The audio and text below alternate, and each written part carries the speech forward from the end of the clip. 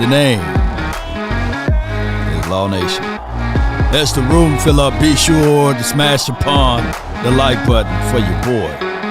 One way or another. Cowboys Donovan Wilson to a 3-year deal for $24 million.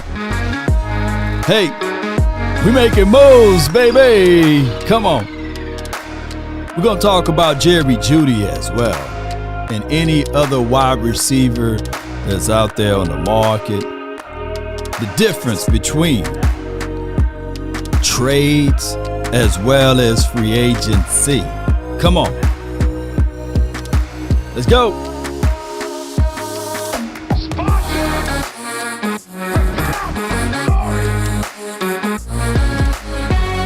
Mama said there'll be days just like this. And as the room fill up, do your boy a huge favor. Smash, and I mean just that, smash the like button. Come on, smash, and I mean imitate it but never duplicate it. Let's get it. Come on. Hey, ho, come on. Let go. And I ain't talking about my ego. Come on. Hey, we like our guys. I want me some. No doubt, Jerry. 5, 4, 3, 2, 1.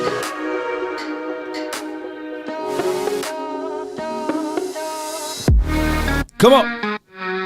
Yeah. Let's go. Come on. Watch how that beat come in.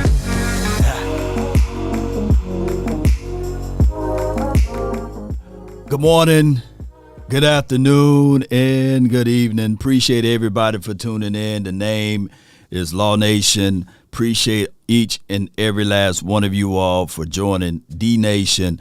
And we're going to talk about Donovan Wilson. I'm going to say this. Before I get started, shout out to Mama Wilson. She hit me up earlier last week, and she was talking about her son and everything and how he feel about the whole movement, that he's going to sit back and be quiet about a lot of things. He had a lot on his mind. And I know for sure that whatever's on his mind is off of it now, and he can go into this off season preparing himself for the 2023 season. Outside of Micah Parsons, and one can argue Trayvon Diggs, Donovan Wilson, that dog for us, man. And that's just what it is. And one can argue far as the impact, far as mentality, the physicality that you bring to the table, you got to put Donovan Wilson up there. On top of that, no shade at my guy J-Rock, because we all know J-Rock, he's another dog within a dog. But this Dono kid, right? The 5 sacks that he had last season. On top of that, who remember when I was going over the film analysis of Dono? I got plenty of tape. Just go back and just type in Dono Wilson, and you type in Law Nation, and the tapes will appear on the YouTube. It's all in the category of this dude having a dog nasty mentality. And I talked about those things that the Cowboys, well, not the Cowboys, the NFL pretty much need to make that a stat line. And the stat line is the intentional grounding. He literally had forced 3 intentional groundings this past season, I meant to say. And when you think about that, those should count as sacks. That will put him at 3 sacks for the year. That attitude, you need that. You need that type of mentality. You need to have that type of heart out there on the field, and he brings just that. Now, he had an INT week 1. You remember that against good old Tom Brady, right? Even though we lost that game, but his INT count, right? He had a near when you go back and you watch his entire tape, he had a near game-winning INT. I believe it was against Trevor Lawrence. It went through the hands. I'm talking about literally went through the hands. He catch that, hey, we would have beat the Jacksonville Jaguars. But I'm not going to take that against him, no. And one can argue. Who remember the Texans game?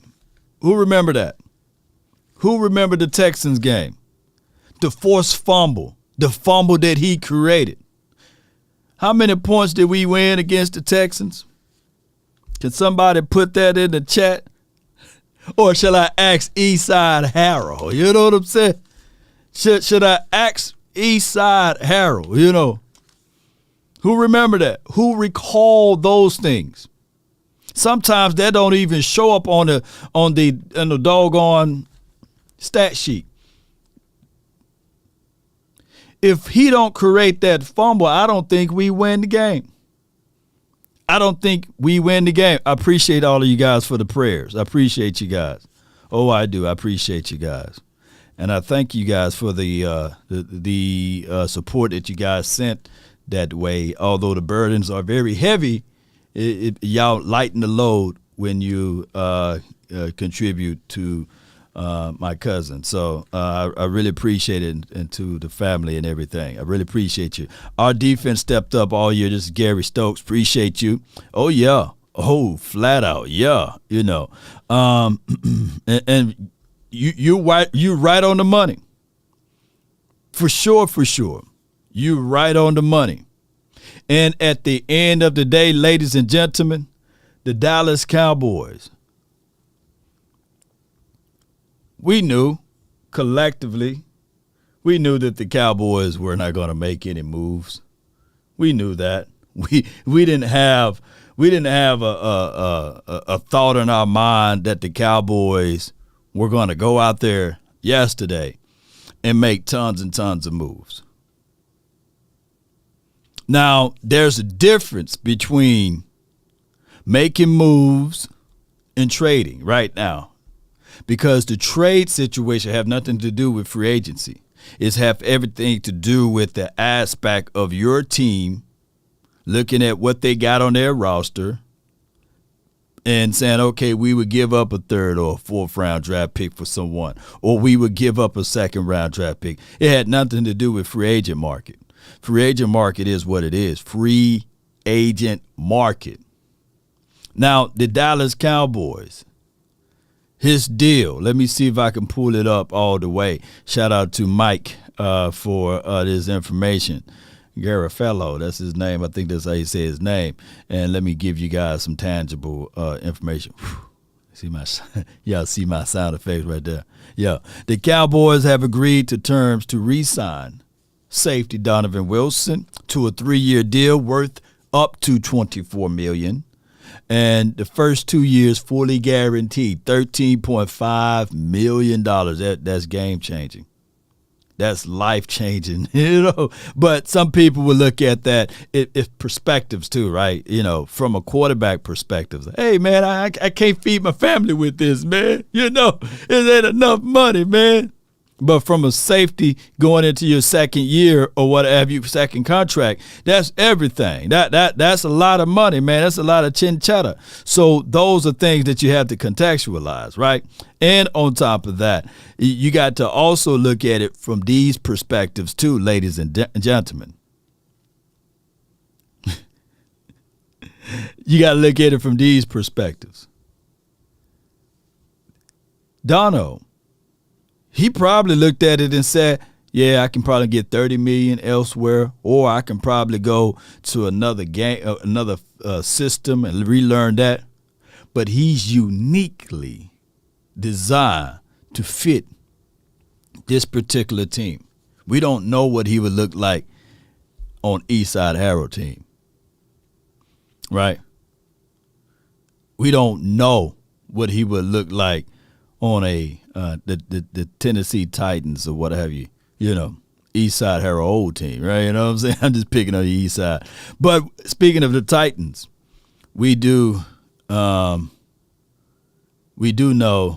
that here's what we got right here, ladies and gentlemen. We're going to miss out on Luke Gifford, right? He's gone, y'all. Luke Gifford is gone. It's one of those things, whereas Luke Gifford, we had high hopes for him, and, he just never panned out for us. So he's gone. Also, yesterday, we heard news that Connor McGovern is gone. Right? Those two guys, they are gone. They're no longer in the building. Now, a third of you guys, some of you guys, were thinking that when I did the video, and here's what,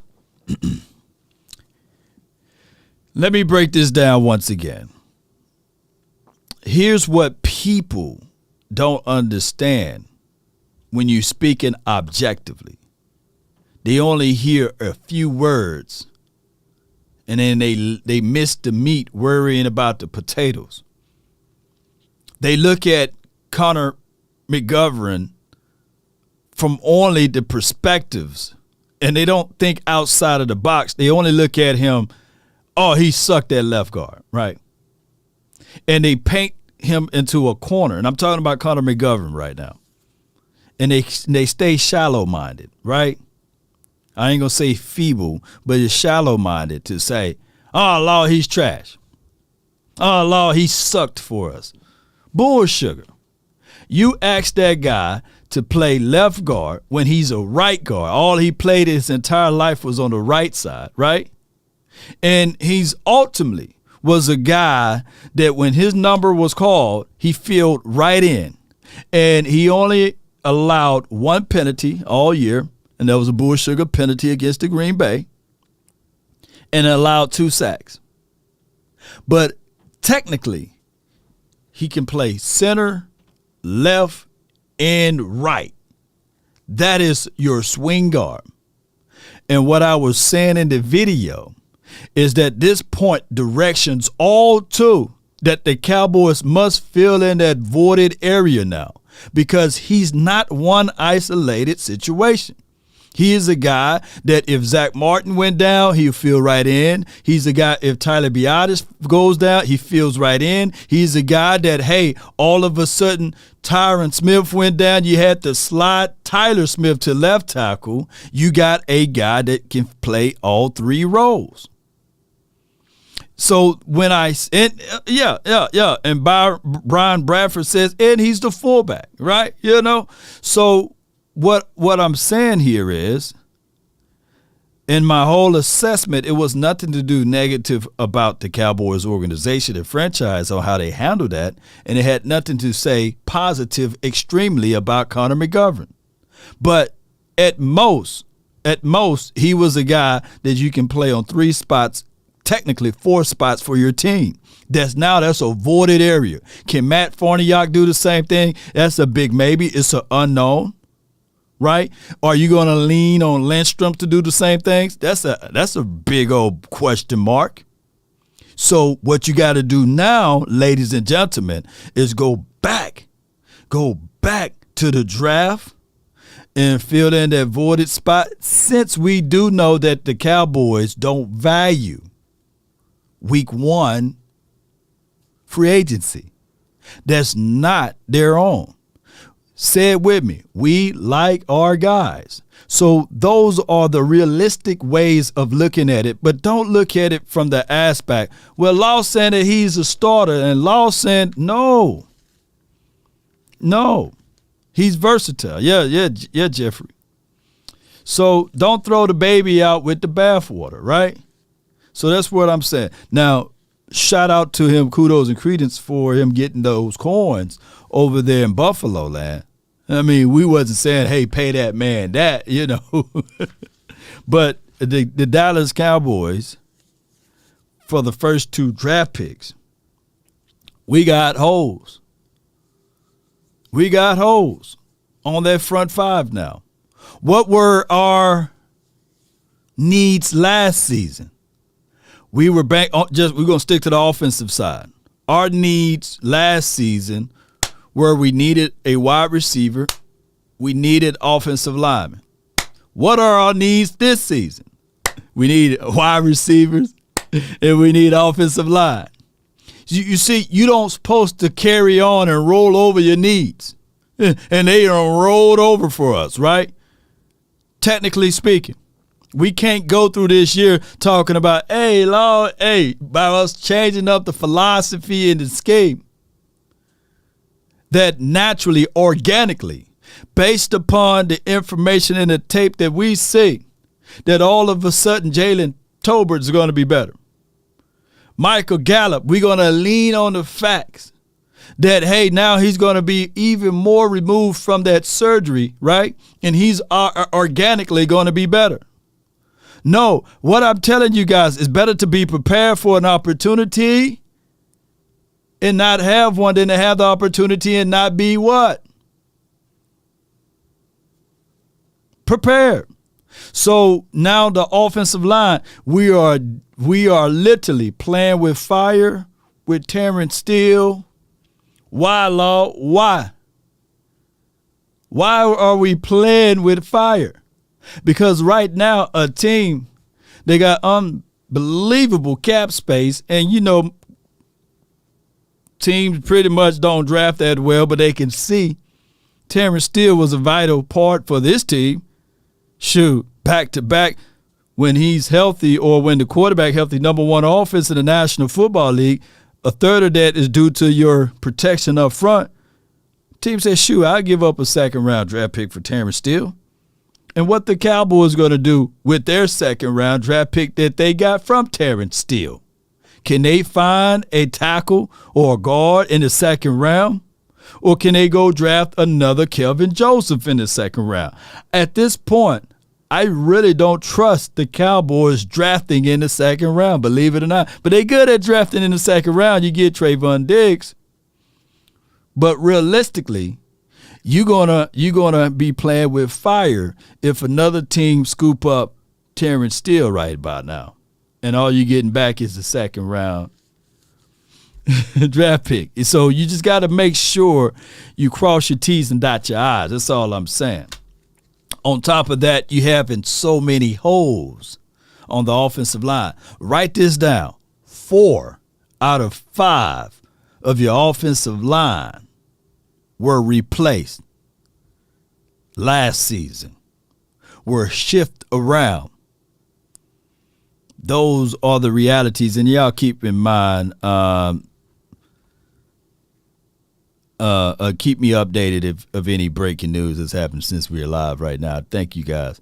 I have zero idea why we would wait until the summer to negotiate. Ooh, Stargazer off the top rope with that conversation right there. Let me give you a horn for that one, because when you wait too long and you sitting back, when you sitting back and you saying to yourself, all right, I want X, Y, and Z, and you wait too long. And what they say in dominoes, you think long, you think wrong, right? Gallup contract restructured. Yeah, we talked about that last week. We talked about that they were going to do that, and they did just that. They're making plans to move somewhere, right? But the Cowboys, they do think long, right? And I ain't talking about down the line. They think they sit down, and they saying, they're looking at the board, they got the bones in their hands, and they're sitting there saying to themselves, do I go with the 10 or do I get the 15? Man, that damn 25 points looking good right now. And then they thinking, they sitting. 25 lock the board, and they trying to count their bones, right? 10 keep it going. 15 shoot, you still got more bones left, right? Take the 15. Don't lock yourself out, and then don't take the lowest. Jump in the middle. Nothing wrong with being in the middle. You know, yeah, Jason. Yeah, we talked about Gifford 2-year deal, $5 million. You know, study long, study wrong. Yeah, Jameer, appreciate you. You sound like a bone player right over there. You know, good morning to you, Chris Blunt. Thank you for jumping in. So the Dallas Cowboys. Here's my thoughts. The reason why they can study long or go long, there's no sense of urgency. I'm not trying to beat up the Jones family. I'm not. I'm definitely not. We talk about these things because they are very tangible for right now for what we're talking about, especially when you go into the details of contextualizing these things right here. Let me see.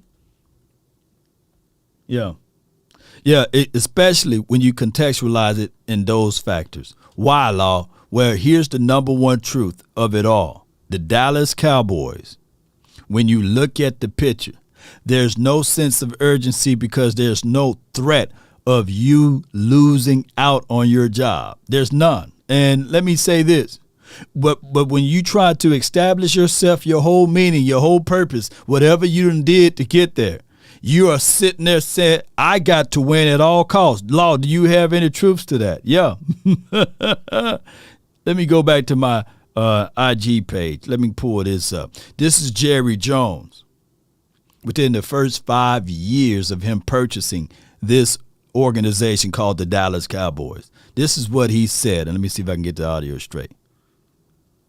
There is no substitute for winning. I know that's a cliche, but we must win.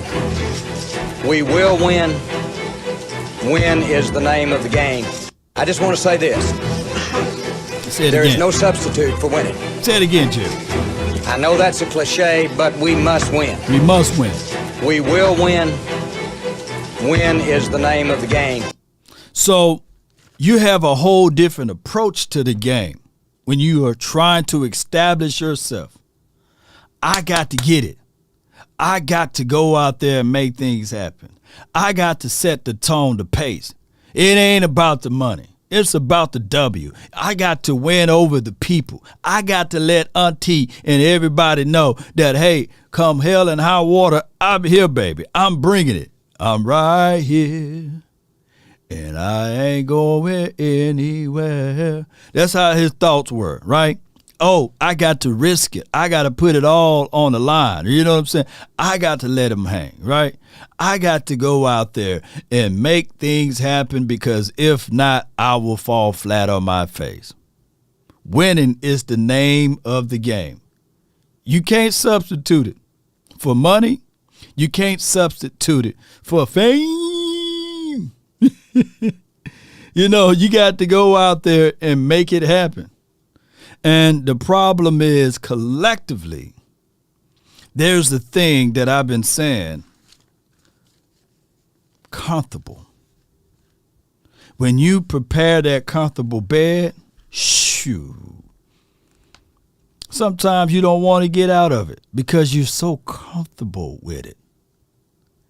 Sometimes when I get hungry enough, forget my king size bed over there, you know.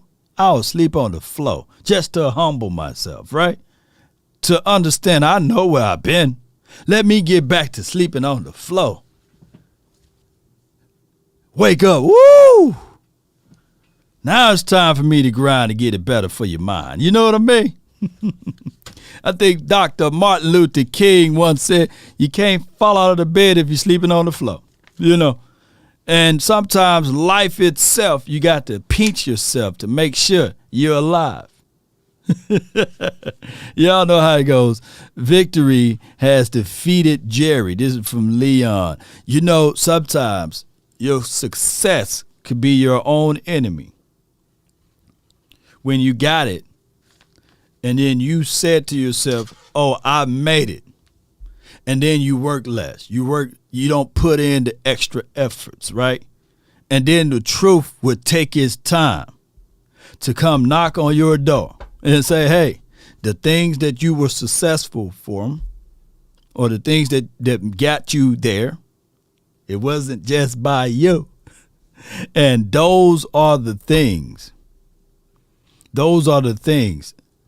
that eventually came to full circles for Jerry Jones.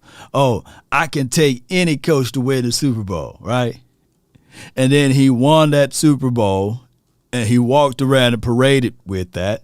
And then the truth took his time to get out of the bed. And then the moment that the truth made it there, it reminded him, yeah, you may have won it with Barry Switzer, But those were still Jimmy Johnson philosophers. You know what I'm saying, on the field that was playing. All right, so Choctaw with the super chat. All of those moves, East Bomb, just to pick top 3 again. Oh, you talk about East Side, Dracarys. Hey, Eastside still mad about that game, man, when we had to take Texiana out. You know what I'm saying? Let me hear Eastside again. Eastside, you all right, dog? He's over here. He's a diehard Cowboy fan, by the way. So the Jets signed Alan Lazard. Ooh. Oh. So they reuniting those things over there. The Jets better be in the playoff next year. The Jets better make it to the Super Bowl next year, too, by the way, if that's the case in the scenario. You know, he's going to say, go Texans. Shout out to you, man, for your support, man. He says, go Texans. Woods, Ward, Mason, all in H-Town. Gonna get beat down. You know what I'm saying? H-Town about to get beat down. Who y'all quarterback is over there? You know what I'm saying? I just want to know.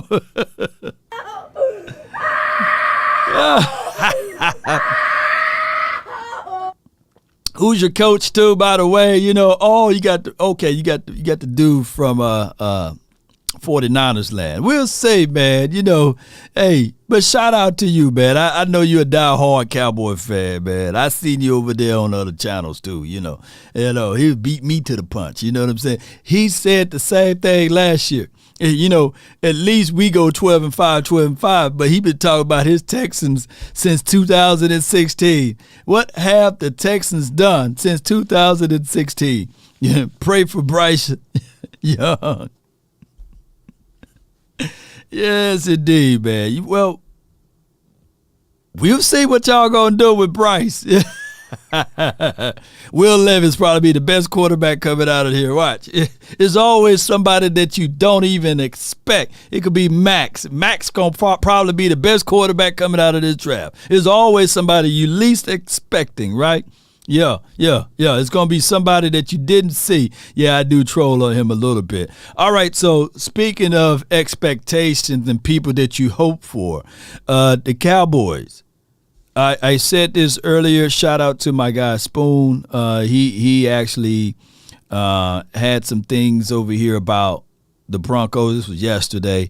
And the Cowboys should pick one or just wait for the draft, or they bring back Noah Brown, and y'all say it with me. James Washington, you know, because the Broncos wide receivers are available for trade. Cowboy Nation, would you want to wear the star? Which one who you would like to see? Is it Cortland Sutton, right? Shout out to him, big body wide receiver.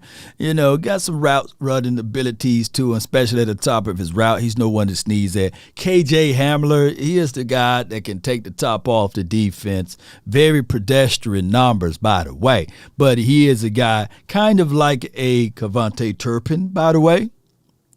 I think that, believe it or not, Cavante Turpin with the opportunities can probably outshine KJ Hamler. Hamler, I meant to say, in my opinion. Jerry Jeudy intrigues me. I think that Jerry Jeudy, a guy of his skill set that you can line inside the slot, and when you think about what he brings to the table, I think, look, underthrown ball, still able to come back to the ball and fight that to get that touchdown right there.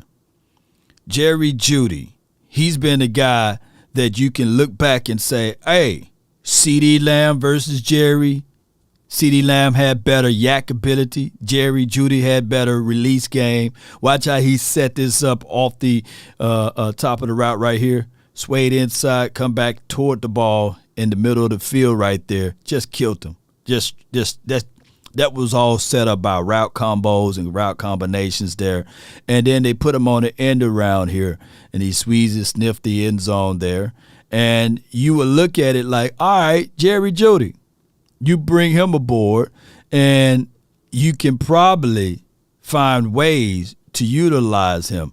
And on top of that, watch him outside all along, and he create that separation, that space, by fading in to get out. And look at the separation there. I like what Jerry Jeudy brings to the table. Find a soft spot in the zone, make it easy for him on the edge there to catch this touchdown for your quarterback. And I like seeing this, Cowboy Nation. I think of it like this. Jerry Jeudy never had 1,000 yards in one season. Jerry Jeudy never had the quarterback, right, to solidify his game all the way. Last year supposed to be that moment, supposed to be that truth for him. But when you look up his resume, he been so far a bust, believe it or not. And I ain't trying to say this negatively about my guy Jerry Jeudy. According to most standards. Now, by the way, in 2020, he had 856 yards, 52 receptions. Hey, 3 touchdowns. That's his rookie year. You can argue and say, all right, hey, Law, that's his rookie year. Those pretty good numbers. But that was his best season, his first year. And then he got hit with the injury bug, 2021, 467 yards, 38 receptions. And then you look at 2022. That was his best season, 68 receptions, 987 yards, 6 touchdowns. That was his by far best of the best. But it still didn't eclipse 1,000 yards in 17 games. And on top of that, the Broncos had an abysmal year, that year, right? So now you're thinking at his all-time low of a salary or as a trade option would have been last season. Now that season is over with,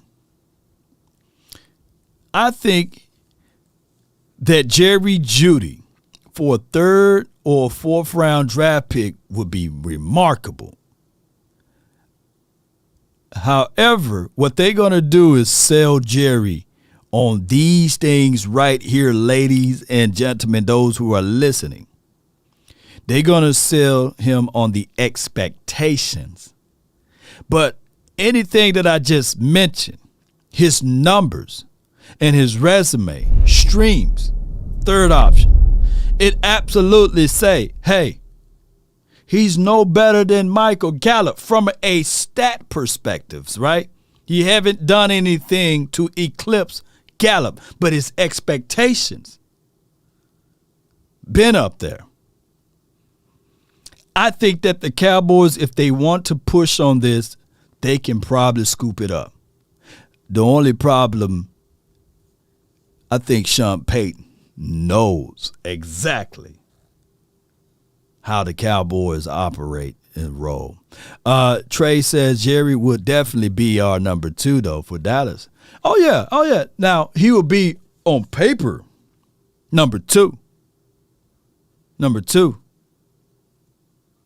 And then when the game starts, I said it backwards. On game, he'll be number 2, but on paper, he'll be our number 3. That's a better way to say it. He'll be our number 3. On paper, he'll be our number 3. But in the game time situation, he's definitely number 2. I said that backwards, right? D-Hop would be an option 1. I agree. Law, we need to bring in Jerry Jeudy. Lamb was never a bust. True that. Lamb was never a bust. Lamb every year was good, even when we had the backups and the backup quarterbacks that played with us, Andy Dalton, all of those boys. Jerry Jeudy is a route runner. He is, T-Mac, yeah. And Roll Tide, I ain't trying to talk about my guy Jerry Jeudy, but it would be a good situation if we bring him in.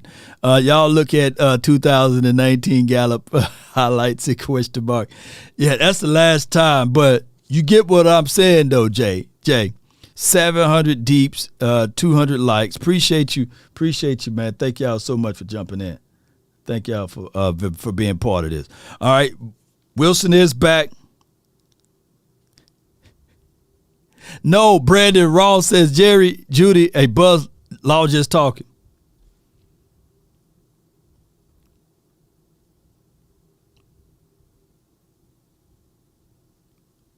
The facts remains itself. Jerry Jeudy been a bust so far. Why? Because he haven't lived the first round expectations. That's what I'm saying. I'm not saying that he is a bust. He's been a bust. Those are two different situations and scenarios. And those things is why he was on the trading blocks. Nobody talk about trading first round talent if they haven't lived up to their expectations. It's equivalent to saying when you draft Cam Newton in his first 4 years of his contract, he said, hey, man, it's time to trade Cam Newton. No, nobody talks about that. But those are the things. Those are the things. Those are the realities of it. He haven't played up or lived up to his expectations. Right? So my thing is, at his all-time low will be at his all-time height to be able to go grab a dude like that. That's what I'm saying. But when you think of it, when we talk about players in general, when we start talking about these things right here, D-Hop, who we can all say to ourselves, those are two different ages of wide receiver. D-Hop will be a guy that you bring in, and you know for sure he will be your number one guy, even though his numbers and his stats or what have you for the last 2 years haven't been up to par and up to snuff. But the only thing that saved him is his total body of work. Those are the realities of it. Those, those stats was low. Yeah, Brandon Ross. Yeah, those stats were low. Him and Jerry Jeudy make any chances we can get him and Odell. My thing would be, even when you look at D-Hop, DeAndre Hopkins, you look at Jerry Jeudy, you look at Cortland Sutton, or you look at Adam Thielen, who I need to do a piece. I need to do a piece on Adam Thielen. I do look at those guys. All of those guys will be complementary pieces to your main piece. What is your main piece, Law? Your main piece will be CeeDee Lamb. If I'm the GM of this team, I will look at CeeDee Lamb as my end-all, be-all. I will look at him as my creme de la creme spot for this offense. I would look at CeeDee Lamb as a guy that I can say, all right, cool. I'm going to roll with you. I'm going to fight for you, but I'm going to also make it comfortable for you. I'm going to also make it easier for you to be that dude. Just like it's nothing different between what the Eagles did for the Devontae Smith over there and A.J. Brown.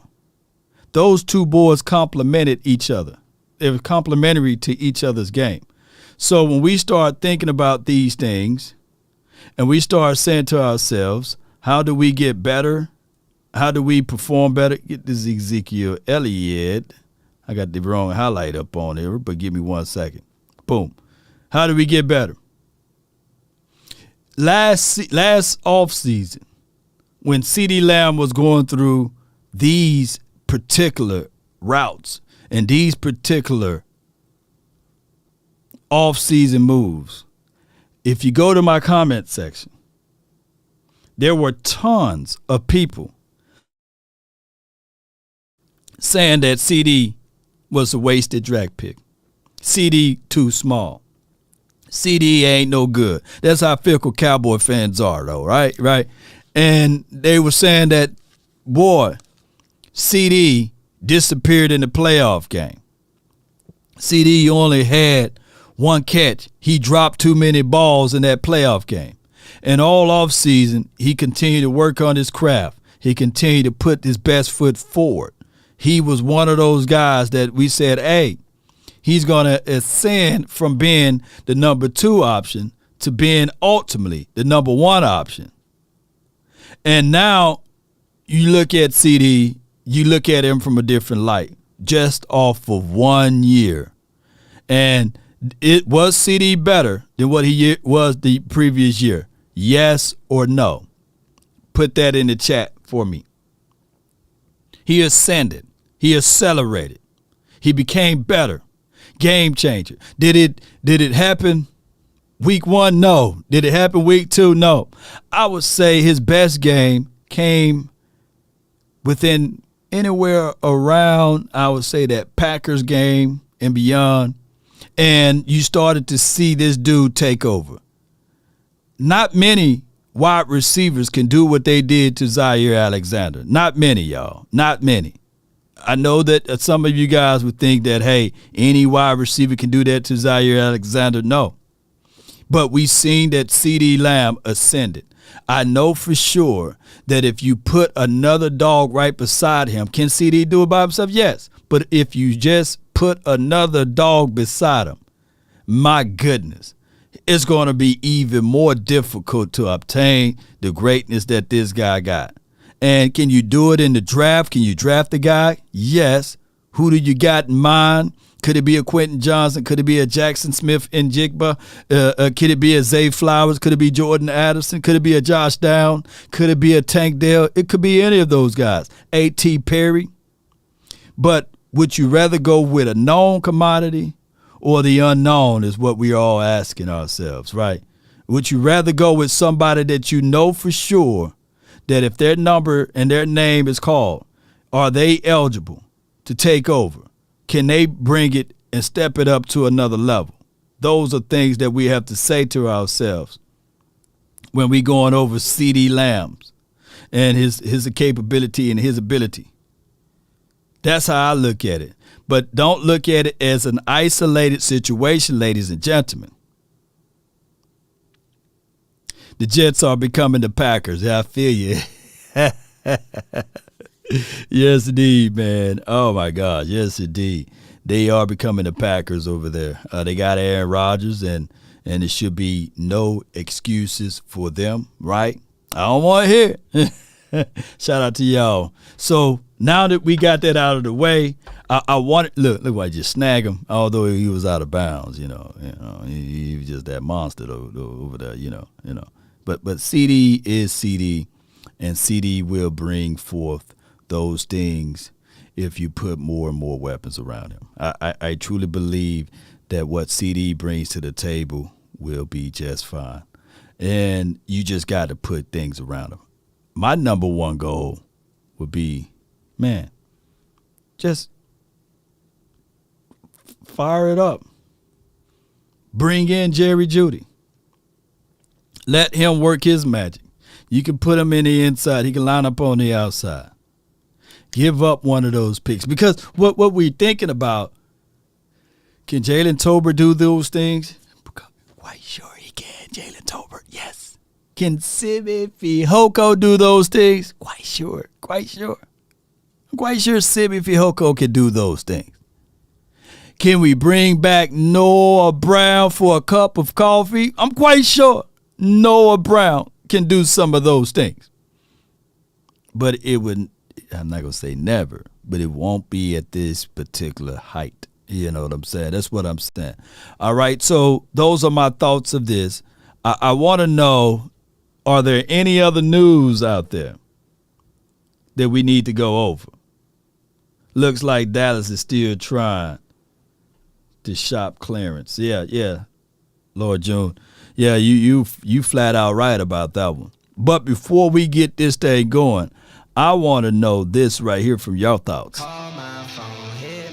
The hotline for your mind time, baby. Lomax says no to Noah Brown, baby. Law, would you take Jerry Jeudy over DeAndre Hopkins? Ooh-wee. LQ. Call me. It's a rough one. The youth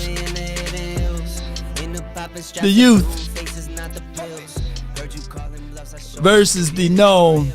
The unknown versus the unknown, right? There are known knowns and there are known unknowns, right? But the hotline, 657-390-7391. Here's the things, though. I will have to look at the contract. These guys are signed for 3-year deals now. That seems like the going rate, right? 3 to 4 year deals. D-Hop is 30. He got enough room for 3-year deal. Can somebody put down, please, for me, how old Jerry Jeudy is? I haven't looked up his age. But I would look at it like, hey, if it's a 3-year situation, can you get more out of the 3 years out of Jerry Jeudy versus the 3 years out of DeAndre Hopkins? I would say you can probably get more out of Jerry Jeudy, though. Oh, yeah. So him being 23, he's 23.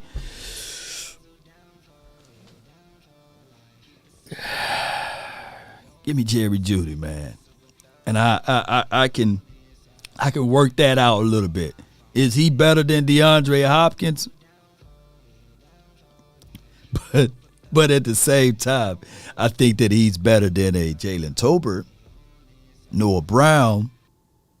I could say that. You know what I'm saying?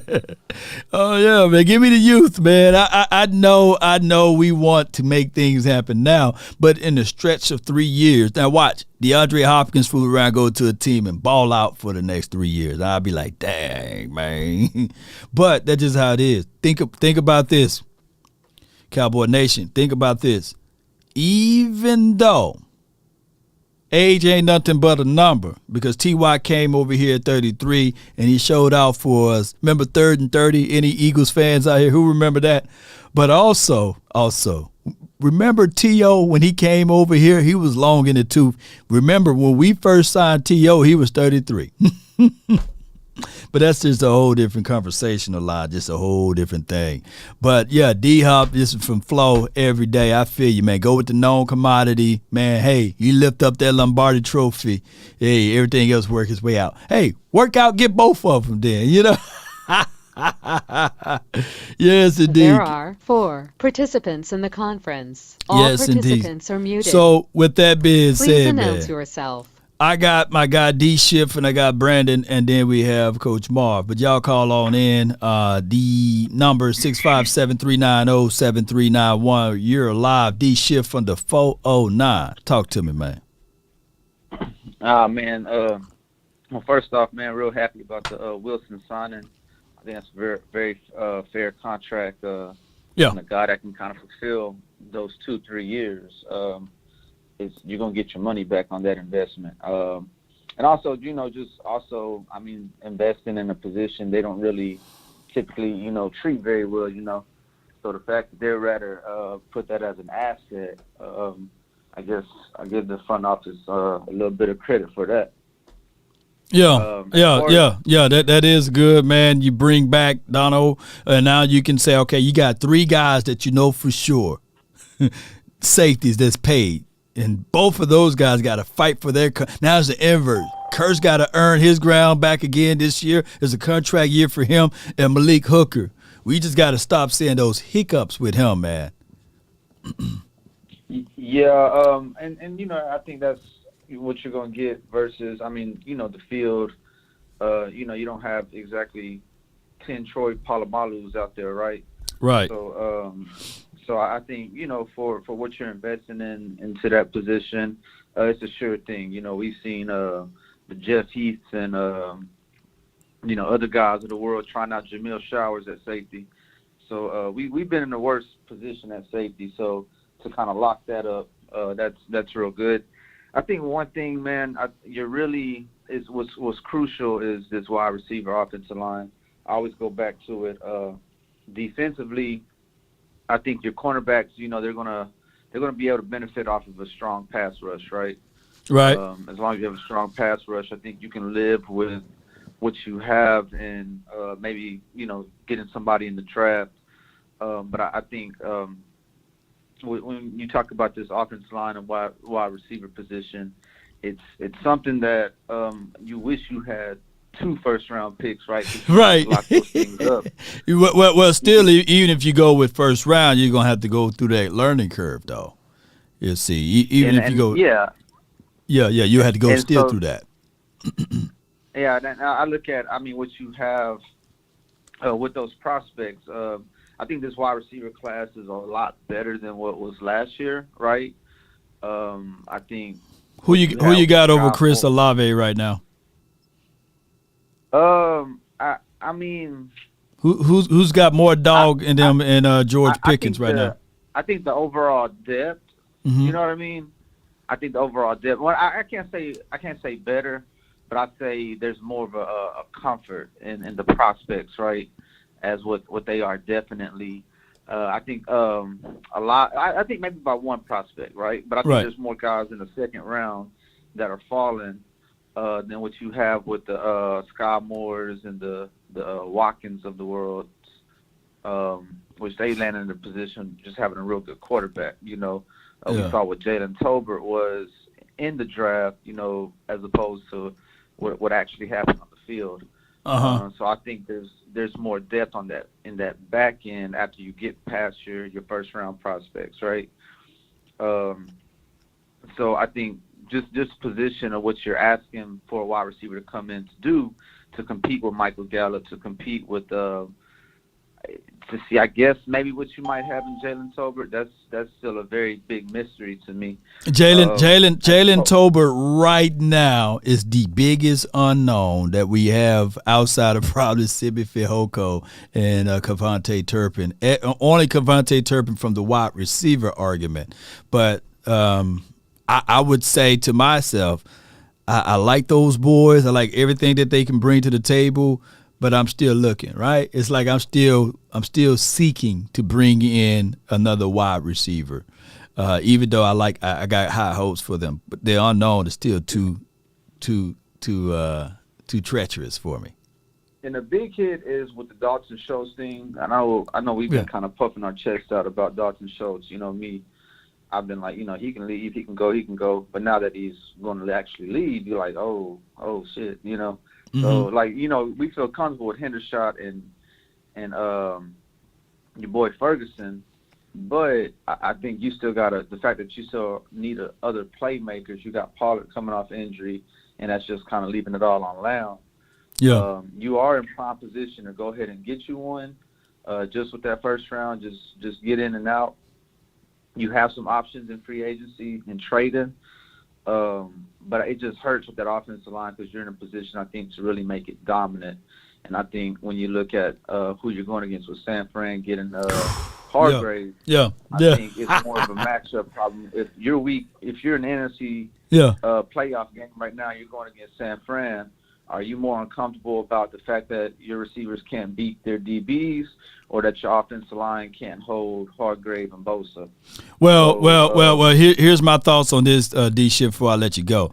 I would look at the San Fran as do it again.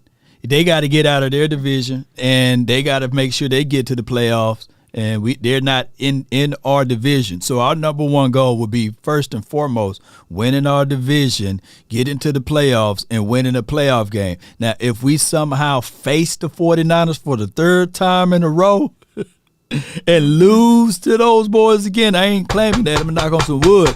Then that's just what it is. But at this point, you still got to draft to win your division. You still got to draft to also see what you can do when you get to the next round. But I can't be making moves against the 49ers because they're directly not against us. They can play someone else, for all we know, in the playoffs, and it could be a whole nother storyline. But I appreciate you for calling in. I guess the plot will thicken when we get there. The plot will thicken.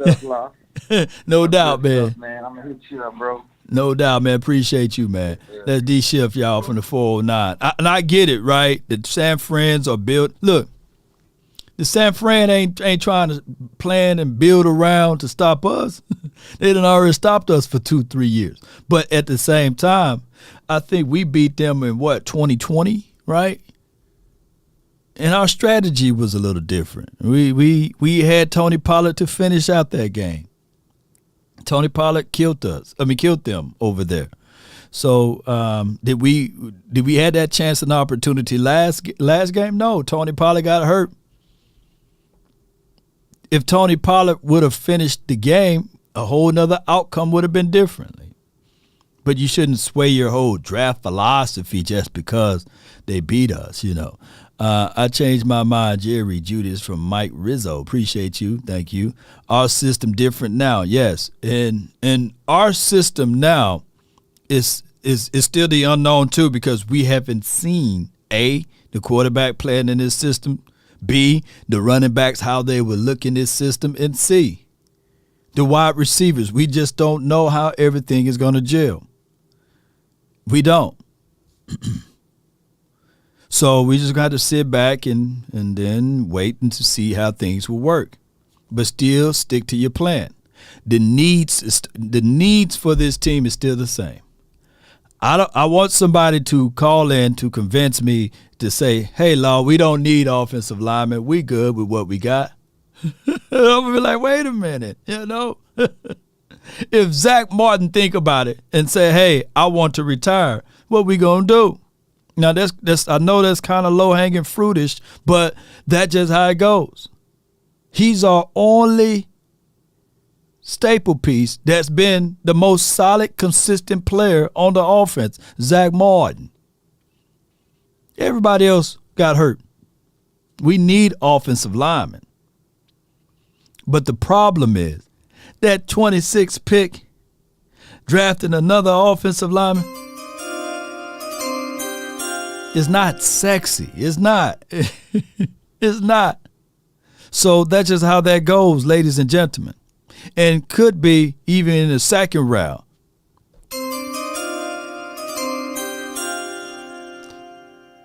It's not a good pick. You know what I'm saying? As far as leaving you with good feelings, right?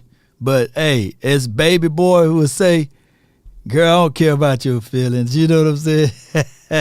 He said, girl, I lie to you because I care about your feelings. I don't want people to lie to us about that so they can care about our feelings. No, you just don't have to rip the Band-Aid off and understand that the same needs that we had last year are the same needs we have this year, wide receiver and offensive lineman. But if I had options as it relates to what you need the most, in my opinion, would be O-line, D-line. And then you work your way on the outside. All right, let Brandon, you're live from the 815. Talk to me.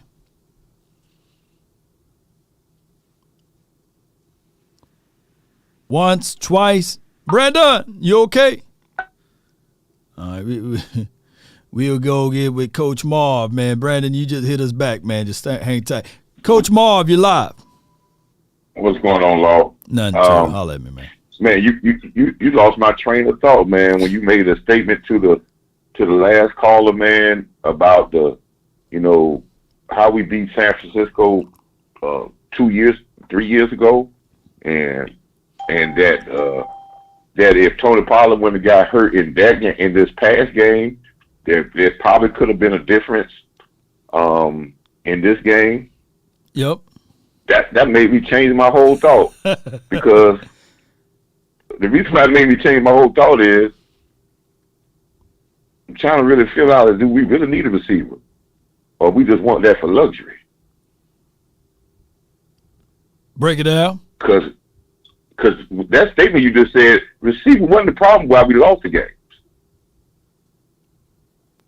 Elaborate some more. Because the same receiver, if Tony Pollard don't get hurt with the same receivers, right? And if we don't give 2 games away for mismanagers, give 2 games away, we 14-3 playing in the NFC Championship game with these same receivers. Let me say this though, Coach Marv. When we talk about wide receivers, no, Tony Pollard is a playmaker, right? He's a playmaker. Mm-hmm. I did a poll last offseason, not this offseason, but last offseason. I said, who were your most explosive players on offense? And when I did the poll, everybody said Tony Pollard, CeeDee Lamb, right? Those were your 2 most explosive players in the 2021 year. And I said, right. What did they do in the playoff game? Did we come up with a scheme, a system to utilize our playmakers. And everybody was like, no, because the most explosive player that year in 2021 was Tony Pollard, CeeDee Lamb, Amari Cooper, right? So what we did was we got rid of one of our explosive players, Amari Cooper, and we ran out there for the 2022 season with less explosive players. Now, sometimes in life, you're going to need your explosive guys. You're going to need those guys. So injury-wise, we didn't get a chance to see Tony Pollard finish that game. But we seen that the Cowboys were able to make the adjustments, and they targeted and they looked at CeeDee Lamb more because he had 100 yards in that game against the 49ers. We just didn't have no one else to be explosive. There was no one else. It was only CeeDee Lamb last year. And we only ran the ball, 15, 16, 17 times? Right, because they looked at it like, hey, if you're gonna go shotgun, if you're gonna run out of shotgun, and they're gonna play their base defense and rush only 4 and they can stop the run, then if you're gonna kill me that way, then I will allow it. I will allow Shaq. If Shaq is gonna try to shoot the 3 on me to beat me, I would allow it, right? If Shaq is on the perimeter to shoot, then I'm gonna allow him to shoot on the perimeter. Right, but I'm not saying that, maybe getting a receiver. I'm not saying that that's not a thing, but I'm not saying that it is just a glaring need, because what we are saying, Law, and I think you're saying this, but you're saying receiver, but the game plan, it wasn't about the players. It was about the game plan. Coach, I feel you on this approach, but regardless, at the end of the day, it's still about matchups, and I didn't foresee. At the end of the day, this offense still ranked very high. At the end of the day, we have already said many a times that some of the players on this team wasn't even utilized at their best assets. True that, but still, that is like rearranging the furniture on the Titanic. You're gonna go down if you still have 1 week that even, and I'm not throwing Michael Gallup nor Dak Prescott under the bus, but 1 week they're on the same page against Tampa, and they were utilizing Michael Gallup on slants, and they wasn't using that much on hitches and comebacks. And then the next week you use them on hitches and comebacks. And now Michael Gallup to Dak Prescott to Michael Gallup not on the same page. They couldn't hit him on a deep ball. They throw an INT.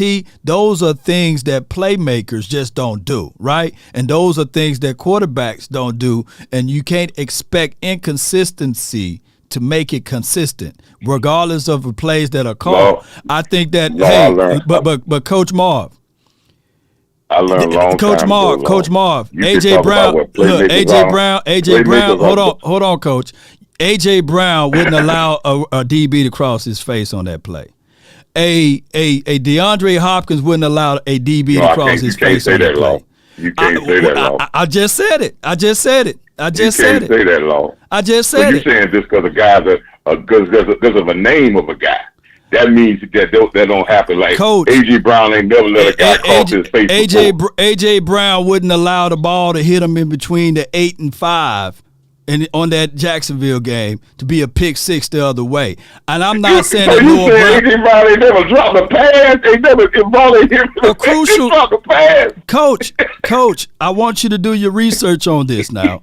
There's reasons why you got playmakers and you got people that's toting the bag. Long, I've been around football a long time. Yep. And what I have learned in football a long time, there ain't no guy, regardless of what their name is, that they ain't drop passes. So Barry Switzer been around football for a long time. Doesn't mean that he's the greatest coach of all time. You still got to have playmakers, Coach. That's what I'm saying. Hey, remember Jackie Smith? I'm gonna say this right quick, Law. Remember Jackie Smith that dropped the touchdown in the Super Bowl with the Cowboys? He did. He hit him right between the numbers there. He was a Hall of Famer. And you say and he was probably one of the very one. He just came into Dallas at the end of his career, but he was already a Hall of Fame before he got to Dallas. Yep, and Roger also threw 3 interceptions in that game, right? Yes or no? but he dropped the pass. This was a Hall of Famer that really never did drop a pass, but he dropped that pass. Will he drop it again? Probably not. Probably But not. he dropped that one. So here's my thing. If you were to do, and I'm only bringing this up because I got a lot of Eagles fans that's here, and I watched some of the tapes of the Eagles, what they did last year. There was a game, A.J. Brown versus the Tennessee Titans. There was a play that Jalen Hurts dropped back, closed his eyes, and threw it. A.J. was able to catch the ball, run it in for a touchdown, right? There was end up being flag on the play. The play was wiped away. On the very next play, A.J. they move him to the other side of the field. Jalen Hurts dropped back. He just throws the ball, lobs it up to A.J. Brown again, and he scores. He literally scored back-to-back touchdown. You telling me if that same play was called to Noah Brown, that Noah Brown would have been able to do the exact same thing that A.J. was able to do? If given the opportunity? Who say he couldn't? Who said he couldn't? God said he couldn't. God said he couldn't. I don't care. God literally said Noah Brown wouldn't able. How many players? And listen, Lord, how many players have made their name by making plays, and people say that they would never. If that's the case, Bland should have never played on the field because he was a 7th-round draft pick. Coach, but Bland haven't been here for 6 years. Coach, in the year which you said that was going to happen. Coach, Bland wasn't here for 6 years. You acting like this is Noah Brown first and second year. Noah Brown. So what Noah Brown did this year? We didn't act like Noah Brown. Listen, if we talking about Noah Brown, they had the same numbers that said it was probably better than said it was last year. No way. Cedric Wilson had 6 touchdowns. Hear me out. Okay. Noah had 4. So 6 is 4 better than 6. Okay. Yards. Cedric Wilson. Yards. I don't even have to look it up. I think Cedric Wilson had more yards. And then he threw and he was able to throw. Cedric Wilson. We ain't got nothing to do with throwing. That ain't got nothing to do with it because he can throw the football. Come on. Cedric Wilson is a better wide receiver than Noah Brown, Coach.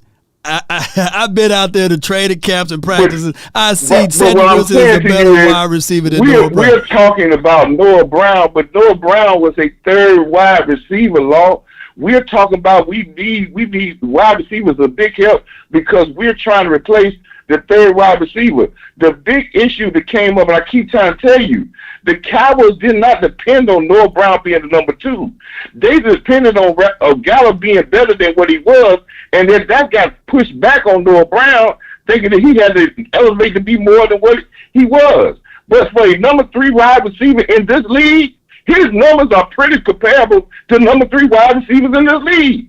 Is that the benefit of the system or the quarterback, or just Noah Brown is a number 3 wide receiver? If you was in a pass-happy system where they pass ball more than we pass ball, yes, your 3rd wide receiver may have 70 catches and 800, 900, 2,000 yards. And why is Noah Brown still on the market right now?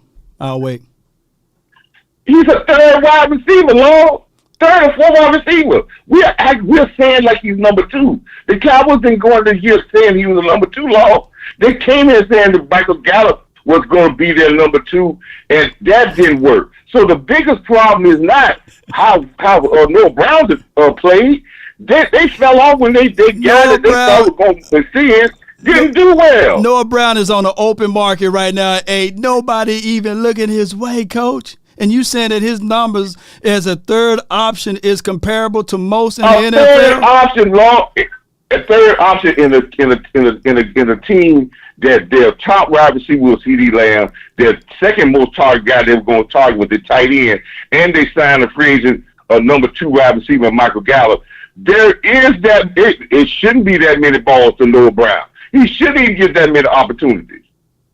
Man, he should have been. He came in the league. He came in the year. If they was to put a blueprint up from the start with, but beginning of the year, when they at this point of the year, they say, okay, if we have to say, we're going to say CeeDee Lamb going to be our number. Dalton Schultz, we signed him to a free. He's going to get his target. We could think Michael Gallup going to get his target. Whatever everybody else get will fall out to those three. All right, so Coach. So why would we expect him to have 89 receptions? I love you, but can you just repeat what you just said one more time for the nation? Noah Brown, what he shouldn't be. Can you just say that again? He should be a third. He's a third wide receiver, and he should be. And should he be the option? Guess what, Law? And that's why he wouldn't have been. And that's why I'm saying that. That's why I'm saying that we need another wide receiver. Michael Gallup. If Michael Gallup was Michael Gallup, and see that's why I don't like Cowboy Nation, because we get a guy because we pay the guy, but we don't give him the blame. We'll send the blame off a guy that played. But Michael Gallup didn't hold up his bargain. It wasn't Noah Brown. Noah Brown went from 0 to whatever he did this year, but the guy that's supposed to ascend went backwards. So Coach, we arguing about the same thing. You just said that, hey, coming off of an injury, right? I said that I believe that Michael Gallup rushed back and he wasn't going to be the same person, because we had to know that, right? We had to know that. We had to know that he was going to work himself back in. So that makes a need for us, because we was leaning on somebody coming back from injury, right? So that forced a fourth or fifth option of a wide receiver, Noah Brown, to be our number 2. Is that a need? And Dalton Schultz didn't give you the year that he gave you the year before either. Because he got hurt. Dalton Schultz got hurt with a PCL situation, right? And then he had a quarterback change. Those things happen, yeah. Those things happen. So from if you use and this, but like this, Law, we talked about this before when I say philosophy. There's no excuse in this whole NFL that your running backs get targeted 70 times in a whole year in the passing game. That's the most craziest thing I ever heard in my entire life. If you had the problems that you had in wide receiver, that makes it even more problematic to me. And if they would have targeted guys at least 30 or 40 times, we probably wouldn't be even talking about what the targets of the wide receivers get. Noah Brown might not have gotten even that many targets. If you would target the guys that have showed you in the past that are your playmakers on this team, but you took them out the passing game because you decided as a coordinator that was not feasible. So all the holes that's been filled that we saw that should have been open, not saying a receiver is not a portion, but really, let's really believe, what was it, usage, or was it all on the players that we had? Coach, it does. Because we went, listen, I've seen this, and you can look at it, nobody can tell me. The exact only thing that was different from the San Francisco game in 2020, the year before, and the 2022 is that our defense played a little bit better, and we didn't have as many penalties, but the same flush of the offense with the same weight, and we had, and as people want to say, we had more talent, but we didn't do no more better with the talent we had. Yes, he caught a touchdown. Yeah. Cooper caught a touchdown, but we still overall didn't do no better than what we did the year before. It's a year-to-year league. I've seen the number 1 team in the NFC lose to that same team against the 49ers, who one can argue that they had a better wide receiver, an explosive running back, and a better quarterback. I've seen that team lose twice to the 49ers. Twice. Twine. I want y'all to go look that up. Twine. Who was that team? Green Bay Packers. They lost multiple times to the 49ers.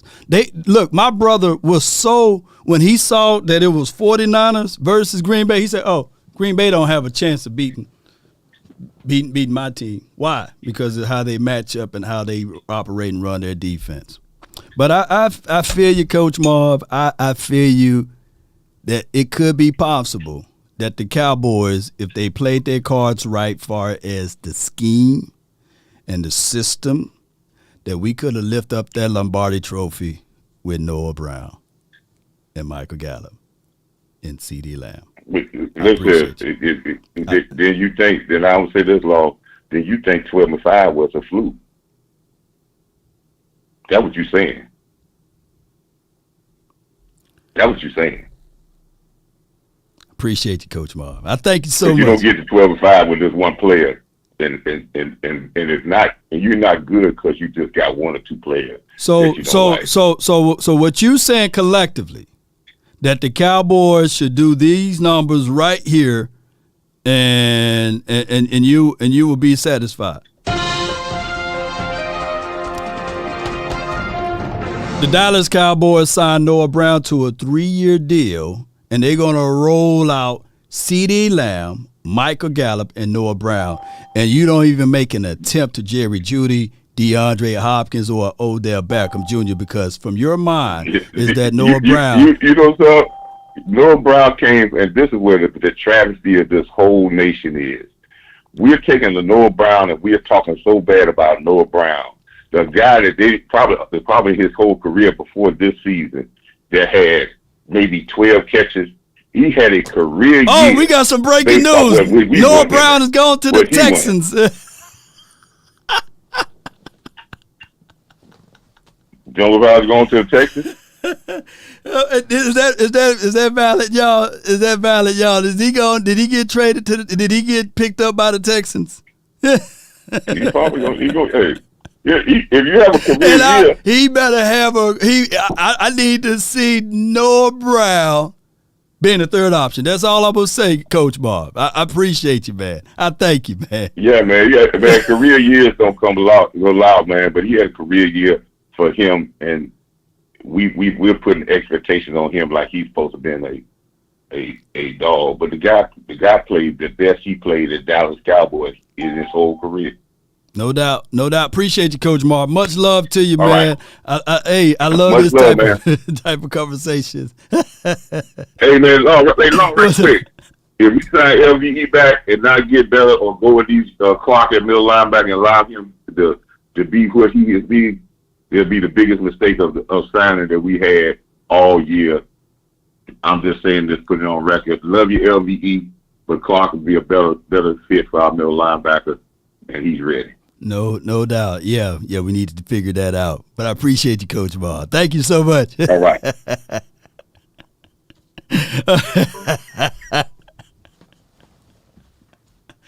Oh, my gosh, boy. Woo.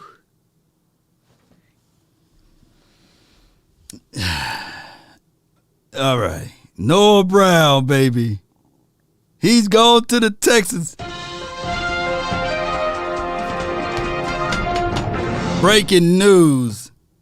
The Texans will utilize Noah Brown correctly. He's going to a whole new system, and he's going to be phenomenal over there. I think the world of 85. I can't wait to see what number they give him, and we're going to show him support. At least he's staying within the confines of the state. You know what I'm saying? And let me just make sure, because I trust y'all. Y'all might just want to catfish me. You know what I'm saying? Y'all might just be catfishing me, man. Let me make sure. Noay Brown. And let's see what we got here. Boom. Let me see, make sure. It may breaking. Free agent Noah Brown is signing with the Houston Texans, sources say. Cowboys downfall this year. Oh boy, we getting rid of, oh my gosh, man. Hey, man, these people tripping me out, man. It is all over the world, man. Congratulations. Let me see. Somebody got actual numbers on this. Hold on. In all actuality, you know what I'm saying? Noah Brown, shout out to him and all what he done for the Cowboys. A dude that was forced to be a tight end, right? Guy ain't so much weight. Was sluggish on his routes or what have you. And then when the new system came in, Coach Mike McCarthy said, you know what? I specialize in tight ends. We're going to slim you back down, and we're going to utilize your route capabilities to get you back at wide receiver. So Cowboys wide receiver Noah Brown to a 1-year deal. Per league sources, he's 6'2", 225 pounds, caught 43 passes, 555 yards, and 3 touchdowns. Now, Coach Marv said, and I didn't look up his stat line, so let me see Cedric Wilson, because he was saying that, Cedric Wilson was similar to Noah Brown. We don't have when he was here. So here's another thing that we got to contextualize. When wide receivers leave the Cowboys, they do fall off a little bit. But I'm not going to put that all on Cedric Wilson, nor Randall Cobb. And we hope that Noah Brown can be the inverse of that. We hope and wish all is well with Noah Brown. But let me go to the 2021 season. 45 receptions, 602 yards. And 6 receiving. And here's my thoughts with this, because I already looked this up. I already know the stat line in my mind, because I think his passer rating when targeted was way up there. It was like 120 something, because Cedric Wilson said he didn't drop balls. I just want to let y'all know that. But from y'all acknowledgement, are those numbers better than what Noah Brown exhibit and exude? I want to know. Yeah, I need to know. I got to know. But let me see passer rating when targeted. His passer rating when targeted was 130. Don't y'all know that is damn near perfect, right? So not only he had 3 drops, so not only is Cedric Wilson got better receiving yards and touchdowns, his passer rating when targeted was a whole lot better. But let me just pull up Noah Brown just for a quick second to see what my guy Eastside Harold is getting over there. You know what I'm saying? We're going to go, okay, he had 43, 555, 3 receiving, 4 drops juxtaposed to 3 drops. Okay. But passer rated with target is 76.8. 76.8. How far apart is 76.8 to 130? If I had a quarterback with 130 passer rating, you know what I'm saying? Is that a whole lot better than 76? Okay. Nah, I'm just going to leave that alone, man. But shout out to you, Coach Ball, man. We love you, dog. JB, man, you live, man. Talk to me, man. Help me out, bro. Help me out. What's going on, bro? Nothing much, man. This is wow, man. I don't often disagree with Coach, but yeah, I disagree with him on that one. Well, I want to say first off, I'm happy that they re-signed Donovan Wilson. That was one thing I was worried about. Yeah. And that put a big smile on my face. Yeah. And I was going to say that I had 5 Cowboy players that I didn't care to see next year, but one of them has already gone to the Texans. Ooh. And, and the other 4, you got LVE, you got Neville Gallimore, you got Josh Ball, and shoot, the 4th one. I just forgot the 4th one. Dak Prescott. Oh, man, God, no. No, this is not Brandon.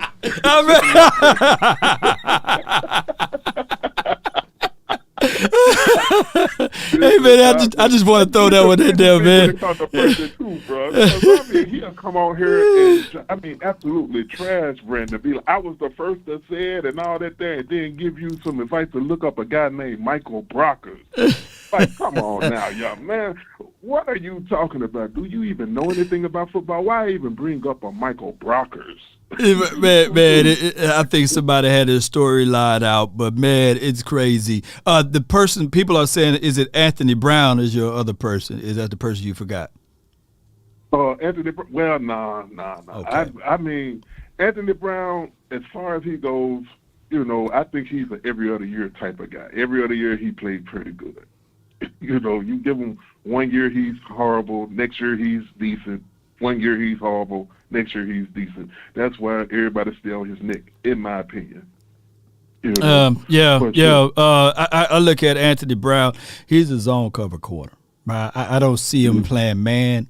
And when things like break down and you have your safety not over the top, it gets very weary for him. I do like Anthony Brown inside the slot. I think that fit his physique and all of the things that he do better as far as his height and size and speed. But the Cowboys been playing him on the outside, and that's what Jordan we get. Lewis was a better slot in my opinion. Yeah. But I don't trust Jay Lou going forward because of his injury. Right. And it really hurt me because I really did enjoy his play all the way up until he got injured. Even though it wasn't outstanding, but it was so better than what Anthony Brown was putting out there. Yeah. You know? Yeah. For sure. I mean, and I believe with these picks that we got, with these 4 players that I don't like, we can take some of those extra picks and get an extra second or third. I know. I'm so certain of it. There's some teams out there that will bite on that. You know, because I know Dalton Schultz, you just wiggle him around in somebody's face, they're going to be like, who cares if he don't block? So we'll take him anyway. We need us some extra round receiver. Yeah. You know? Yeah. And as far as Neville Gallimore goes, he's just a big body. As long as they don't look at his stat sheet, we good. Yeah, those are all valid points there. I think that, just to get it back to what this team need, I think that this team will still need the interior guys on offense line and as well as defensive line. Everything else will improve. Yeah. And with those extra draft picks, we can get more, especially in the second round. We get 2 second-round picks or 2 third-round picks. Yeah, we can get something real decent along in the trenches. No doubt, we can man. have something, because I remember going last season and having 6 offensive linemen for the game. No doubt. That's not good at all. Man, no doubt, man. JV, man, it's a good conversation with you, man, and I appreciate you, and I thank you for calling in, Chief. Hey, anytime. I appreciate you. Hey, have a great one, and so go Cowboys. No doubt, man. Go Cowboys, y'all. Somebody said, I was reading some of your comments while my guy JV was talking. You said, hey, man, actually, Coach Marv won that conversation because I did ask why is Noah Brown still on the market, right, on an open market. And then as soon as I finished that, he got signed with the Texans, and it's funny because I haven't Eastside Harold, if you want to call in, Eastside Harold, if you want to call in, then let me know, and I can give you some assessments on Noah Brown. Yeah. Let me know, fam. It's all love over here. You know what I'm saying? All right, and Foggle from the 402, you're live. What's up, Long? Not much, man. Talk to me, man. Hey, man, it's the long O. Fogel. Oh, Fogel. Fogel. Like, okay. Okay, it's my the bad. Long O. No, you cool, man. It's because of usually it comes out EL, and I got a whole, but I didn't come to talk about names and that pronunciations today. Oh, man, I'm terrible at that, man. Talk about a little bit of philosophy, man. Talk to me, if man. it's cool with you. Mm-hmm. So, first, I just want to say love to your family and everything. And really hope it's all good. And so it's 2 things I want to just real quick. Well, on the philosophy, is the playing philosophy and then the business philosophy. Which one you want to chop up first, Long? Let's do business first. Okay, business. I just sent something in the chat. You can Google it. It's a 538. Article, and it's called "How Massive the NFL Really Is" in 4 charts. And you can just Google it, or I'll put it in the chat. But what I want you to see here is the Cowboys' average attendance for home games in 2022 was an average of 93,000 fans. Right. Okay. The NFL average is 69, and then when you get into like Major League Baseball, the average is 26,000. NBA has an average of 17,000. We'll call it 18,000, and then the NHL has an average of about 17,000. So, like, when we're thinking about a business philosophy, that when you're sitting in the realm of the Joneses and you got your Johnny Walker Blue and you're sitting about this, it's like, man, we think about the United States, the population of the United States is like 325 million. That means almost a third of the United States population goes to AT&T Stadium on Sundays last year. Man, think a lot about of people. that. Yeah. They got a chance to see us. They got a chance to see us 8 games. We were 8-1 at home last year, which was pretty good. Right. You know. So what I'm saying is, when we think about the philosophy of the Joneses, it's kind of like I'm in the university. This is and sometimes we'll make a joke about Harvard is a hedge fund that has a side hustle in education. It's kind of like the Dallas Cowboys are a media company with a side hustle in winning football games, man. Damn. You know right on the money with it. Yeah. It's the media aspect of it. We are a team that's going to draw the attentions. And I hear all the time people say, well, what if we boycott? Don't go to games and don't buy merchandise. They're going to make their money regardless, because they're going to fill out the stadium. It's going to be the opposing team people there, and they're going to pay $15 for some nachos and $20 for, some popcorn. So you're right. You're right on the money with it.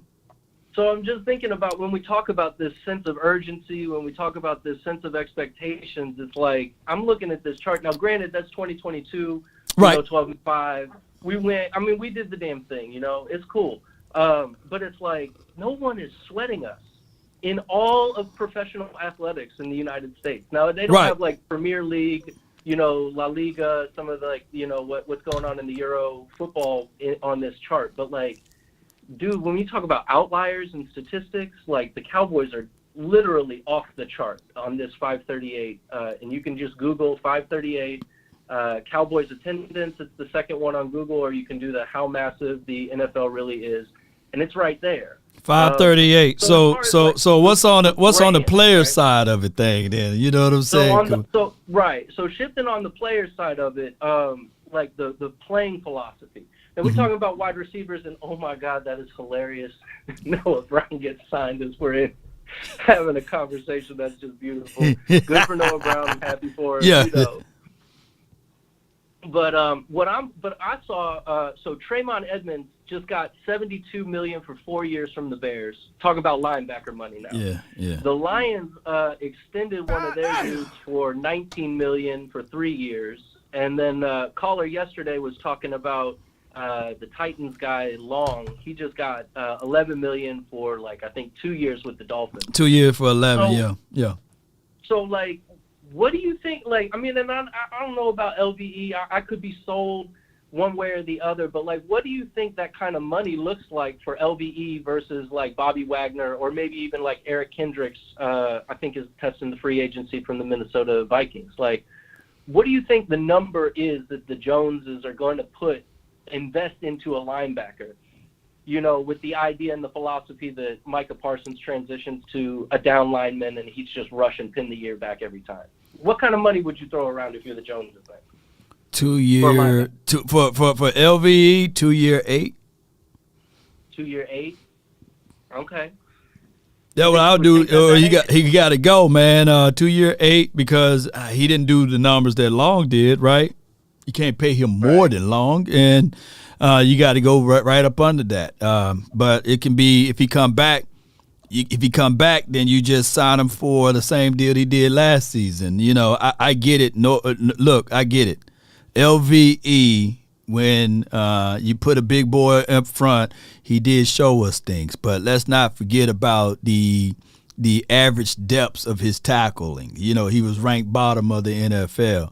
So those numbers could be obscured a little bit when you look at the full picture. As they say, quote unquote garbage time stats. Well, then there's quote unquote garbage time tackles, if that's the case in scenario. So yeah. With all of that, man, if the Cowboys are smart, this is what I do agree with Coach Marv with. You let Clark be that role. You go and elevate, your guys that you already drafted, like your Clarks of the world, and even give Devin Harper a chance, because now you can figure out things that this team is going to be a whole lot faster than what they were previously. And you can go out there and still get another veteran linebacker to give you some of that work action. Yeah. Well, someone in the chat just said Kendricks has gone to the Chargers, so everybody in California dreaming. Good for them. Yeah. Last thing then, just on a football philosophy, from like how you stack up, we run the ball. Man, we've been talking a lot about how like it feels like it's the 90s, and I'm just wondering, like, when are we going to play power I again?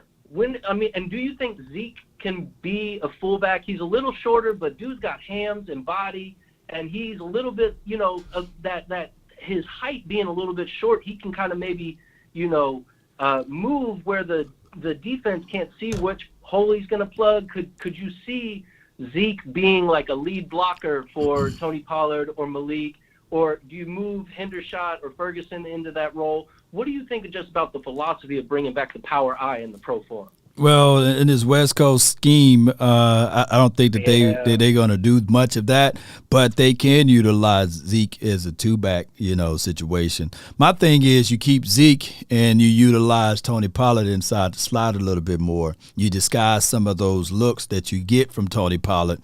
Like, remember, everybody was banging on the table of how the 49ers would use Deebo Samuel, right? You can start opening up that, because that's West Coast offense. You can do a little of that with Tony Pollard.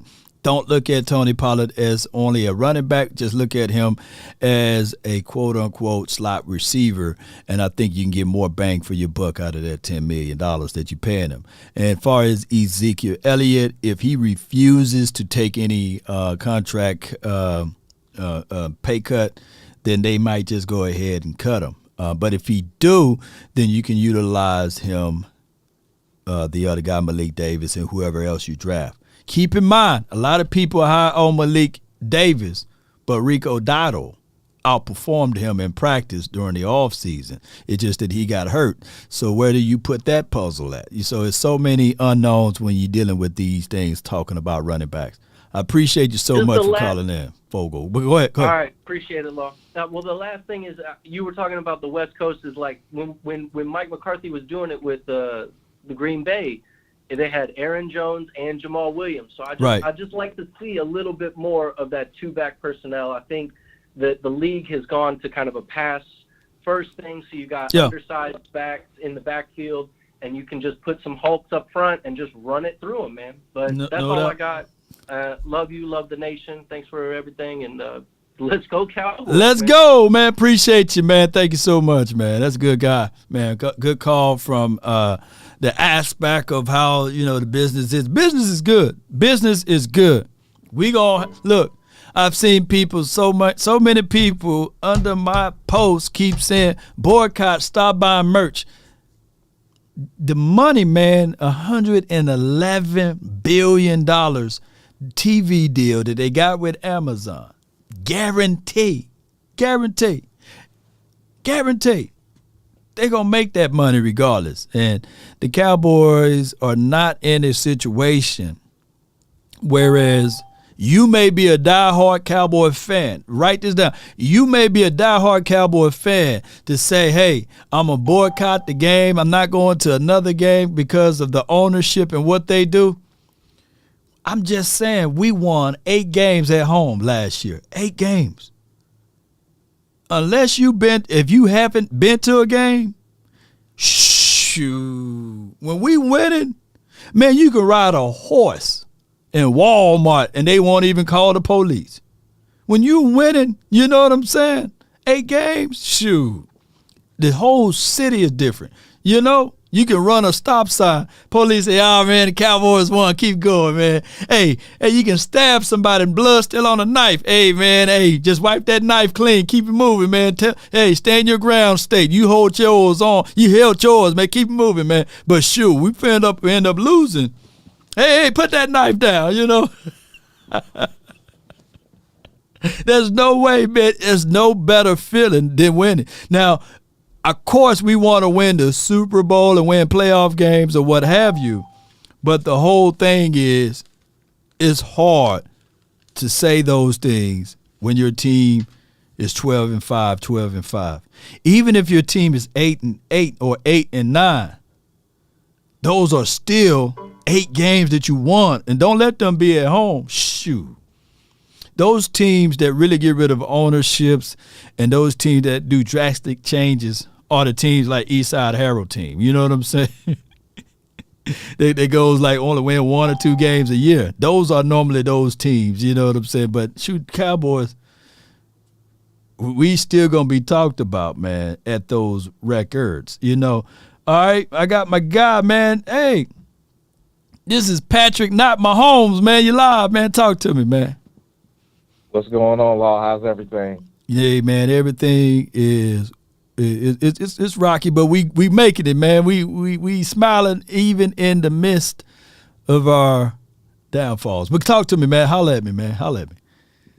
Yeah. So my hope through it. And the key emphasis on the word hope is I hope we can get somehow through a trade DeAndre Hopkins.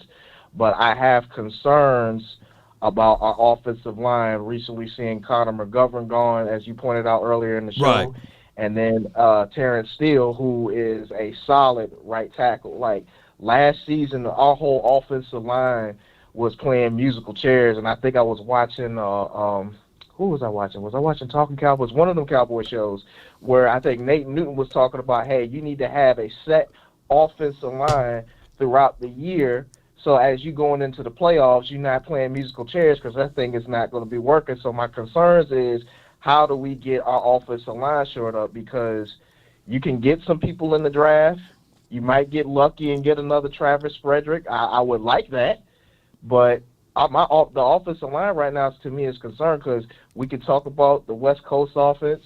We could talk about, I just saw recently that Noah Brown, a.k.a. Mr. Bar of Soap Hands, is gone to the Texans. We could talk about all these things that could be progressive for the Cowboys, but if we still have not made any improvements or do it like we did last season on the offseason and basically just cut everybody and don't do anything, it's going to be the same musical chairs. Let me ask you this. Let me ask you this, though, not to cut you short, but to cut you short.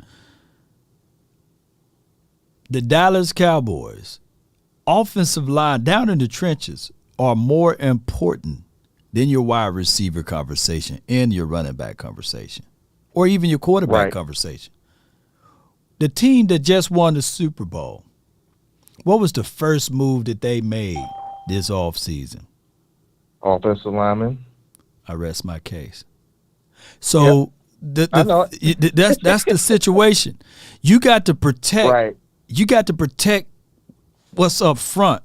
You got to do the things that going to make your team more explosive down the line. And what they're going to do is all them Super Bowls. Yeah. So what they're going to do is watch how they move in the draft. Because what happened here, a lot of people look at what the Cowboys do in the draft and they say we're a good drafting team, right? But there are we're not the only one.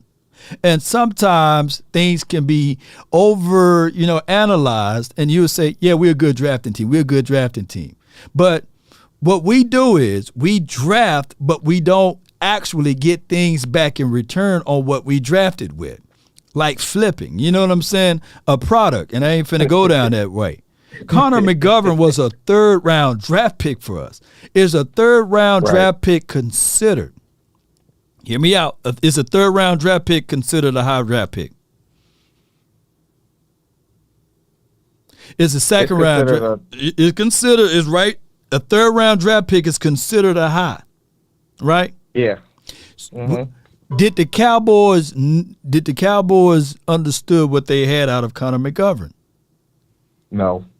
So I'll answer that for you. Yeah. So my thing is that's why he get to walk for free. So my thing is the Cowboys, we may draft and develop well. We are their farming system for other teams, basically. We would draft the guy, we would develop him enough, and then we will hold on too long. And when it's time for them to go, we would play out. I still got to evaluate more. Bull sugar. You shouldn't have to do no more evaluation of Connor. You should have started putting him on the trading block to get something back in return if you don't foresee yourself with him down the line. The same thing with Terrence Steele. If he was an undrafted guy and you saw him at his height, right, and now he's hurt, why not go ahead and extend him now? You should have extended him before last season, right? Because at this point, you done already hit the lottery with him. He was an undrafted rookie that stood tall in 2020, and then the next season, you see what I'm saying? He stood tall for us. You know, he played well. So that's the problem with the Cowboys. We draft well, but we don't do the things on the back end well. Absolutely, man. It's frustrating sometimes, but hey, you know, I believe that one day we're gonna get it together. I feel like the puzzle is gonna click, but I think as a fan base as a whole, I think we're all tired of seeing the same thing over and over again. Like, let's just get one so we can shut these 4-letter networks up. Shut them up. Yeah. Shut them up. You know what I'm saying? And let's start talking for real. Let's start downing these Commanders, these Eagle fans, every fan base that got something to say. Matter of fact, I don't know if you've seen I'm gonna have to send it to you on a messenger or something. I saw a picture on Facebook that had every team that hadn't been in the Super Bowl for years outside of the Cowboys, and some of them hadn't had a Super Bowl appearance. Some of them hadn't seen a Super Bowl in 50-some years. And some of these fan bases talking bad about us. And I'm like, I don't think you need to be talking. Yeah. I have to find it for you. Yeah, I think I had that picture somewhere floating around over here. And, you know, people would literally watch Sunday, right? Their team lost 12 o'clock, right? And then our team play at 3 o'clock, and then our team lose. And they are more angry and upset about how we're talking about our team losing versus their team losing, right? Or they're happy to see us lose versus being angry and upset about their team losing. Case in point, Eastside Harold. You know what I'm saying? You know, I'm using him picking on Eastside Harold for a little bit. You know, case in point, him all season long. You know what I'm saying? His team burning down, and he's more over here, you know, than what he's doing on his side. But that's just how it is. That's the Cowboys for you, right? Or even what's that dude's name? Stephen A. Smith, right? Don't bring him up. Is his team the Pittsburgh Steelers? You know, how about them Cowboys? Is his team the Pittsburgh Steelers? You know what I'm saying? They would lose all year long, and he would come over here and he would laugh and scoff at our team. You know, it's just crazy. It's just how it goes, man. Last thing, I know he does that, but there's a little satisfaction to me for that because his New York Knicks ain't won nothing since 1973, so I get to cackle and laugh a little bit with that, even though they're in the playoff picture right now. But the fact that his Knicks, and he's gone through some insufferable things with them, and they've posted on national TV, I just sit back and laugh. I have no remorse for it. No doubt, man. Appreciate you for calling in, fam. That's Patrick. You know what I'm saying? No problem. And condolences to your family, man. Most certainly, man. I appreciate that. And I thank y'all. Not a problem. That's a good call from y'all, man. I thank y'all so much, even though, you know, look, we all family here. We gonna get through all of this one way or another. I done shed the most of my tears that I can about this, but I would tell you guys that my cousin is in a better spot, in a better place, and no more suffering, no more pain, and those type of things. But I really appreciate you guys. It was a real fast one, right? When you start talking about cancer and how aggressive it was, and I really appreciate y'all for showing up and showing out for the nation, especially with y'all donations that help out the cost of everything. And if for those who want to support, just go here. I'm gonna post this link right here, and I appreciate y'all so much, man. Let me go right here and post it right here. Let me see if I can. I'm gonna put it in here. I'm gonna pin it to the top of my YouTube page, and it should be circulating through Facebook as well. Here we go. Boom. It's pinned to the top of the page. So whatever you can give. Not asking you guys to, but whatever. I'll prefer you guys to do it over there, and help my cousin and my auntie out over there. I tell my kids this. I hope I go before them. You know, I wouldn't want me burying them. I hope I go before them. And those are the facts. I don't want to bury any of mine. But you know, the Grand Creator got all of that under control on how he like to see things. But or when he need extra help elsewhere, y'all know how that goes, right? But neither here nor there. I really appreciate y'all. Love y'all to the moon and back. Let's get the next caller on. I got my guy Cam. Whoa, Cam. Hey, this dude is a newlywed. He got a newborn and everything from the 205. I know he's gonna bring up his school and everything and who we need to go grab. Man, talk to me, man. Man, how you doing, Law? Man, actually in the car with the wife right now, man. Man. Congratulations. Yeah. I really just want to come on here. I am gonna donate because my mom and her auntie went through cancer. So if you leave that link, I do want to donate. Mm-hmm. And I got something that I'm gonna send to you.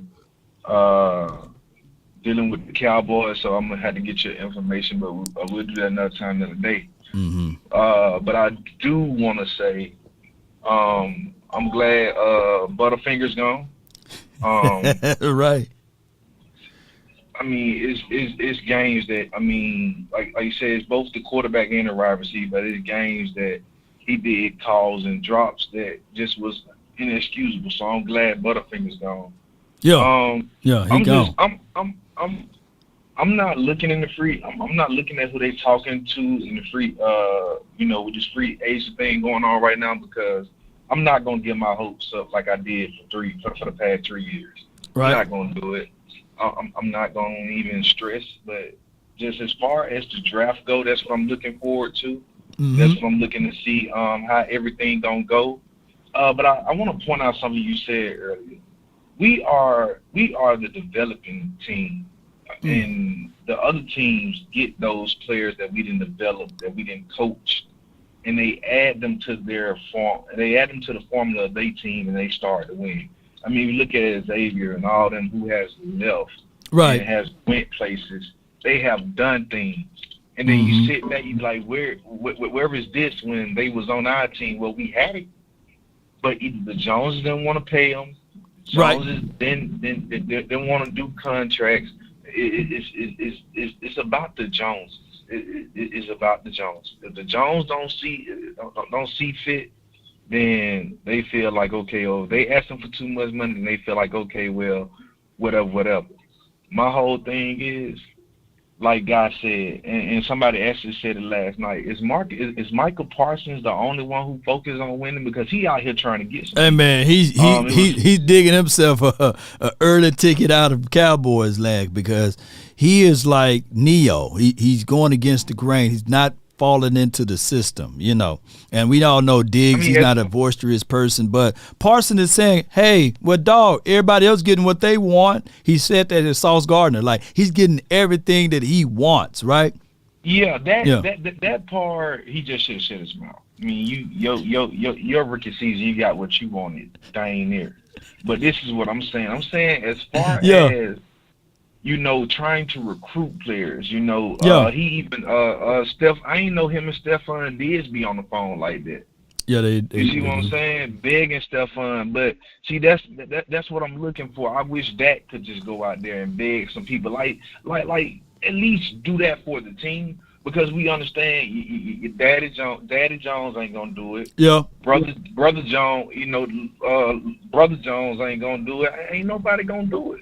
So my whole thing is, I'm just coming on here saying I'm just really not focused on the free agency right now. I'm just really focused on the draft, because, like I said, I mean, it's some people that, man, we could have been got. I mean, yesterday, but hold on, Cam. But to be fair, Remember, Dak Prescott was the one that banged on the table allegedly banged on the table for Jalen Tolbert, right? And my thing is, I get with what some players bang on the table for and what they ask for or what they want to see out of the draft and things like that. I just want this team to have a philosophy in their approach. And I think that they do got it out of Will McClay, but he's handcuffed, right? He don't get a chance to spend. I think somebody used this analogy, whereas he get a pre-budget card that he got to worry with one of those prepaid credit cards, prepaid debit cards, right? Whereas other teams got unlimited credit cards, whereas they mess up, it's on the GM. But if he falls and mess up, he only got his foot in the race on the latter end, whereas on the front end you got Stephen Jones, you got Jerry Jones that's doing all of the talking, letting everybody know who are they got their eyes on and they had communications and conversations with. But any natural GM don't have those longitudes and latitudes to say those things. They got something going on right now. That's why I was so vague on the phone. And, I like to talk more, but there's some stuff that's going on right now. Go ahead, do your thing, man. Like I said, man, it'll look good from fall now. I hope the draft goes good, man. Y'all keep your head up. No doubt. Appreciate you, Cap. How about it, man? All right, so you guys get what I'm saying. I know it's long-winded, but what I'm saying is, yes, a GM supposed to be the end-all, be-all, but we can clearly see that Will McClay is not that dude. And on top of that, other GMs can't get out there and say, yeah, we've been in communications with Bobby Wagner. Other GMs can't say, well, hey, we had the deal close with Brandon Cooks, but we couldn't get it done, right? Other GMs couldn't say, hey, we tried to work out a deal with Jerry Jeudy, but things couldn't come through because the Broncos were asking for X, Y, Z, and we was about to do it, but we can't because of the simple fact that those GM feet would be held to the fire. It's a year-to-year league for those boys. So just like even with Howie Roseman, I see a lot of people say, hey, they losing players left and right. They are losing players left and right. You think that if all of a sudden the Eagles go, one and only win one game next year or only win 2 games next year, that Howie would keep his job? No, they're going to get rid of him. It's back to F. Howie, right? So Howie, he's going to have a little gray in his head. He's going to be going back to the drawing boards and saying, dang, I got to work this deal. I got to squeeze this deal. His back is against the wall.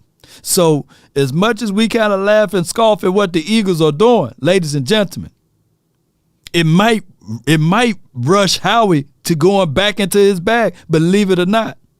That's just what it is. Bears GM is doing the damn deals. Yeah, shout out to you, Kendrick. Yeah, so we'll see, man, how this year folds and work his way out from here.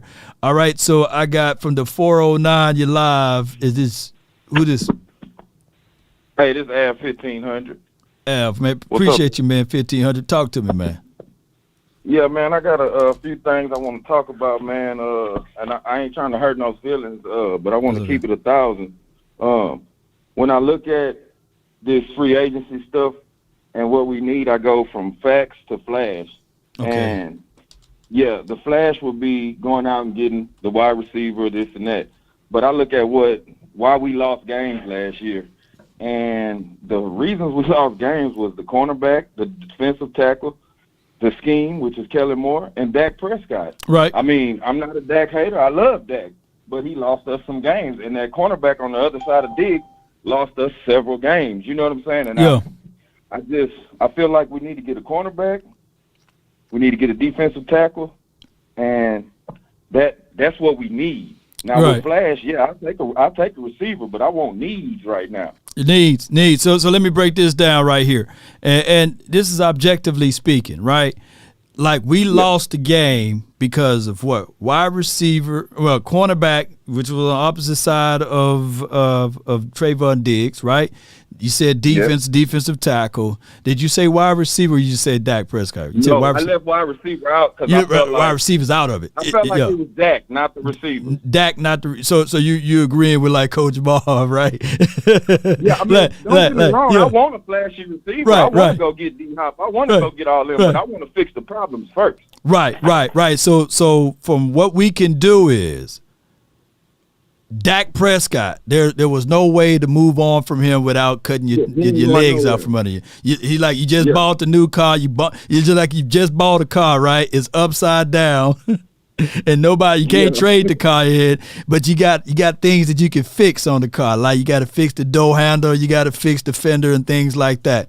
So that is what Dak Prescott is, unfortunately, for those who want to move on from Dak. Unless you're already upside down on the car, you just get another one and say, all right, I'm going to still make payments on it, but now I got a new car. You know what I'm saying? And see how it will work behind the same systems. See, that last thing I said about scheme, right? Was Kellen Moore. He gone. He gone now. Fix a lot of, yeah, that's gonna fix a lot of them problems with that car. You know, you can put them 4 new tires on it. And it's still gonna ride for a while for that motor go out. The motor. So yeah.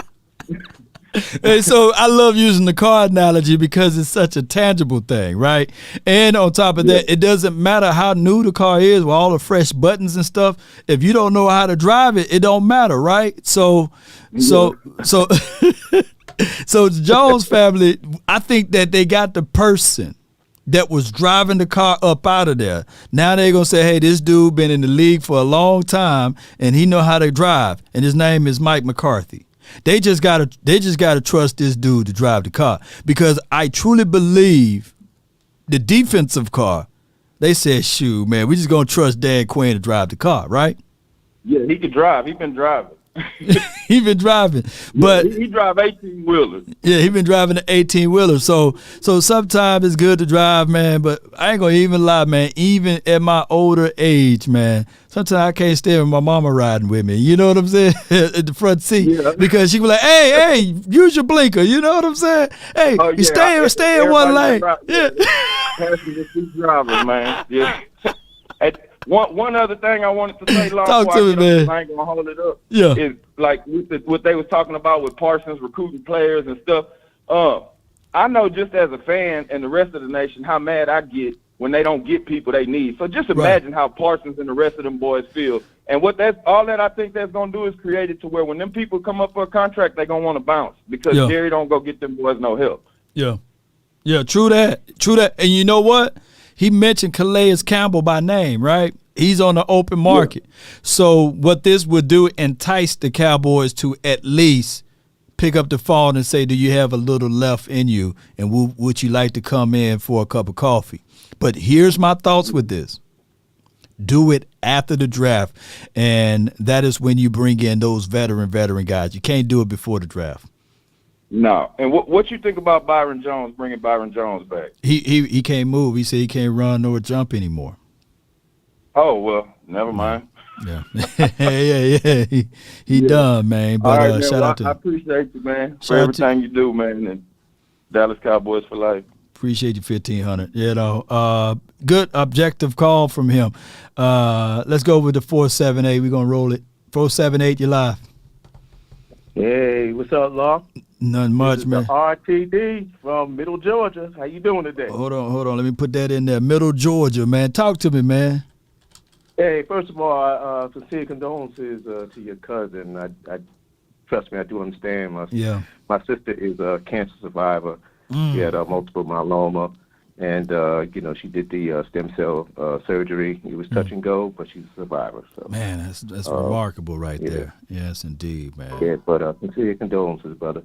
But just listening to the conversation, man, y'all touched on everything. You know, when I think of the Jones family, if the NFL was title max, the Jones family is easy pong.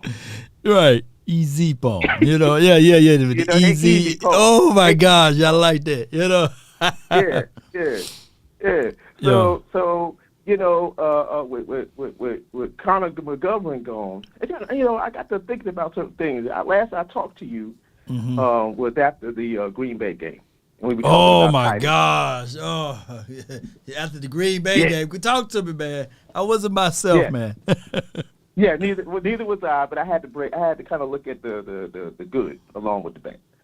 But if we're gonna draft the tight end order, let's say that Kincaid kid is going to fall, perhaps maybe fall to us.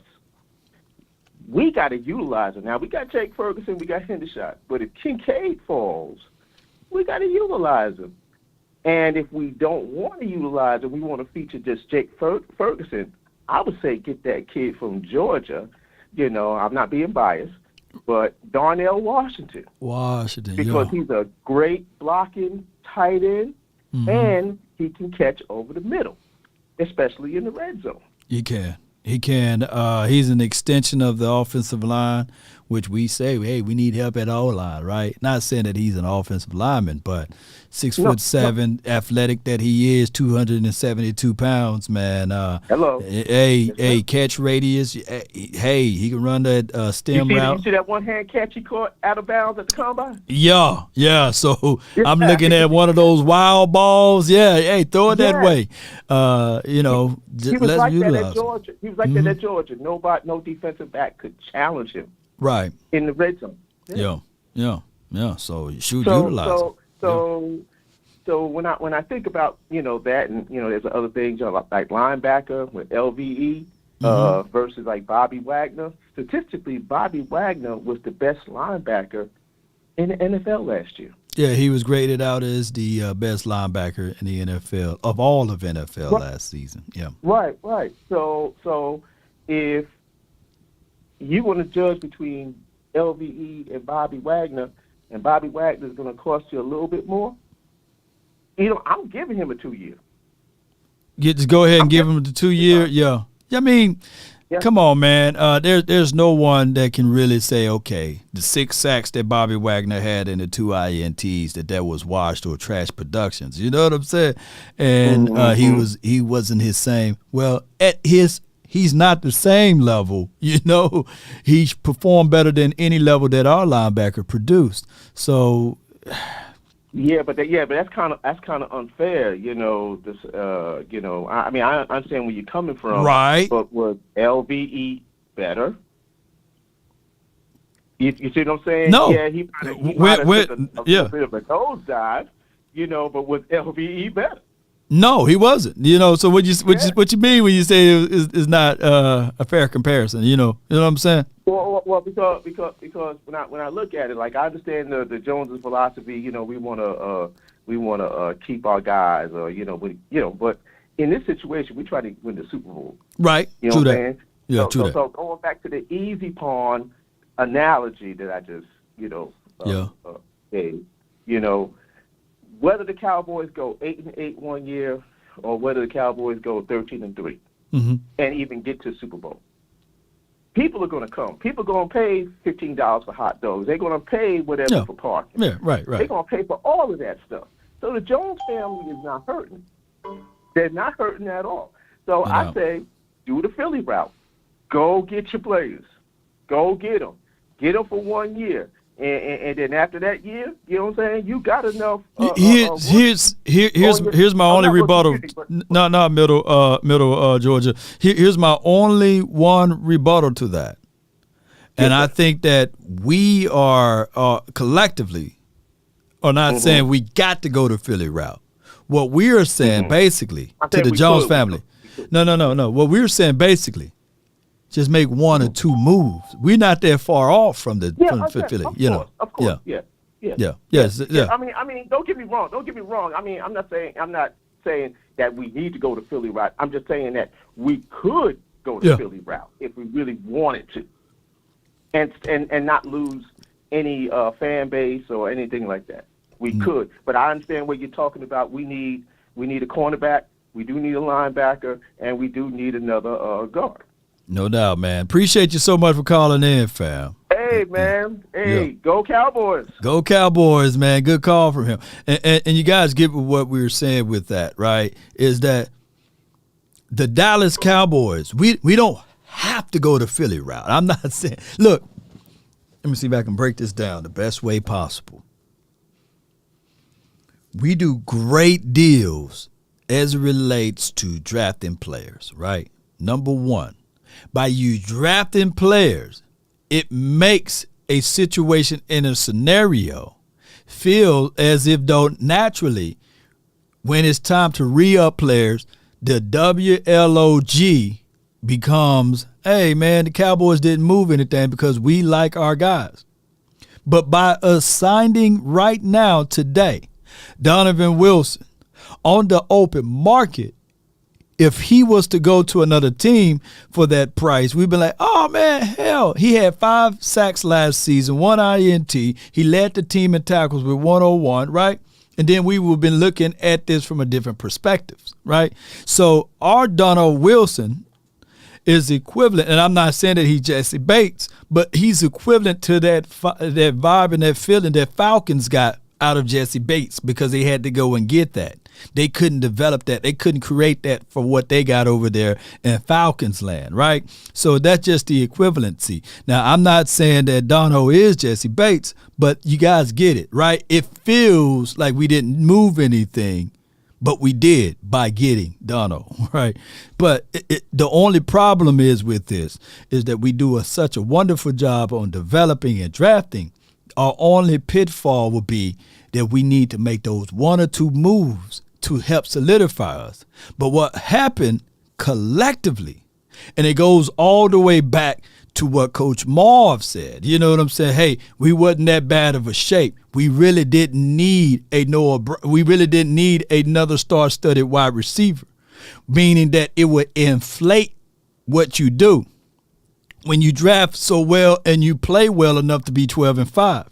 But there's no one that can sit back and get out and just wipe the blindness from your eyes and say to yourself, would this team be better with a CD Lamb and a DK Metcalf juxtaposed to CD Lamb, Michael Gallup coming off of a surgery, and Noah Brown, right? So those are the differences of things. We are good enough to get to the playoff. We are good enough to probably win a playoff game.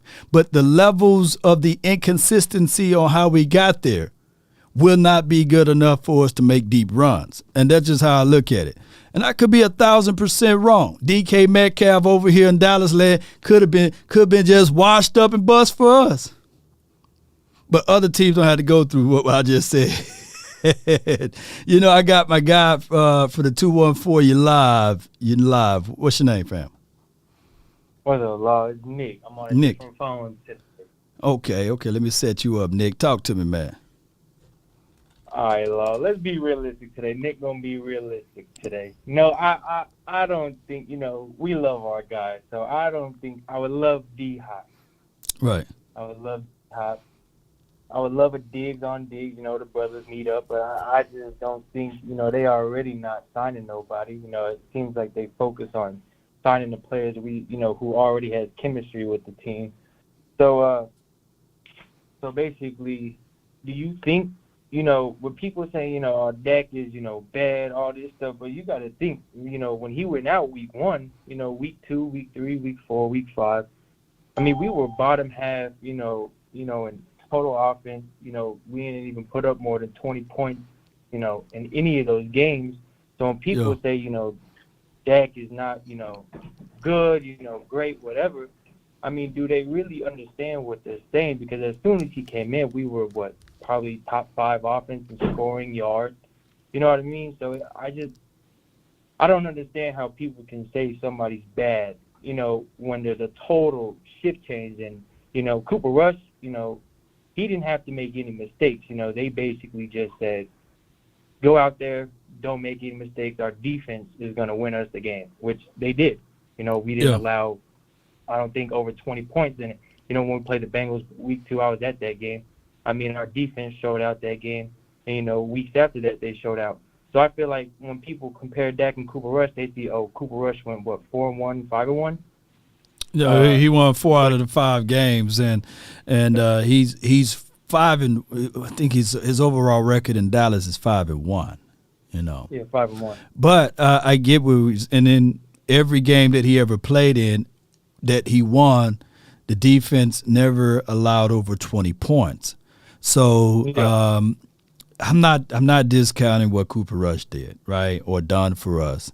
I think that Cooper Rush stepped right on in, and he put up some good stuff for us to put us in the ability to be able to win, right? The only problem is yes, when you look at it only from the win-loss column and not contextualize everything that's happened within it, then you would say, yeah, this guy's better, right? And that is what we call low-hanging fruit, right? Because at the end of the year, if we finished out 28th, 29th in offense, would that been sustainable? Would that defense been able to continue to be at that pace of being at 85 Bears the complete year? I don't think so. The defense fell off, and one of the problems with the Cowboys is also the marketing arm, the 3 games in 12 days type of thing, you know. So all of those things plays a major role as far as the defense dropping too. And Dak Prescott was 8-5 last season, but I just look at the bigger picture that if you want to win in this National Football League, you got to put weapons around your player. You got to put weapons around your team, and you got to have someone that's knowledgeable enough to know how to utilize said weapons. But go ahead. That's you kind of was going where I was going, because you got to think, you know, when we played Philly that second time, they had what people thought Philly had top defense in the league, you know, top 3 at least. Yeah. And you know, Dak went up put 40 on their head. You think Cooper Rush, you know, with how we saw him play in those weeks, I don't think he's doing that. I think we get blown out that game against Gardner Minshew.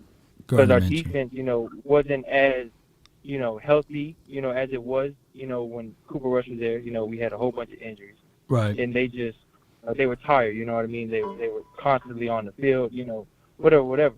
But I think, you know, with Noah Brown being gone, I mean, I see Noah Brown as the wide receiver 4 on the team. The way I saw it last year was, you know, CeeDee Lamb as your 1. I saw Dalton Schultz as your number 2. I see Michael Gallup as your number 3. And then Noah Brown as your number 4, and then, you know, go on from there. So I feel like the Noah Brown isn't really a big loss as long as, you know, Jerry and them are willing to go and get a playmaker. You know, people say Dak is trash, but look at all these top elite QBs. Look at the weapons they have around them. You know what I mean? That's what makes them elite, plus the protection, and I think we already have a good, you know, offensive line. You could re-sign a Tyron Smith, you know, put him at left tackle, put Tyler Smith at left guard, and, you know, be honest at center, right guard Zach. You know, if you re-sign Terrence Steele, you re-sign Terrence Steele. And, you know, we all say, you know, it's a heavy, you know, offensive lineman draft class. Yeah. So let's go ahead, you know, draft some young guys, you know, mold them by these vets. And if we even got to sign like a Jason Peters to allow Terrence Steele to get healthy, do that. Let's get that offensive line solidified, even though it is. I still think with those players that I just named, we still have a top, you know, at least the top 10, if not better. So why don't we, you know, we get some easy draft capital out of those picks, and then, you know, right now we need weapons surround them. You just lost, you know, I guess you can say Noah Brown as another weapon. Let's go ahead, you know, I think giving up a second round for D-Hop and a restructure of his contract, if he's willing, if that's what it takes to get that offense, you know, to an A+ instead of an A-, let's go ahead and do it. Yeah. Because, you know what I mean? I mean, you're right. You're right on the money, man. But it goes back to what I said to the other caller. The team that just won the Super Bowl, what was their first move this offseason? Yeah. Offensive line. Right. And I'm quite sure that even that team, 4 out of 5 of their guys on the offensive line were not moved around, because they know that you got to make sure. It doesn't mean a hill of beans. It don't mean a hill of beans. if you have Tyreek Hill, if you had Travis Kelce and some other wide receiver on the outside. Yeah. If you don't have an offensive line, you're not winning Super Bowls. And that's what happened to them. They made it to the Super Bowl with Tyreek Hill, with Travis Kelce, right? With another wide receiver that was catching everything. And their offensive line was in shambles. With the greatest, with one of the greatest quarterbacks of all times, right? And Pat Mahomes, he folded up like a wallet, right? Because they didn't have offensive line play. So the Cowboys, they're going to have to look back at this offensive line and say, all right, are we tired of playing around with it? Hey, 4 out of the 5 guys we had last year moved around. We're going to have to solidify this offensive line. And one of the things that we talked about as far as playmakers and things like that, a big glaring hole on for our team last year could have been the playoff game, could be the fact that we didn't have a Terrence Steele. But those sounds like bevies of excuses. I appreciate you, though, fam. Appreciate you for calling in. I got one more for you, Lon. Just one more. Go ahead. You there? Mm-hmm. What do you think about that interior line, like a Akeem Hicks? You know, he's a free agent. Hey, pick him up, man. Appreciate you, Nick. Thank you. I appreciate it, buddy. Yeah. You figure out a way, D-line, O-line, right? And then you figure out how to elevate those two things. Let's just keep it consistent. Let's figure out ways. I get it, right? I get it. I get what people are saying. The team itself, on the offensive side of the coin, whether it's scheme, system, wide receivers you had or didn't have, the quarterback, right? He lost us those games. But at the same time, and under the same breath, you can't. He's off his furniture. You can't go. You can't do nothing else with him. Either the Cowboys were faced with these 3 options, and when I went live like 3 or 4 weeks ago, I said that they're going to do one of these options, and they did the one option that I said that they was going to do: extend. They could have won, cut Dak Prescott and $89 million of dead money, right?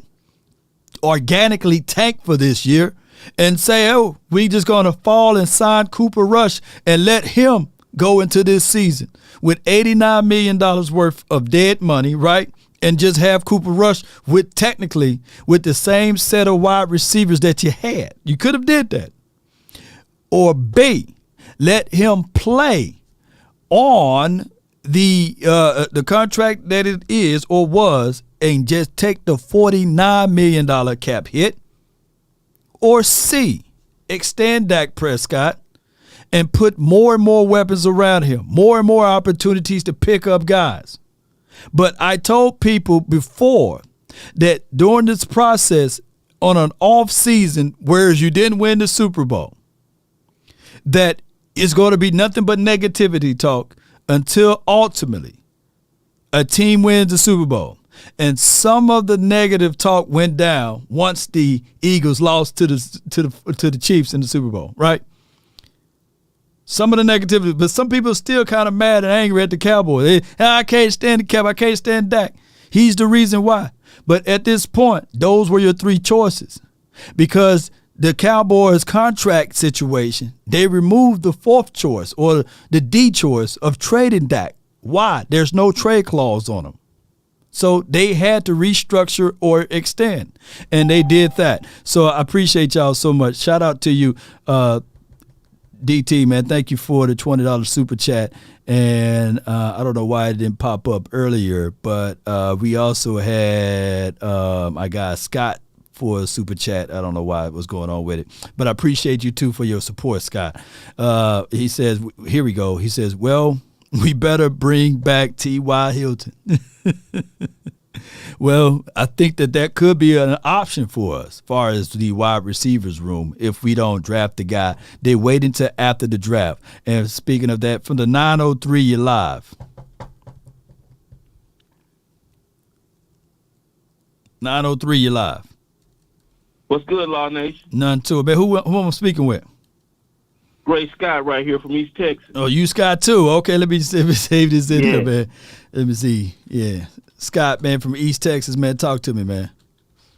All right, La, I love what you do, man. It's a privilege to finally be able to converse with you on this platform. No doubt. But man. first of all, I'd like to tell you that I've been a Cowboy fan from day one. Mm-hmm. I can recall the history from the owners.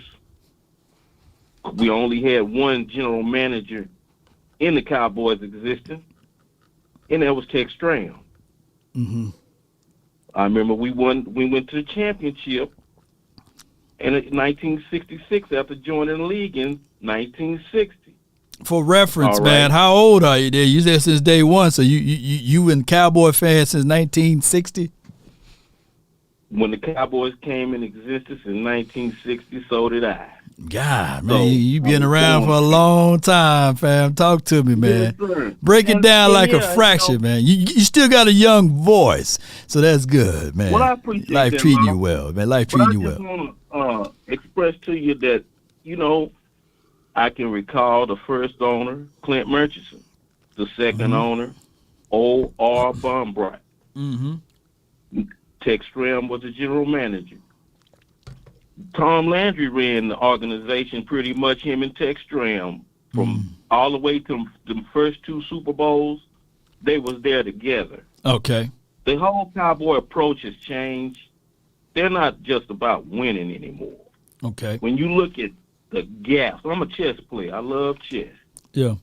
And one thing you know about chess is you got to keep moving forward, moving your pieces, Right. and arranging them that'll put you in the best position to checkmate your opponent. Mm-hmm. The Cowboys ownership has not been doing the right things for us as the players are concerned. Mm-hmm. You don't have to have all the best players. You can look at what the Cowboys try to do is they try to look at the New England Patriots and use their philosophy for it. Always getting players, putting them in a position, not really high market players, just Right. regular players. Mm-hmm. But the Cowboys approach, we got to have the best. We got to have the best receiver. We got to have the best quarterback. Why don't you just let the players play? The coach the players, develop players. Mm-hmm. The main gaps that the Cowboys have been making these last few years, for as players are concerned, they draft good players, but they don't put them in a position. And let me ask you this though. So you've been around for a long time, and you left out one thing. The difference is in 1989, Jimmy Johnson had some responsibility as the co-general manager. You do know that, right? So he had some. That's exactly the point. He had some responsibility. Now, it was relinquished, when Jerry Jones figured out, hey, he done got the NFL with the Cowboys, stopped losing money every year, and then he wanted to get back to football sides of things. But Jerry Jones, the businessman, he was still trying to make money and turn these things around. And Jimmy was all about football. So that's where I look at it from the pitfalls, whereas sometimes your success can be your own failure. And I think I said that yesterday. But to your point about chess pieces, what is the most important piece on the board? The king. Why? The king is the most powerful piece is the queen. Okay, so she's the most powerful, but you said the king is the most important. Break that down. Or do you mean? Okay, the queen is just like the opposite of a lion, pride. Right. The only thing the male lion do is protect the pride. The queen, she does the heavy lifting and stuff. As long as the king can be in a position to win at the end, if he can go all the way through the game without being checkmated, you win. You win. Unless it's a stalemate. Now, let me ask you this. There's this thing that my guy, he calls in, and he say this famous word. Sacrifice, don't give up the fight. Everything will be all right. Yes, on any given Sunday. You gotta know when. Yeah. So you got to do what in order to win? You got to sacrifice who? Yes. You gotta sacrifice your pawns. You can't win the game without sacrificing, right? That's exactly right. And it doesn't matter which piece you sacrifice as long as it's not the king. As long as it's not them. So my thing is with the Jones family, they look at this board and they don't believe in sacrificing. They don't believe in getting rid of maybe a valuable piece. You know what I'm saying? In order to win it or in order to flip it. You know, you got your bishops. You got to figure it out, you know? Right. It's a puzzle. It's a puzzle. But the closer we get to the Lombardi, it's some kind of way they're going to make a major blunder. Yeah. Some way or another, they're going to snatch defeat away from the jaws of victory. Yeah. And then when they get there, they're going to point the finger at the very top piece. Something got to give, and that's man. that. Yeah. So even if that's what I call. Go ahead. Yes, excuse me. No. Say it again. You said that's Dak, right? Right? Say it again. That's gonna be Dak. He the king. He the king. You know they're gonna point the finger at him when they already took pieces away from him. How can you take stuff and then you want me to do a better job after you take my pieces away? Man, you spitting philosophical over here, man. I appreciate you for calling in, dog. Hey, much love to you, Scott from East Texas, man. Hey, so we said all of this so that we can say that the Cowboys, they got the right pieces on the board. They just need to finagle and sacrifice a few of them. But that's true right, facts, and man. stay away from the major blunders. Stay away from the majors. I got one thing to say before I leave in leaving law. Win, lose, or tie. Cowboys till I die. No doubt, man. Appreciate you, Scott, man. Appreciate him, man. Grandfather Scott, you know what I'm saying? He been around since the 60s, you know. I'm not able to say those things, you know what I'm saying? I'm an 80s babies over here, but shout out to the 80s babies, you know what I'm saying? They say, boy, the 80s babies, boy, we taking over. It's the 80s baby era, baby.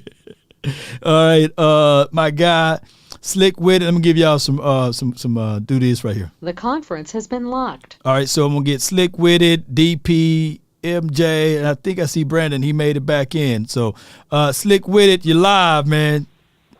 What's going on, Lord? Can you hear me? Yeah, man, I can hear you, dog. Talk to me, man.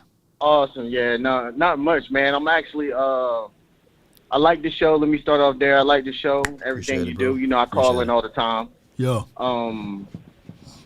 But when it come down to this, I don't know if you know, I do coach. I think I remember telling you I used Kellen Moore's offensive run game scheme. The run game scheme? League. It got me to the championship. It got you there. It got me to the tip. Did you win it, dog? Yeah. Did you win it? I didn't. I did not. I did not win it all, man. I lost because I didn't get my extra point. That's how we lost. 14 seconds left in the fourth. You must have Greg Zerline or somebody. No, well, you know, in that league, you know, in the young kid league, you really don't do too much. Kicking, so you had to go for it. Yes, had to go for it. My fullback couldn't punch it in. Why you didn't go to your playmaker, man? Why you went to the fullback, man? What's going on with you, bro? I was right there at the threshold. I could not get it. In your words. Why you wouldn't go to the fullback, man? I went with the fullback. With the game on the line, you put Connor McGovern in, and you tried to win it with your fullback, man. And you know, you want to know why? Because I had a 1-2 punch like Tony Pollard and Zeke. Yeah. I had a 1-2 punch, and you know, sometimes it just don't go as planned. But I say all of that to say this. Let's get back. Everybody in here, we talk so much advanced football, but we always forget the fundamentals.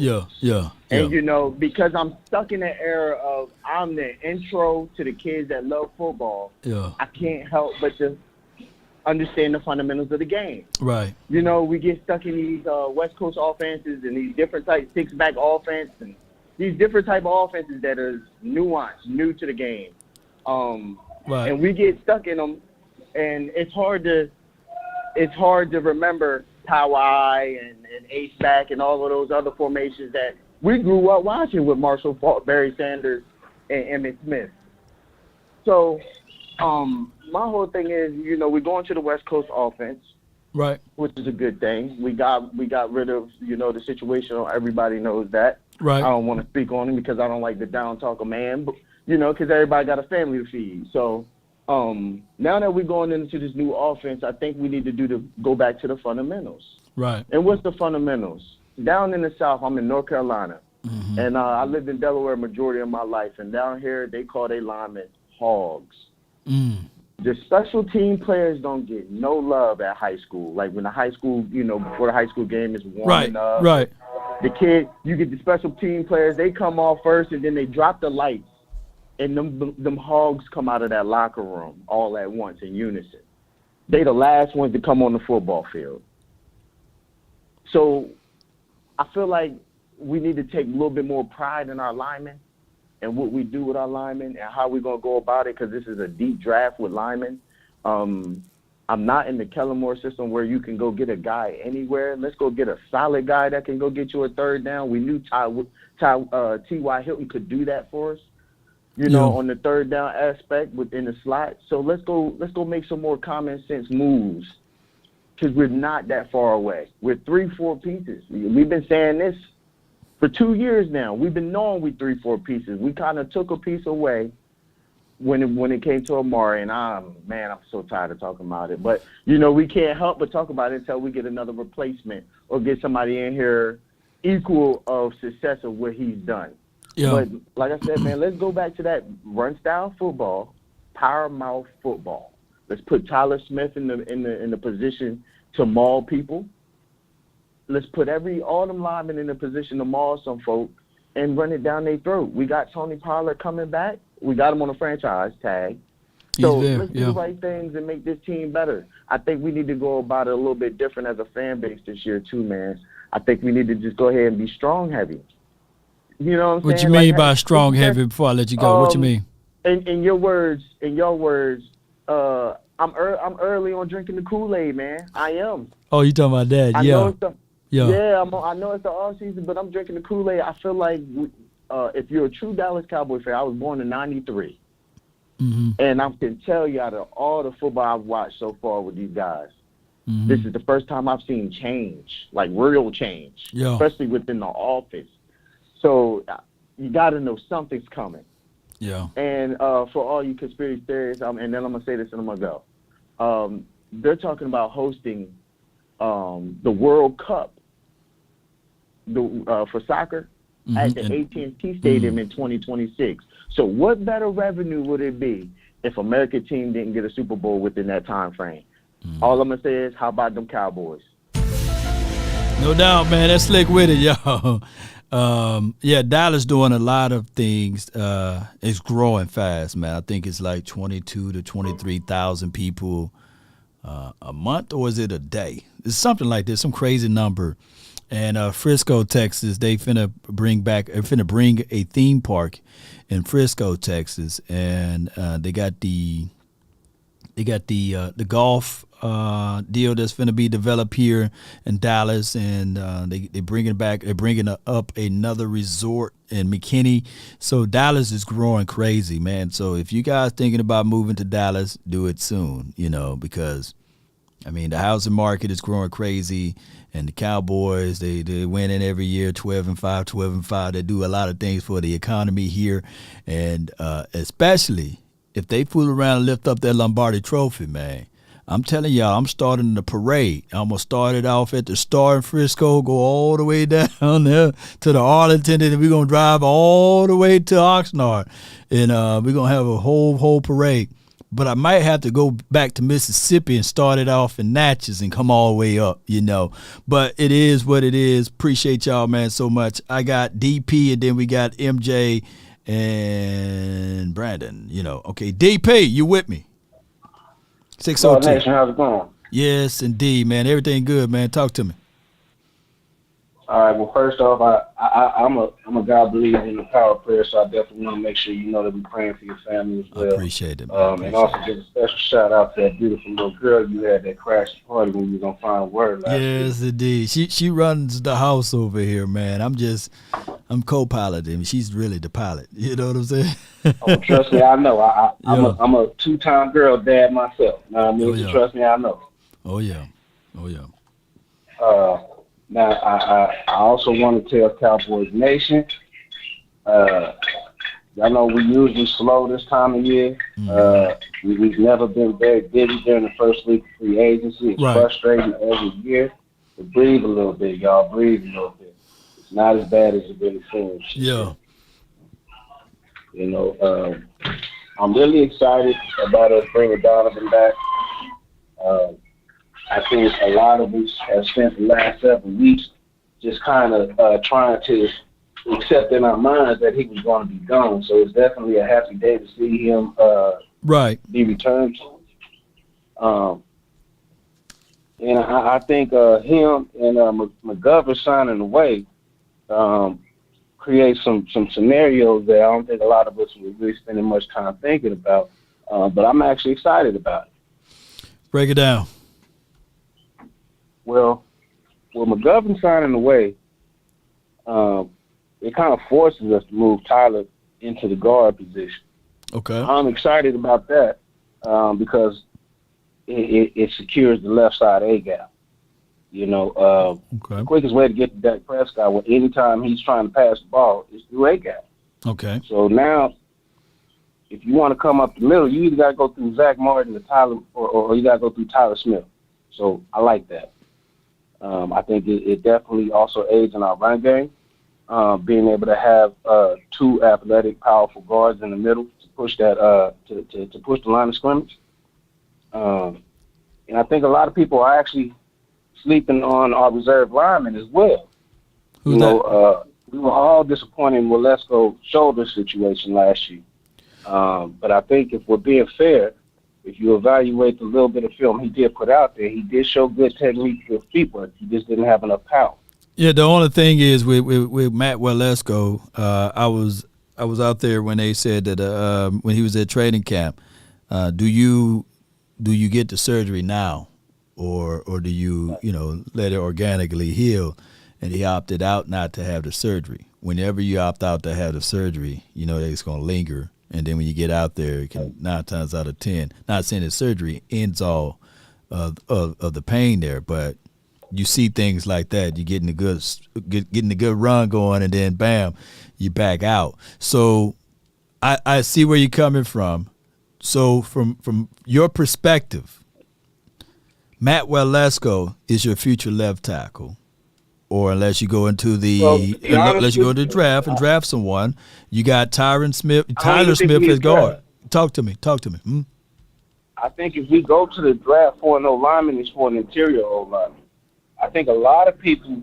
And hold on, if you go with the interior, then what you gonna do? You just said you want Tyler Smith inside a guard. Zach Martin, office furniture. I think Tyler Biadasz is good. I've always wanted Tyler at guard. He played an admirable job at left tackle during the season, but I've always wanted Tyler at guard. Right. Because it's been since 2015 that we've been trying to find a left guard. True. If you're still willing to pay Tyron Smith, play the best left guard at left guard then. But then if you're gonna draft another guard, then what you gonna do with Tyler Smith? There's only one. I'm still gonna play him at guard. So you gonna draft a guy to put him on the bench? Who comes in? Huh? If I have a rookie who comes in, but I have a veteran who can outplay him, why then would I play that rookie? Unless it's that close. Oh, I'm thinking from the perspective. Hold on, I'm thinking from the perspective of the 26th pick. Are you speaking like 3rd or 4th round? Are this what you're saying? Yes. Okay, sir. that's a whole nother side of the coin. You know, I'm thinking you're talking about the 26th pick. You know what I'm saying? The Dallas Cowboys drafted guard. You know what I'm saying? And then you put him on the bench. Oh, okay. Now I'm trying to buy what you're selling. Okay, all right, good. No, I'm not. My whole thing is on the offensive line. It's one thing I think. Honestly, to me, a tackle is the only place to play a rookie on the offensive line, in my opinion. If you play him at guard, you're asking him to fight a fight with grown men that would basically be equivalent of having a karate fight at the YMCA to jumping in the octagon in the UFC. I agree and I disagree with that. You know what I'm saying? If you're going to draft a tackle, right, and you're going to put him at the edge, he better be a one or no. It might be a first round or a second round draft pick. I don't see a team in the third and the fourth round putting him in tackle. Yeah. If you put a tackle out there as a rookie, you're asking this dude to be a ballerina. You're not asking him to be a prize fighter. And Tyler Smith was able to ballerina that thing. If my feet are good enough, I can just put my body between you and the defender, and the quarterback should have enough time to throw the ball. At guard, I got to be able to physically fight you.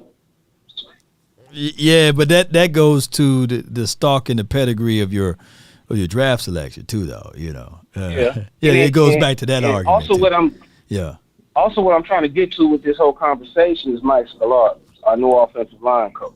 Okay. I think it's been far too long that we got away from old school dog fighting in the trenches.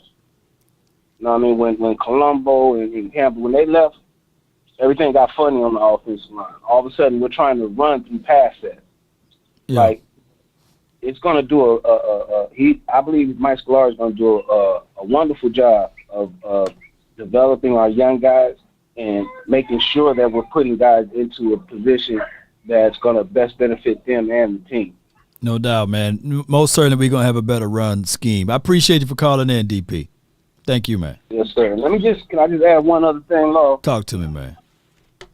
I think with Dono coming back, we're going to end up moving Izzy to corner, man. I think he's going to have a chance to compete for cornerback, too.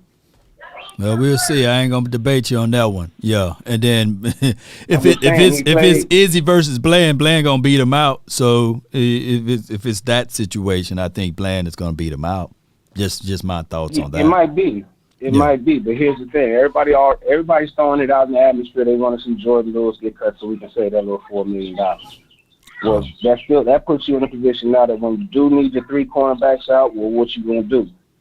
Izzy's a 6'4", 215-pound corner who's been playing safety. Dude runs a 4.37, and man-to-man is the strength of his game. Yeah. Give him a shot. I'm not trying to say that he'll beat Bland out, but I do think when we have to go 3 corners, him, Izzy, and Diggs will be the 3 on the field together. Yes, I appreciate you, man. Thank you so much for calling in, DP. All right, brother. You have a good one. No doubt. Asking a player to switch from safety to corner and then to compete against somebody who played corner all last year, that's a tall task right there. Not saying that Izzy can't do it, but I like his physicality inside as far as what he can do, and especially the way Bland can turn and get upfield is a whole lot better, in my opinion, than what Izzy can do, regardless of the 4.3 speed versus a 4.4 speed. But if it's a competition, I would put my dollar on Bland if it's going to be battling to the outside. I like what Izzy did for his body makeup and putting on the extra pounds. I think that would be more beneficial for us to utilize him in the inside or the middle of the field. I think that the shorter rope would be on Malik Hooker. I think Malik Hooker is the guy that could the Cowboys move on from and let Izzy play that role at free and keep Dono as the other low safety. And if we play big nickel, of course, it'll still be J-Rock. But that's just my thoughts from that perspective. I get what y'all are saying, but let's go. I got MJ, man, from the 206. And all of this is also predicated on who we draft, too. From the 206, you're live, MJ. What up, Law? How you doing, bro? All is well, man. Can't complain. That's good. That's good. I've been listening. Hey, man, it's going to be a battle now with them corners. I'm going to tell y'all. Because y'all think Nub, McKim, and Joseph, y'all still hating on them. And I'm going to tell you, the guy's skills in college was unbelievable. Better than all them guys. He just went through that little problem. It wasn't right. And then he was getting burnt just like number 3 was when he first started. Remember number 3 be right there by the ball? and they still get burnt. That happened to a lot of our corners. And then they finally got it. You know what I'm saying? So if the guy just turned his head, Kevin Joseph, he could be a top-tier corner. That's his only problem. Yeah. You know what I'm saying? So, but that battle is going to be a battle with that corner, and that's a good thing. And it's going to be a battle with this safety. Iron sharpen iron, steel sharpen steel. No one should have a comfortable bet. But the short rope. The short Huh? rope is still on Kevin Joseph. He still got a short rope. That's the only thing. We already know that. But you got to let, everybody make mistakes. And y'all still burning this man. And like I say, we did that way back. Remember we cut number 82? And he became an all-pro, had over almost 10,000 yards. The receiver from Jacksonville, guys. Remember him? Yeah. Remember that? When the Cowboys did that? Oh man, you going way back. That's Yeah, many ministry. I That's Jimmy remember that. Smith. Shout out to Jackson State. Jimmy, but thank you, but baby. at the same time, we ain't lose no sleep losing them because we won some Super Bowls. You know what I'm saying? Yes, I know. Yeah. I know that. But Jimmy Smith, shout out to him, man. But here's right. also now Jimmy got in some trouble too. Now he got in some trouble. I Yeah, think that it would a lot played of out people got in different. trouble. It played out Yeah, different in Jackson. I mean in Dallas. Yeah. But go ahead, Yeah, that's man. what I'm saying. But like me and you, a trench man, we got to make that middle. I'm not worried about the offensive line either. Offense gonna be ready. I'm not ready with the new scheme. Everything's gonna be perfect. It's gonna make our quarterback. Well, And another thing, Solari do brings a better approach to the run scheme. So if you want to get back to, and then your guard's going to have to pull. So I wasn't disagreeing with the last caller because Tyler can pull and he got speed. He can get in front of you and move stuff out the way. But my thing is, that's why I asked him. So you are leaning on Matt Lesko to be your future left tackle, meaning that you can literally have Tyron Smith as your left tackle. And when he goes down, you elevate Matt Lesko, who we all looked at his tape. He on the move. He can get in front of you. And he's such an athletic guy that a third of the people were saying, there ain't a way that Matt Lesko can play tight end. But I'm looking at it. I'm looking at it like this, though, Chief. Look at the last final word when we did the draft series, and I just listened to those boards because I'm not in my bag on knowing all of the tackles and guards out of this draft. They said that this draft is deep at that. But my thing is, are you willing to spend that and lean on these boys playing 17 weeks? Because remember, those boys, there's going to be a learning curve, some growing pains, and you only got 2 picks. I don't think that even in the 4th and the 5th round, you should be diving into offensive linemen and tackles at that point. Yeah. Yeah. And another thing, you make good sense because, they're going to make the line. I'm not worried about that. Another thing, because I'm going to tell y'all, I remember, because y'all tell how old y'all, I'm 59. You saw me. I don't look 59 when you saw me, do I? I look like I'm 30 or 40. So you better let some people know. I MJ look in person. I don't look 59, guys. That's about, eating healthy and working out. You know what I'm saying? I feel you, fam. Yeah. And tell them this, the one game. Remember that one game? I don't know what year that was, because I've been a Cowboy fan all my life. We played Green Bay, guys. Right. And Green Bay offensive line it was all messed up. And I was like, yeah, we finna kick their butt. They kicked our butt. Your boy, the coach for us now, he good at know how to move them linemen around. I'm telling y'all. So y'all talking about we keep moving linemen around. I'm not worried about that, Law. We got something good. That's why you fans got to be happy with this new scheme. This guy, he did what Dan Quinn did. Dan Quinn did the same thing with his defense. Dan Quinn like, man, I got to change up my defense because people catching on to what I do. Your boy said, went in the lab. He put that all together with the run scheme. No doubt. Our receivers is going to be fast. Look, you got Galloway, fast. You got Semi, 4-3. You know what I'm saying? You got number 9 that we never used, 4-2. Well, all of these things, man. What I can say is, in closing over there, all I can say is that we still here's my thoughts.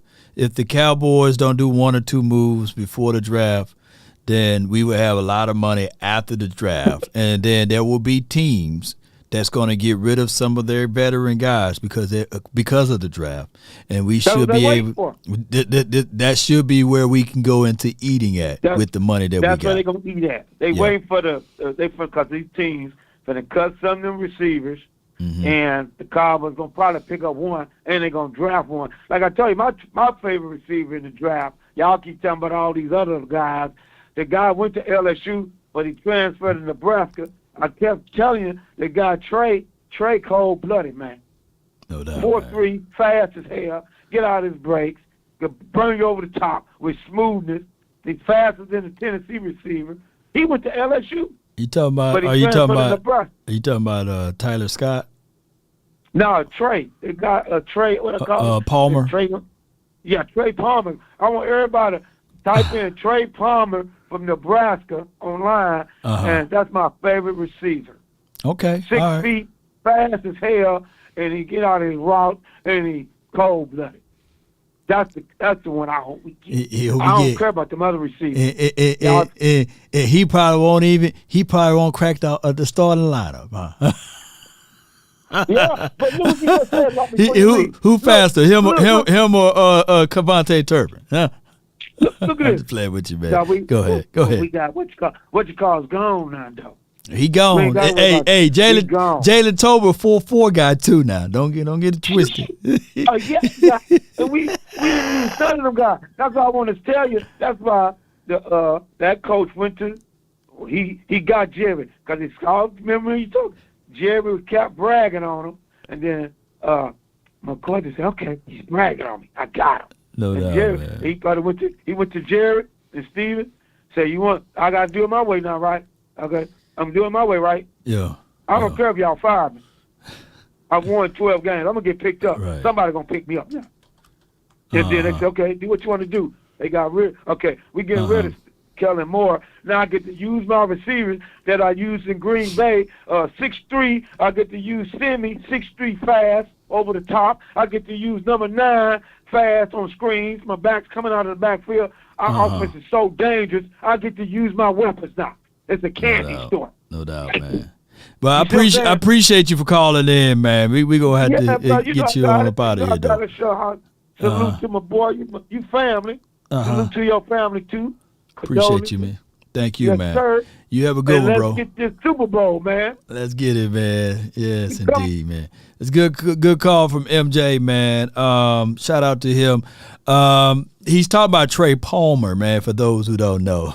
He's not drafted yet. I think people are like, Trey Flowers? No, Trey Palmer, man, Nebraska. At first I thought he was talking about Tyler Scott, but he was talking about Trey Palmer. Fast wide receivers are pretty good.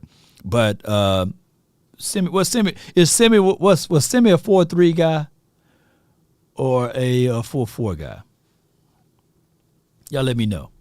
But the draft is always a new flavor, and I'm gonna tell y'all, man.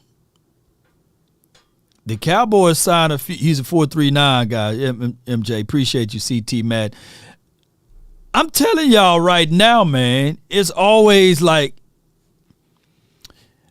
if this dude is given a chance and an opportunity, I think they signed him to a futures contract. Dontario Drummond. He's going to be back into the folds. And I know somebody can be like, hey, man, you only like him because he's from Ole Miss, man. He's from Mississippi, man.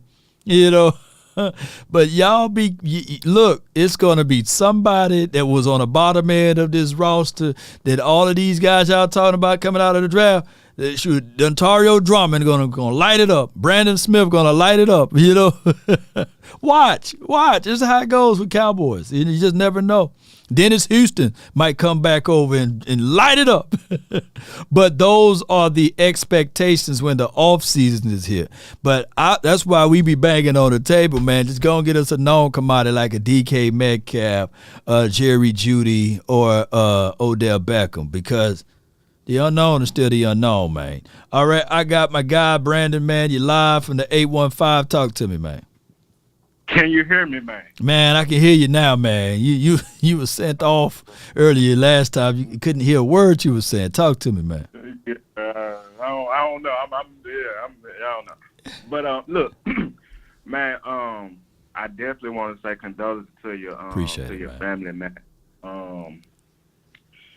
Coming from a person, my when I was 7, my father died. When I was 11, my mother died. So I know the pain of losing people, and the one thing we can never get back is life and time, and hopefully we take this experience to tell everybody who we love.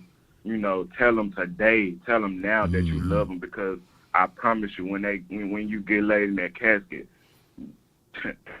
memories fade away. That's why I'm gonna leave memories that. Yeah. Appreciate that, dog. Appreciate it. I also want to say this. I think I've been Brandon is like, I guess, like I don't know some, and I'm like a Dak hater.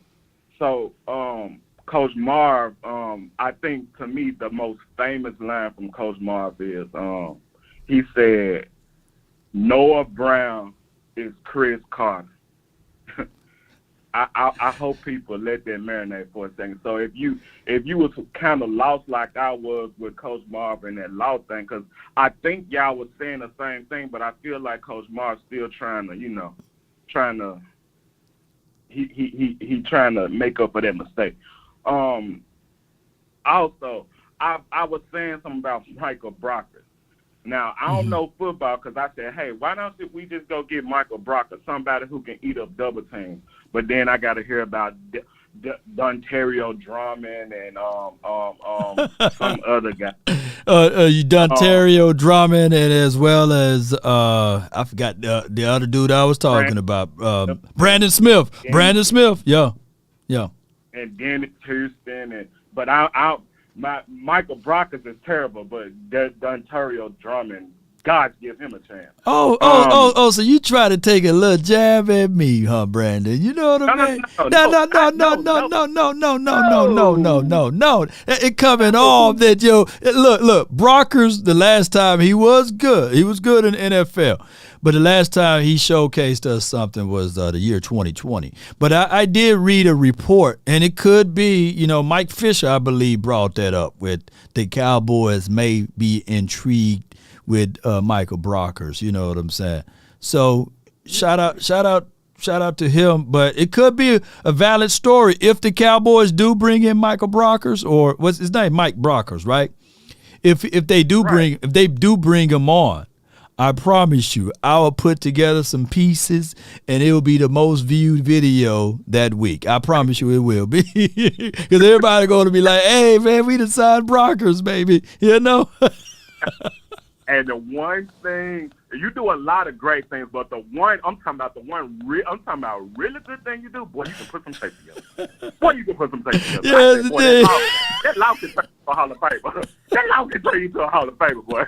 He gonna look, Brockers gonna be, y'all gonna be like, no, law got a point, though. Man haven't had no sacks in a couple of years, but when he was healthy, they be eating the popcorn.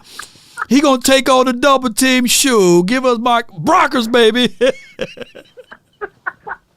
Look, guys, I know Michael Brockers may be a funny man, and look, I'm not trying to say, he gonna be a Pro Bowl player like he was in the past. You don't need that. You need somebody who can eat double teams for Michael Parsons and whoever you gonna have that linebacker, because we still don't know. So yeah. Oh, and also remember last year I was saying getting Dominican through. You were saying he longer than tooth, and look what he did. But anyway, y'all, I don't like bringing up Dak Prescott, but y'all Dak fans was having an argument about Dak Prescott, and all I'm gonna say is, look, y'all want to make a argument between Noah Brown and Michael Gallup, two guys that didn't do nothing for us. Cedric Wilson is absolutely 1,000% a better receiver than both of them put together. My only thing is we need we need a receiver. It don't need to be a glamour or receiver. We just need somebody. Odell Beckham it would be a good signing, but we're not going to pay Odell Beckham. We want bargain basement guys. That's why I brought up Michael Brockers, because we want bargain basement guys. Yeah. The offense, look, our offense gonna be what our offense is. For me, if we're gonna get somebody on offense, it either needs to be an O-line or running back. Y'all told me Dak Prescott is the guy. So Dak Prescott makes people better. We did not re-sign Amari Cooper because Dak Prescott did not bang the table for him. But he did bang the table for Jalen Tolbert. What did Jalen Tolbert do? Again, let's go in on defense. Let's go in on defense, man. I feel you, fam, man. Hey, and I want to say this too now. So if Jalen Tolbert work out this season, would you eat some of those words that he just said about my quarterback, man? Would you eat some of the words, man? No. I see Jalen Tolbert line up outside. I seen Jalen Tolbert like, oh, snap. Come on. No. But see, before I let you go, man, here's what happened with Dak. The only wide receiver that did something since he left the Cowboys outside of Amari Cooper, because we know that he was legitimate, was Cole Beasley, right? Because Cobb, when he left, he disappeared. And even my guy Cedric Wilson, when he left, he kind of disappeared too. So we'll find out, man, what Noah Brown gonna do, because Noah Brown might be that guy. You know what I'm saying? That's literally over there with Tyreek Hilton and Waddle. He's not gonna get that many passes. But the good way to try to prop Dak Prescott, 2-4 Dak Prescott up again. I like you. Appreciate you, man. Go Cowboys. Let me hear you say it. How about those Cowboys? And I love Law Nation, man. Shout out to this guy, man. He's the only people that get the caller a chance, man. So and I would not go back and forth with no more callers. I heard what you said yesterday. Yeah, man. Hurt my heart, man, what you said about the Queen, man. Appreciate you, man. Yeah, no, I got you. I heard you. Shout out to I appreciate it. Yes, indeed, man. All right, so I got people, man, that have been waiting here. All right, so this next order. I got Aaron, then I got Uncle Dave, then I got Colby Cowboy. Man, I appreciate y'all so much. And then I see my guy from the 281, Charles in charge. So we're gonna knock through everybody today on this beautiful day. Aaron from Long Beach, man, 5'6", stand tall, man. Talk to me. Law, what's going on? Yes, indeed. Everything good, man. Yeah, marathon show, man. Everything good, man. Good. Hey, do you think it's time we should sign OCD right now, or should we wait till his contract goes out? Man, sign Osa now. Sign Osa now, right, man. The person that I was thinking of them moving on from was Gallimore, you know. And there's no shade at Gallimore. Osa is that dude. He stays after practice. I look at the small things. Like, he stays after practice, man, working with the dude that look like T-Pain. You know what I'm saying? Which we've seen that now. Floyd is now on this team as a defensive line coach or an assistant line coach in some capacity. But that's putting in extra work. That's working beyond, you know what I'm saying, the time frame which was really allowed it to you. So I like what Osa brings to the table is everything to me, man. And he's going to get better. It's just that with Osa, I need for him to stay primarily at that 3-tech. And you bring in a big boy. You bring in that big boy, and you see what Osa, man, it's gonna go crazy, man. I promise y'all it will. But go ahead. Yeah, I hope they sign it soon, so we have to do a bidding mark for him. But I was gonna say, the Cowboys are definitely gonna draft either a D lineman or offensive tackle this season. I mean, this draft. With Cowboys re-signing Wilson, does that mean we're moving on from J-Ron Curse, or are we gonna keep him? No, we keeping J-Ron, man. He's gonna have to fight it through for his as far as his contract year, you know, prove it again type of deal. You know, that's just how that goes, unfortunately. You know? Okay. True. Now, I heard earlier you said you would move Anthony Brown into the slot. I said So he who played you have better. on the outside? Anthony Brown is a free agent right now, so Oh, okay. he just played better, I was in like, my wait. opinion. Anthony Brown is pretty much a done deal. I don't see the Cowboys bringing him back, but Cowboys do those type of things. Now, if it just so happened, like how CD fell to us in the draft, if a top DB falls into us, you think the Cowboys snatch the DB, or they still go for the offensive line? I mean, at this point, let's say if Joey Porter Jr. falls to us, and then we got a chance to draft an offensive lineman, go get Joey Porter Jr. If Devontae, what's the name? Deontay. I said Devontae. Deontay Banks fall to us, man. Shoot, go get that DB. Stop playing around with it, man, and figure out what you can do with the offensive line on the back end. There are situations and chances that after the draft, there will be some solid offensive linemen available. You can scoop them up and re-solidify the offensive line from there. But far as that is concerned, I do believe in building with the trenches. But at the same breath, those boys are spectacular, especially where we need a big old hole on that other side of the defensive back. So yeah, I would look at it from that perspective. Okay. And I think the Cowboys I think they should bring back T.Y. Okay. Just like having a swing tackle. You got I feel like he's the veteran on the team that, like you said, is going to get that third down. Who's like, just throw the ball and I'm gonna go get it. Yeah. I mean, shoot. So I feel like he's still gonna be on the team, but let the younger guys do their stuff. When we need that third and long, throw it T.Y. and make him make a play. I agree. If you don't get who you want out of this draft, then you call up T.Y., but you don't sign him now. That's my perspective of it. You don't sign him now, and then you bring in all of those things that I just said. So yeah, that's a good way to look at it. Yep. Anything else? Go ahead. Last point. What I was gonna say. Instead of if we shore up our linebacker, do you really want Parsons to rush the passer all like every single down, or do you want to move him like they did the first year? Had him playing out, outside, cover a tight end maybe, or just cover flats for the running back. Or you have purely just passed him from the start of the game to the end of the game. I like mobility. So I do like the mobility aspect of it. I want Parsons to go downhill. This is kind of like a quasi-contract year for him now. So I would look at it from these perspectives. The Dallas Cowboys, if they continue to build around Parsons, then we wouldn't have this conversation. We would literally not have this conversation. We'll be talking about you know what I'm saying, Parsons sack leader, what have you, because you wouldn't have to fabricate pressure if you got a big boy down inside. That's how I look at it, bro. There's ice already in there, too. Okay. Thank you, man, for calling. That's all I wanted to say. Yeah, I appreciate you. I might work. Sorry about that. No doubt, man. Good call from. All right, so this is where they get it done at, man, down in the trenches, man. Yeah.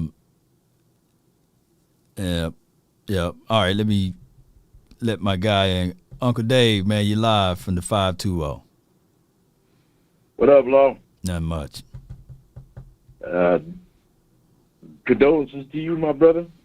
I've been there, the same situation with my mother back in '88. Mm-hmm. She passed with ovarian cancer, and I had to come all the way from North Carolina back to Arizona for her. And I was like minutes away from being able to talk to her before she passed. So I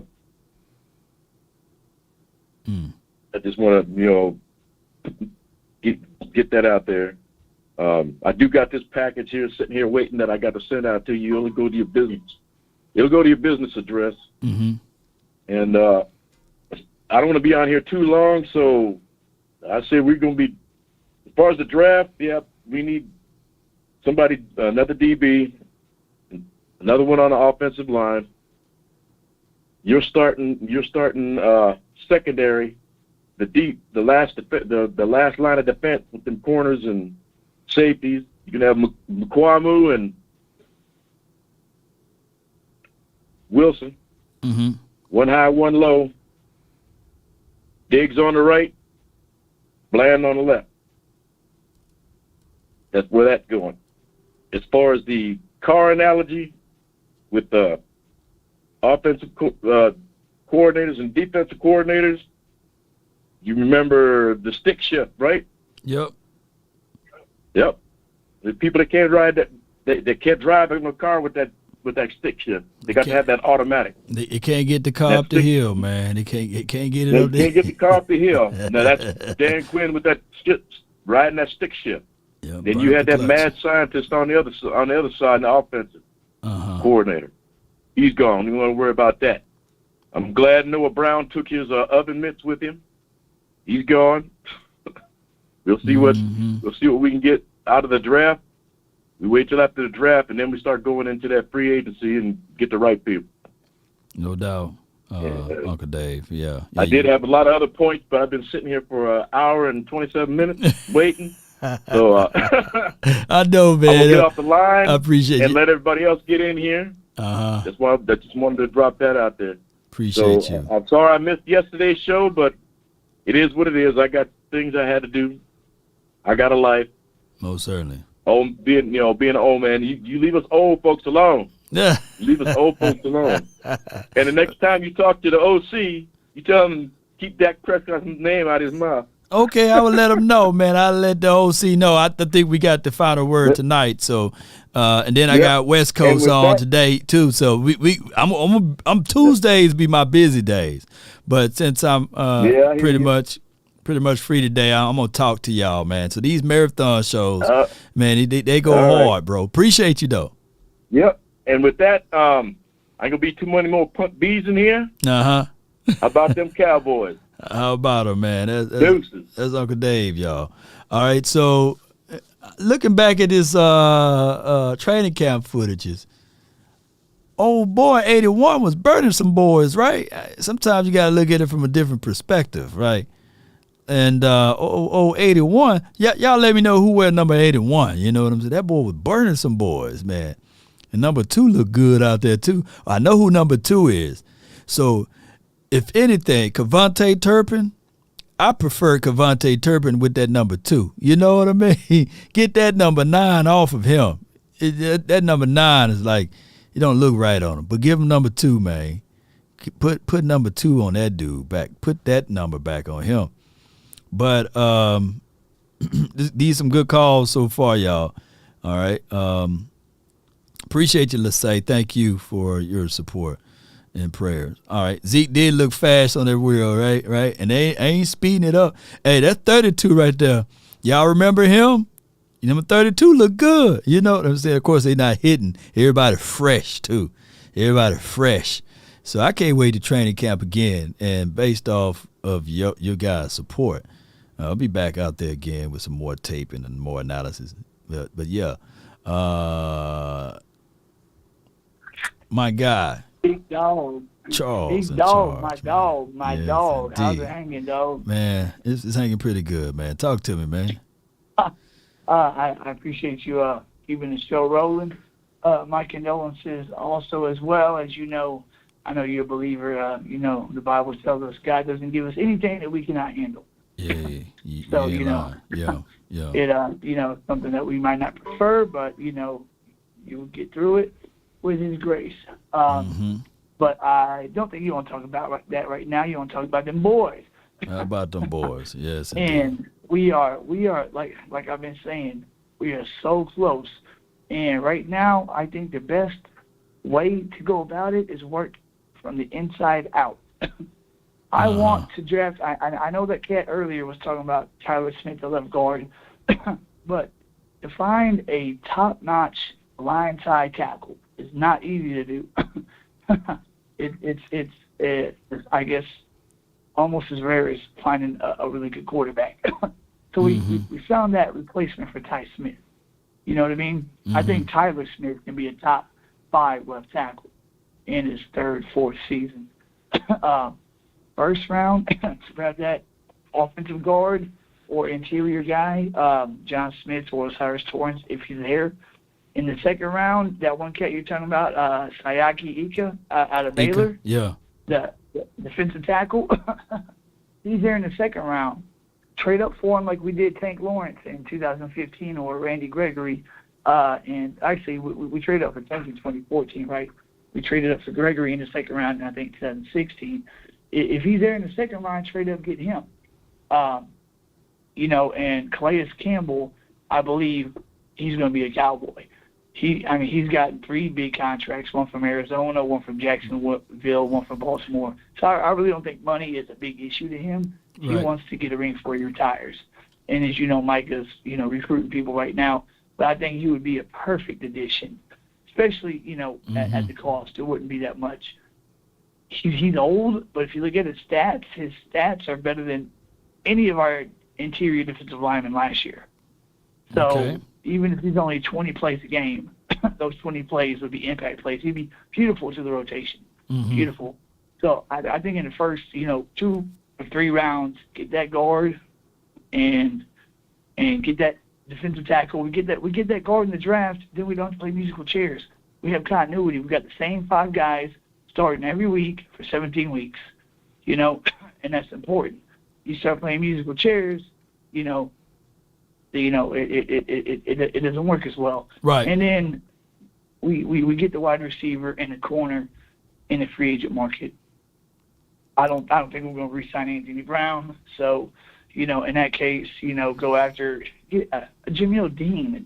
Jamil Dean. He just signed. I think Dean just signed with someone. I think he signed with someone though. But yeah. Well, somebody Jamil Dean-ish. You know what I mean? Ain't got to be a Jalen Ramsey. Ain't got to be a top name. We ain't got to trade for Slay. Right.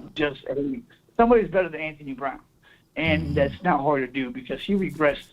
Man, he was he had a great 2021 season, and then last season he just regressed. I don't know what happened to him, but I think he's pretty much done. And whenever you asked Coach Marv a few days ago about Kelvin Joseph, my opinion is he's done also. He had his window, his rookie season and his second season, and he's just so into wanting to be a rapper that he doesn't realize that he made it to the NFL, which is like one in a million. Focus on your craft like Diggs did, and he could have really been something, but his mind is elsewhere. My thing is with this Charles is this is defining moment for Kelvin Joseph. This season right here. We need to see him being more than just a special team guy. He's a second-round draft pick for us, and we need to see our fruits of our labors coming forth. If not, then it's just what it is. He will be that B word, that bust. But we've seen stranger things happen. Hopefully, this the last off season, it was just a mindset that he had to go through all of those other things, and we'll find out, man. We'll find out. Yeah, even as a special teamer, he was good for a holding penalty every game. You know what I mean? The only one good play I saw him make was that forced fumble against San Fran. No doubt. I think he just got kind of lucky. But just my thing is work from the inside out. The trenches are very important. Work from the inside because we got mostly outside pieces. Work from the inside out and one last thing. Last season the NFC was wide open until Philadelphia went and signed everybody in the country. Now that they lost 3 of their top defensive starters yesterday, so the NFC is even more wide open this year with Aaron Rodgers going to the Jets, and it's crazy how you said Brett Favre did the same thing. That's crazy, man. What are the odds of that, man? Yeah, but I appreciate you, Charles in Charge, man. I thank you, and y'all be sure to check out his page, his content. Charles in Charge, right? You're right. Sports Reports. Charles in Charge, Cowboys Sports Report. Yep, you can't forget the name, guys. And trying to get to 1,000 before the season starts, so I can go live, and we can do live shows together. Let me ask you this. So you saying that YouTube make it that you can't go live when you're under 1,000 subscribers? Yeah. Once you hit 1,000 subscribers, 4,000 watch hours, then you can do live shows. Oh, they And then once changed that. I do thought live you can go shows- live, man, under 1,000 subscribers. I'm gonna create me a YouTube page today to see if that's an accurate deal. Maybe something dealing with your settings. I'm gonna see if Yeah. that's the situation. I'm gonna create me a YouTube page and see if I can go live, man. Appreciate you though. Yeah, because if I can do live shows, my channel will grow exponentially.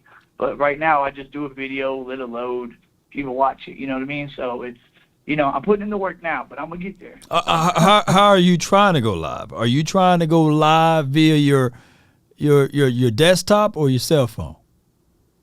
Cell phone.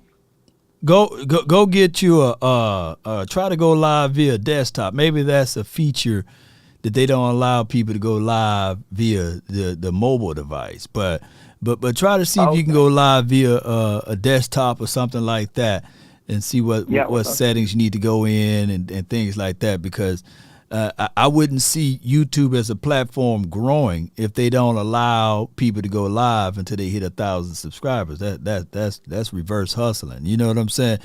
To keep up with TikTok and Facebook, etc. So yeah, check that out, man, for me, bro. Appreciate you. For sure. All right, man. How about them Cowboys? And this year is gonna be our year, for real. No doubt, man. God bless y'all. Amen. Yes, indeed. So I'm all about helping people grow, but live is a good way to grow your platform, and it's authentic, right? Like if I mess up, I stumble over a word, you guys get a chance to see me stumble over a word. I'm not always right. You know what I'm saying? I'm wrong most of the time, right? But I think the authentic part of me is the reason why you guys follow me. You know what I'm saying? Is that like Lord Shoe, he gonna be live for about 5 hours, man. Sure, he tired, but he still gonna bring us the same energy, man. And he be thinking of, look, I'm building graphics and stuff on the fly. You know what I'm saying? Some people can do it. I can do it live. I build all of this stuff on the fly. Not many people can do that, but I'm showing you guys that it's all possible, man. You know what I'm saying? It's all possible. I can have all other stuff going on. You don't need, it's Flo. He says you don't need 1,000 subs. HTM Sports goes live and he only have 500 subs. So shout out to HTM. So man, we ain't perfect all the time, y'all, but I believe this is why y'all go. Because if right now, if it was ESPN or any other people, they got constraints with stuff, man, they'd have had 30 commercials right now. And it would have been only 1 hour a show or 45-minute show. But I'm just going live. I'm just kicking it. I ain't doing nothing else, man, because once I finish this, I'm going to grab me something to eat. And we're going to do some film analysis on Jerry Jeudy film. We'll come out and do a little Jerry Jeudy piece, although I think he's going to go to another team. And then I'm going to look up some Adam Thielen tape and see how that's going to look. And I got here's why I haven't came out with college film. I'm just being transparent with y'all. The people on the college all 22, they greedy. They flat out greedy. I can literally have all 22 of college film, and 5 minutes after the video uploaded, it's being claimed by them. Even though it's all 22. So I'm dealing with that on YouTube. Of people claiming that the college film belongs to them, and I ain't finna name the network, but they just hating. And any clip, any audio from Fox, they claiming it. Ever since I called out Colin Cowherd, blockchain tell. You know what I'm saying? They claiming every little thing. So it is what it is. And I can't do nothing with Fox. They pin me into a corner. So it's battles within battles with me as it being an independent content creator. You know what I mean? There's a lot of people be hating. So I'll be like, all right, cool. And they would take. This is how ruthless a YouTube can be. It could be a 3-hour video, a 10-second clip. All of it goes to the person that claims it. So I just wish that they had better ways on content creations for content creators. I think that they should leverage, like if you got 3-hour video and a 10-second clip, then sure, that 10-second clip, it will be considered as fair use, even by the letter of the law. of fair use content. You know what I'm saying? But you got to battle all of that crap. So other platforms are more lenient, like lenient is like TikToks. You can use a whole bunch of stuff on them. Instagram, Facebook. Facebook gets so gangster. It's like, all right, you big companies want to claim that. We ain't finna take it down. We ain't finna demonetize. We'll just mute it. I would rather for YouTube to adopt that type of approach. Whereas if it's something that a content creator produced and they done put in the time, don't give the money to the person that's making the false claims or claims. Just mute it. Just mute it until you come up with some type of solution. But that's a whole nother story. Some of y'all are like, man, I don't care about that stuff, man. You know what I'm saying? I got Kobe Cowboy, man, from the 615. You live. What's up, Law? Nothing to it, man. Look, man, all right. First off, my condolences. Thank you, bro. Cancer is a bitch. Yes, what it is. It's a horrible thing, man. Yes, it's a indeed. horrible thing. Mm-hmm. But yeah, I called in. Normally, I just listen. I call in, a couple of these shows here and there when I hear some things that I don't like coming from people. So I got to come on here and do a little bit of correcting.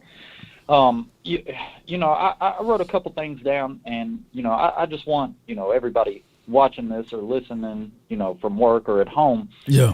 I want you to listen to 5 statistics. I'm gonna give you a quarterback, his attempts, his completions, his yards. And then I'm going to give you 1 and 2 running backs, attempts, and yards, okay? And I want you to tell me whether or not you think those are good or those are bad, because I'm going to revolt. I'm going to, bring that back to what I'm trying to get at. Right. We've got game 1, 19 for 31 for 235. Then we've got 1 running back, 15 attempts for 53 yards, 1, 9 for 43. The next, 21 for 31 for 215.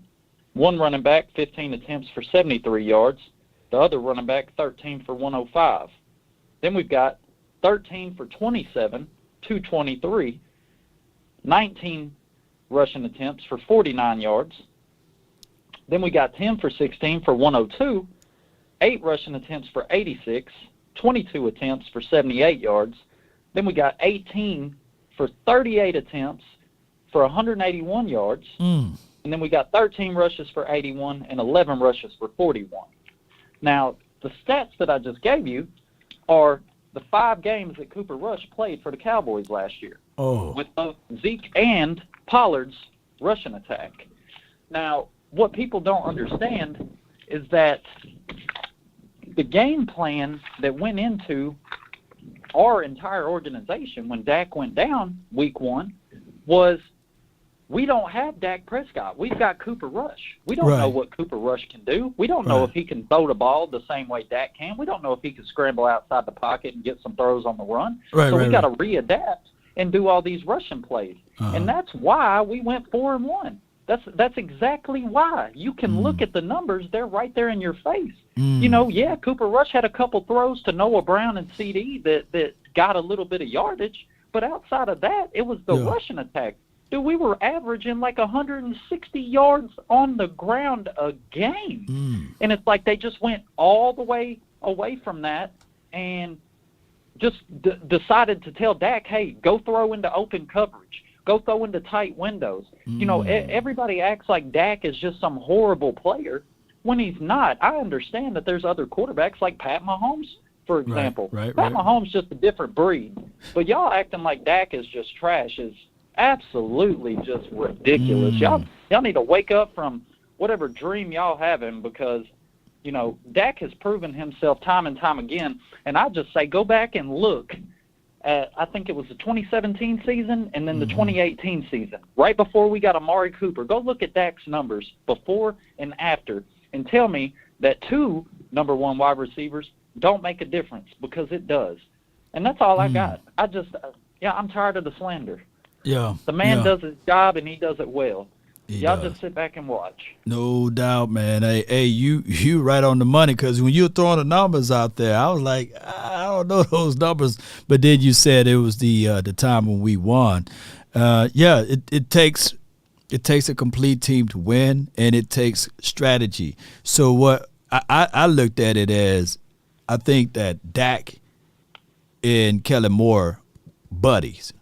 Kellen Moore and Cooper Rush were not those buddies, right? So when it was time to game plan and get it out, Kellen Moore had to actually coach. He had to actually say, hey, these are the things that I want you to do. These are the things that you must do. And don't blow the game, because we're going to lean on run game. We're going to lean on preserve. And we're going to lean on the defense.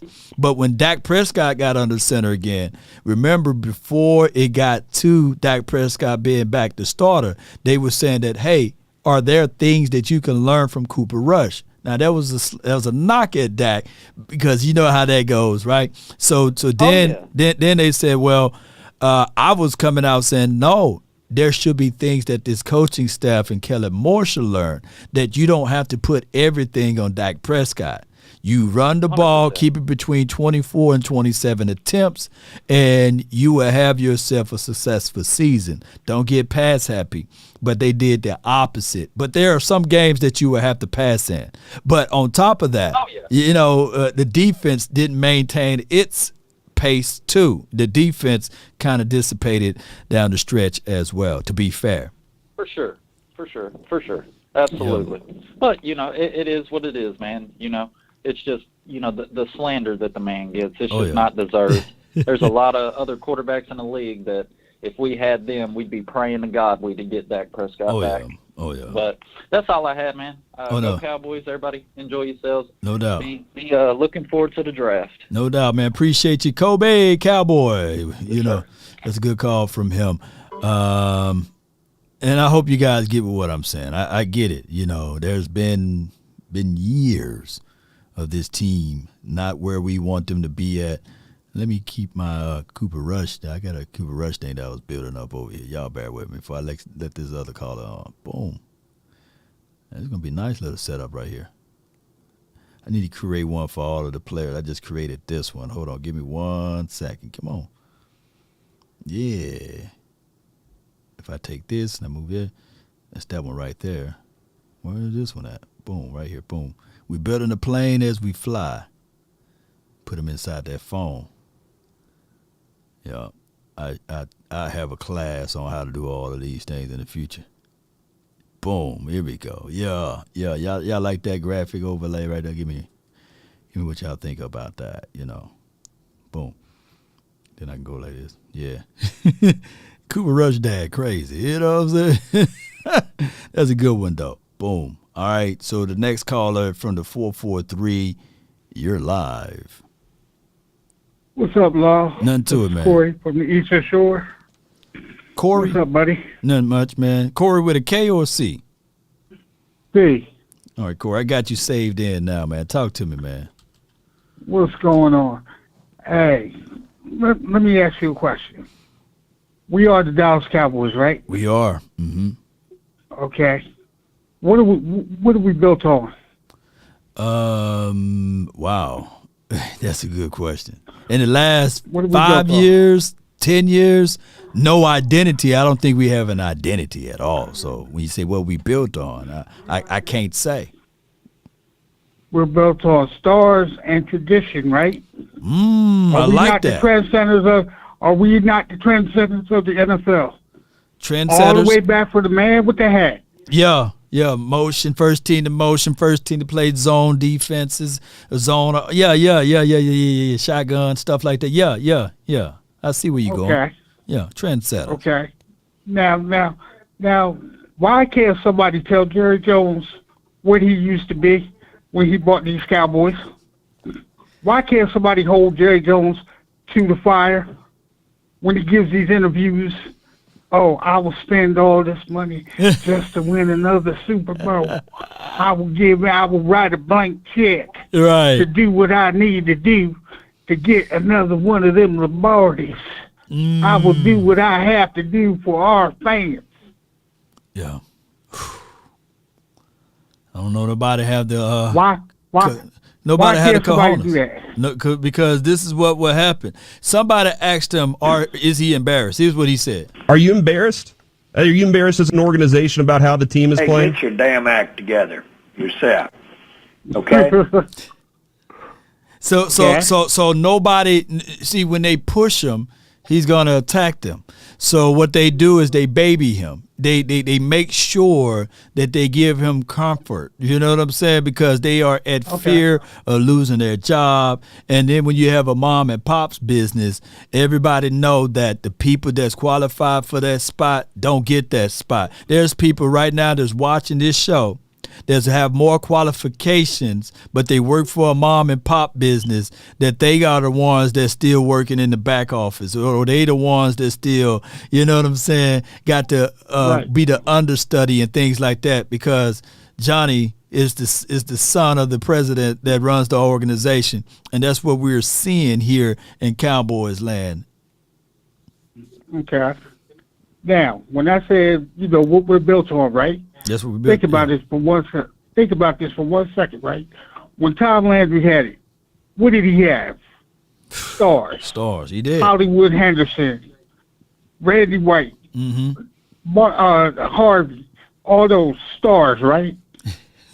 Dwayne. When Jimmy Johnson had, when Jimmy Johnson had them, who did he have?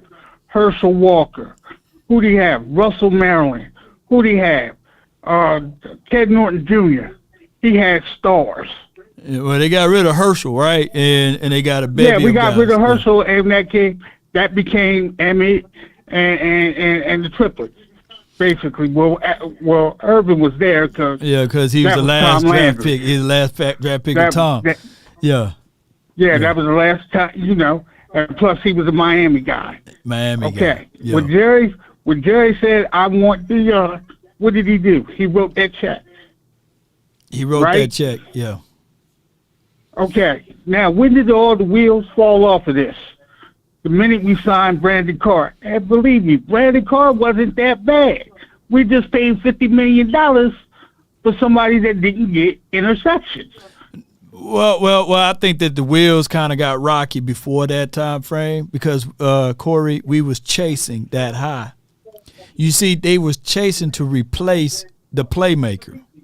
And you remember Rocket Ishmael, you remember Joey Galloway. Do I remember Rocket? Come on now. Yeah. Shout out to Rocket, man. He's still cool, man. He's around Dallas. But I think the Joey Galloway was the most pivotal one. And then as far as within the last, with 5 years or 6 years removed from that or less than that, they did the same thing with Roy Williams, the wide receiver. Yeah, that was a bust. That was a total bust. Now I was yelling no on Roy Williams before they even made that move because I was able to at least, even from my young analytical eyes, I knew that what the type of wide receiver Roy was. He wasn't going to be that guy to be that difference maker. Now, the Joey Galloway thing, I think that it was just a matter of circumstances from us. The injuries happened, and he was pretty good. Happened with him. Yeah, he was good. Troy was long in the tooth. I think that Troy's situation was he was our guy that we let down because of the fact that he didn't have the proper alignment of coaching around him on the back end. And then, like I said, I feel Jerry sometimes has regrets because we didn't get Randy Moss like he promised him. He's still feeling that T.O. He's still feeling the T.O. I don't care what you say about that. He didn't want to let T.O. go. He didn't want to let him go. Yeah. And he didn't want to let Dez go. Here's the thing. This is the craziest thing about T.O. They extended T.O. before they let him go. That was the most alarming thing. Like, they let him go, and the next year, who remember Miles Austin, he stepped up, and I was like, shoot, get Miles Austin 81. But I was thinking, too, like, shoot, you could have T.O. and Miles Austin. And then they realized. Yeah, but Miles. And Miles was kind of up and down after a while. Miles' big games came after Kansas City. That's what made Jerry pay him that money, what he saw him do in Kansas City. Because he never really, after that, he really never did another performance like that.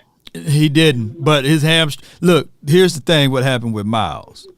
Like, I thought, like the Roy Williams and Miles situation, and I think we had Sam Hurd. I think he's out now. and the other guy, Ogletree or something like that. You know, Ogletree. Yeah, Ogletree. Ogletree. Yeah. Those guys are all still the same things that we're seeing now. Like you take a Noah Brown or a Cedric Wilson, and you say, "Hey, I got your weapons," and it's the same thing. Yeah. History repeating itself. You got rid of T.O. Miles Austin all of a sudden exploded, and I think that the biggest impediment that happened during that time frame was Kardashian. You know what I'm saying? I think that way it wore his hamstrings out. You know, working with that all the time, it will make your hamstring go bad. Well, yeah, you do have kind of a point there. So let me ask you this one then. Okay, you got rid of Amari, right? So now, what would you do? Would you go after Odell? Would you go after Odell? Or would you go after Hopkins? Or would you make that trade with Denver and try to get Judy or Sutton or Sutton? One of those two. I mean, I know that Jerry Jeudy is the younger out of all of those guys. He's 23. Odell Beckham would be a now, right? Because you would say, okay, he got a longer resume. Hopkins would be a now. You know what I'm saying? But the only problem would be that you probably have to spend a little bit. You would sign and extend Jeudy, right? And then you would immediately work on a contract for CeeDee Lamb. And in my opinion, you get Jerry Jeudy on this team, you can just say, okay, wide receivers, we ain't talking about that no more. You know what I'm saying? We got Jerry Jeudy, CeeDee Lamb. You know that's another Alabama kid. It rolled Tide. Cooper was an Alabama kid. Come on now. Right. Maybe some Arkansas versus Alabama stuff that they don't like. You know what I'm saying? But it's one of those things, man. Talk to me, man. And my last question to you. Okay, now at 26, I'm looking at the three wide receivers. And actually, I'm kind of looking at Hyatt, Josh Downs, and Zay Flowers. Forget that dude in TCU because he's not even going to be there. Which one of the three would you go after? You in the war room? You with Will McClay? What would you tell him? I would immediately. I've heard Jerry Jones don't watch tape, and this came out of his mouth. But he said what he do more so than anything is that he loved comps. So if I'm Will McClay, I'm walking in that war room, I'm with my hat in my hand, and I'm saying that Zay Flowers is Steve Smith. Okay. Senior, not Stephen A. Smith, but Steve Smith Senior. He is and not the Steve Smith that played for the Giants too, but he's Steve Smith. Yeah, the one that played for Carolina. Mr. Man. Mr. Talk It and Walk It. Mr. Talk It and Walk It. What makes him separate from those other boys is the fact that he told you he was bad. He told you he was short. He told you what he was going to do, and he did it. And he was like Chad Johnson, only smaller. Only smaller. So that's what I would do. And who's the other wide receiver that you said that was going to be there at the 26th spot? If Jalen Hyatt, or Josh Downs. Josh Downs. I think that those two guys would be if it's the second round, you know what I'm saying? I'm Will McClay, and I'm walking in there saying, hey, Josh Downs, he is the, blah, blah, blah. And I like Jalen Hyatt, but I don't like him at the 26th spot. I think that you can get those boys at the. What would you do for your 26th then? Or would you trade it down and get more picks out of that? No. I wouldn't get greedy with the 26th. Here's why the 26th draft pick is the first round draft pick is such a valuable piece for you. You get the fifth year option. You get 5 years to obtain the right of a player, and I think that is more valuable than trading into the second round. I think that if you want multiple, you just schooled me on something. I didn't know that. Oh, the Giants traded for Darren Waller. Wow. Wow. That's good for them. Cause I'm looking at what is that real, y'all? Let me double check. Y'all be catfishing me. Wow. These days, man. That is a real good They get deal. weapons for Daniel Jones. Daniel Jones. Let me see if this is real. Let me see Giants. I'm just type in Giants. No, I'm for Darren. Waller, right? If he can stay healthy, that would be good for them. All right, Blockbuster. The Giants are finalizing a trade to acquire Darren Waller from the Raiders, per sources. That's a good. Now they don't have a wide receiver yet, but they do got a tight end. Yeah. And they were able to get to the playoff last year for what they had. And this is my only thing is they franchise tag Saquon Barkley, right? So we know he's going to be on the team next year. They paid Jones a lot of money. Yeah, they didn't pay Saquon. And then they're going to have to figure they're going to take their time to work out the Saquon.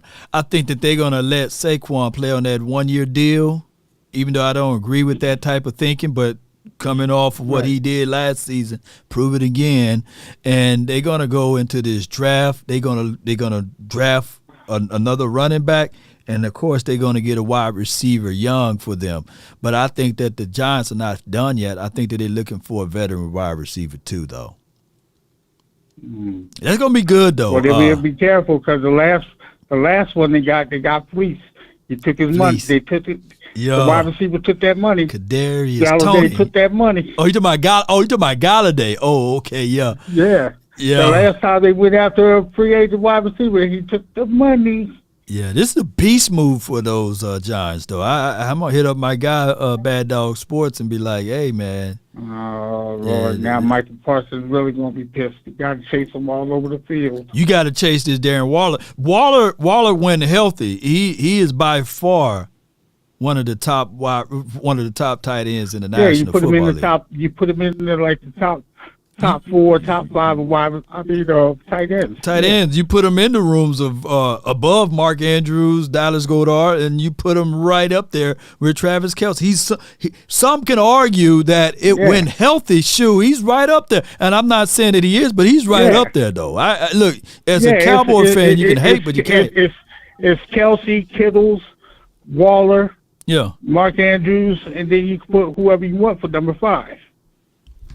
Yeah, that's a good pickup for them. So I'm gonna see how the rest. Yeah. Look, we're gonna see how how they build the rest of their team. You know. I got you. Somebody said, my guy Flo said Darren Street Clothes Waller. For a third-round pick. Wow. Oh, they got him for a third. Oh my gosh. Somebody said in your thing, Waller for a third-round pick. Wow. Yeah. But that means we're going to have to get Darnell Washington mixed in with Ferguson. I don't know. I kind of like that guy from out of Utah. You like him? Is that Kincaid out of Utah or the? Yeah, Kincaid. Yeah. Guy out of Utah. Yeah. Yeah, I mean he's real smooth with his routes.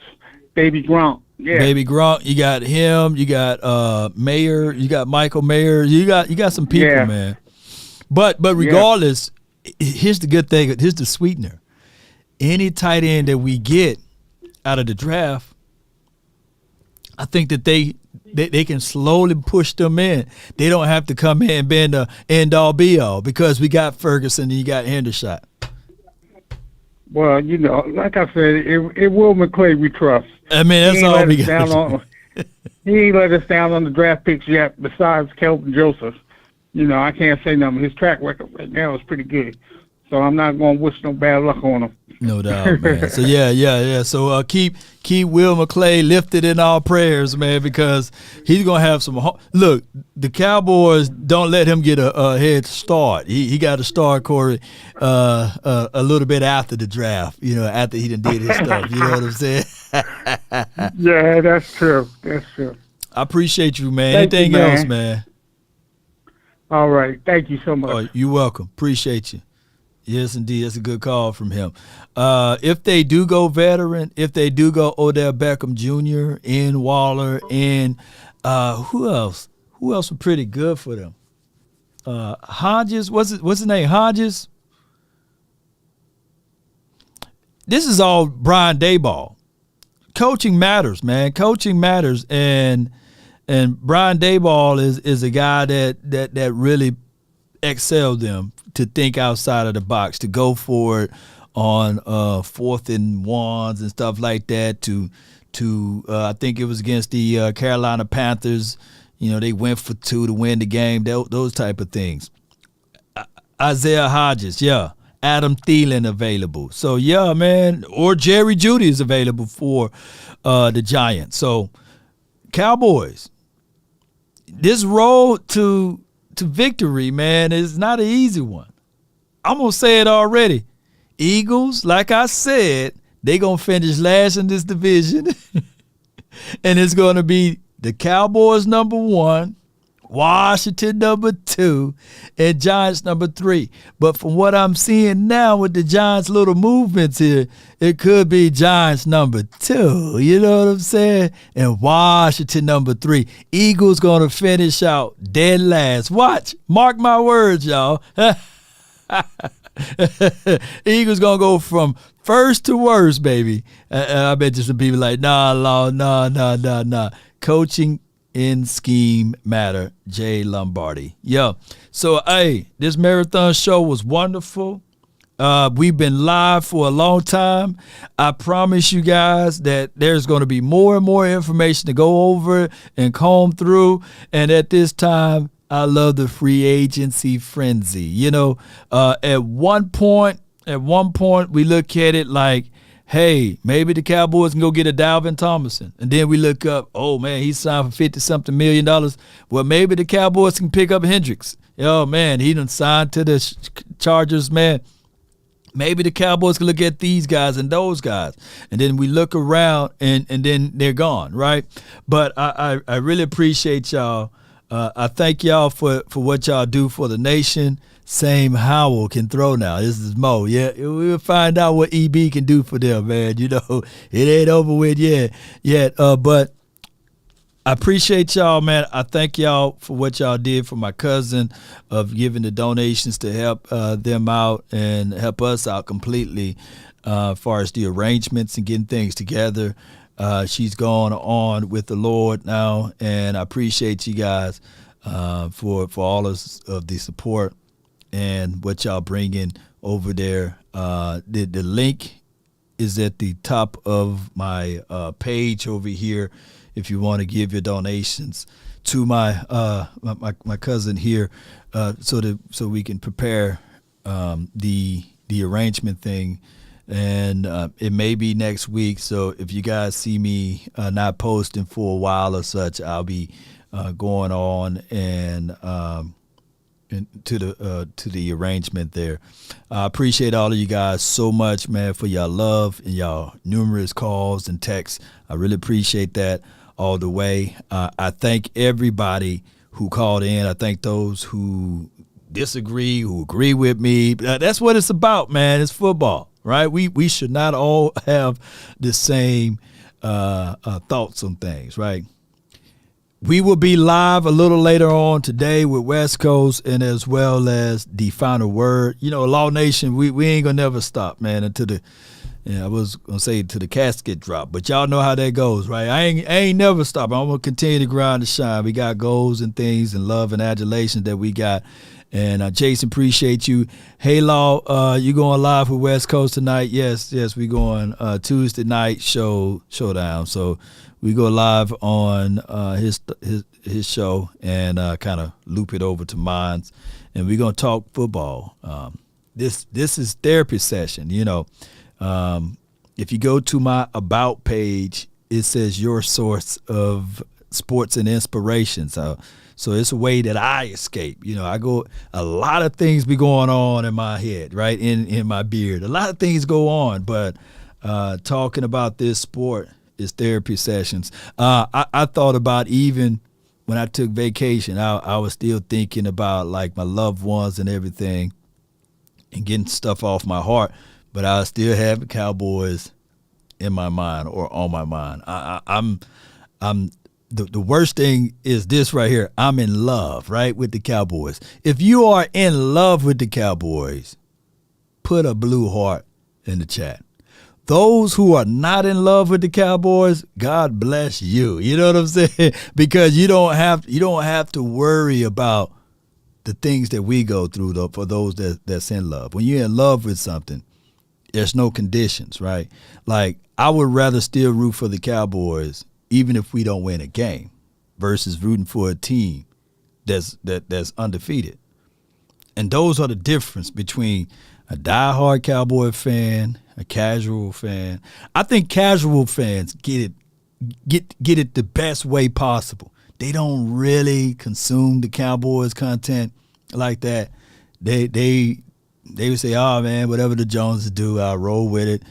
They would show up in Oxnard, or they would show up when September hit. But us diehard, baby, shoot, we every day.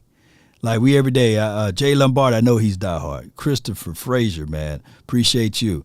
Sadiq, I know these people are diehard. At the Ken Owens, appreciate you. A lot of people, diehard Cowboy fans, that's regardless, they don't even care if the wall, if somebody go live and it's just a wall with a Cowboy star on it, they'll watch it, right? Hopefully the wall will tell us something good. That's how much they love the Cowboys. I know some people literally, they like Miss Jackie, she'll watch all of the Cowboy shows, all of the people that do content, Mark Holmes and beyond, me, Sky, Vach, Big Game James, the OC, they will consume it all, right? And they'll get back with me and say, hey, such and such said. So I got people that got their eardrums to the ground, and they got a chance to watch all people content. And I think I like the way this flow is, y'all. You know what I'm saying? Me midday, and then my Cowboys family at the latter. My Cowboy family sometimes be on at 2 o'clock in the morning. And I'll start my morning off, listen to some Skywork or what have you. Shout out to what he does. And then at the last end of the night, you know what I'm saying? I turn on my Cowboy family. And there's something, and I got some news over here with the Cowboys.com, and we checking Twitter. So even when I'm leaving here, I take a deep breath and I got my phone. I'm reading y'all comments, man. And I'm reading, looking up more and more things, and I can't wait for the talk to West Coast. Me and him, two different spectrums of Cowboys content.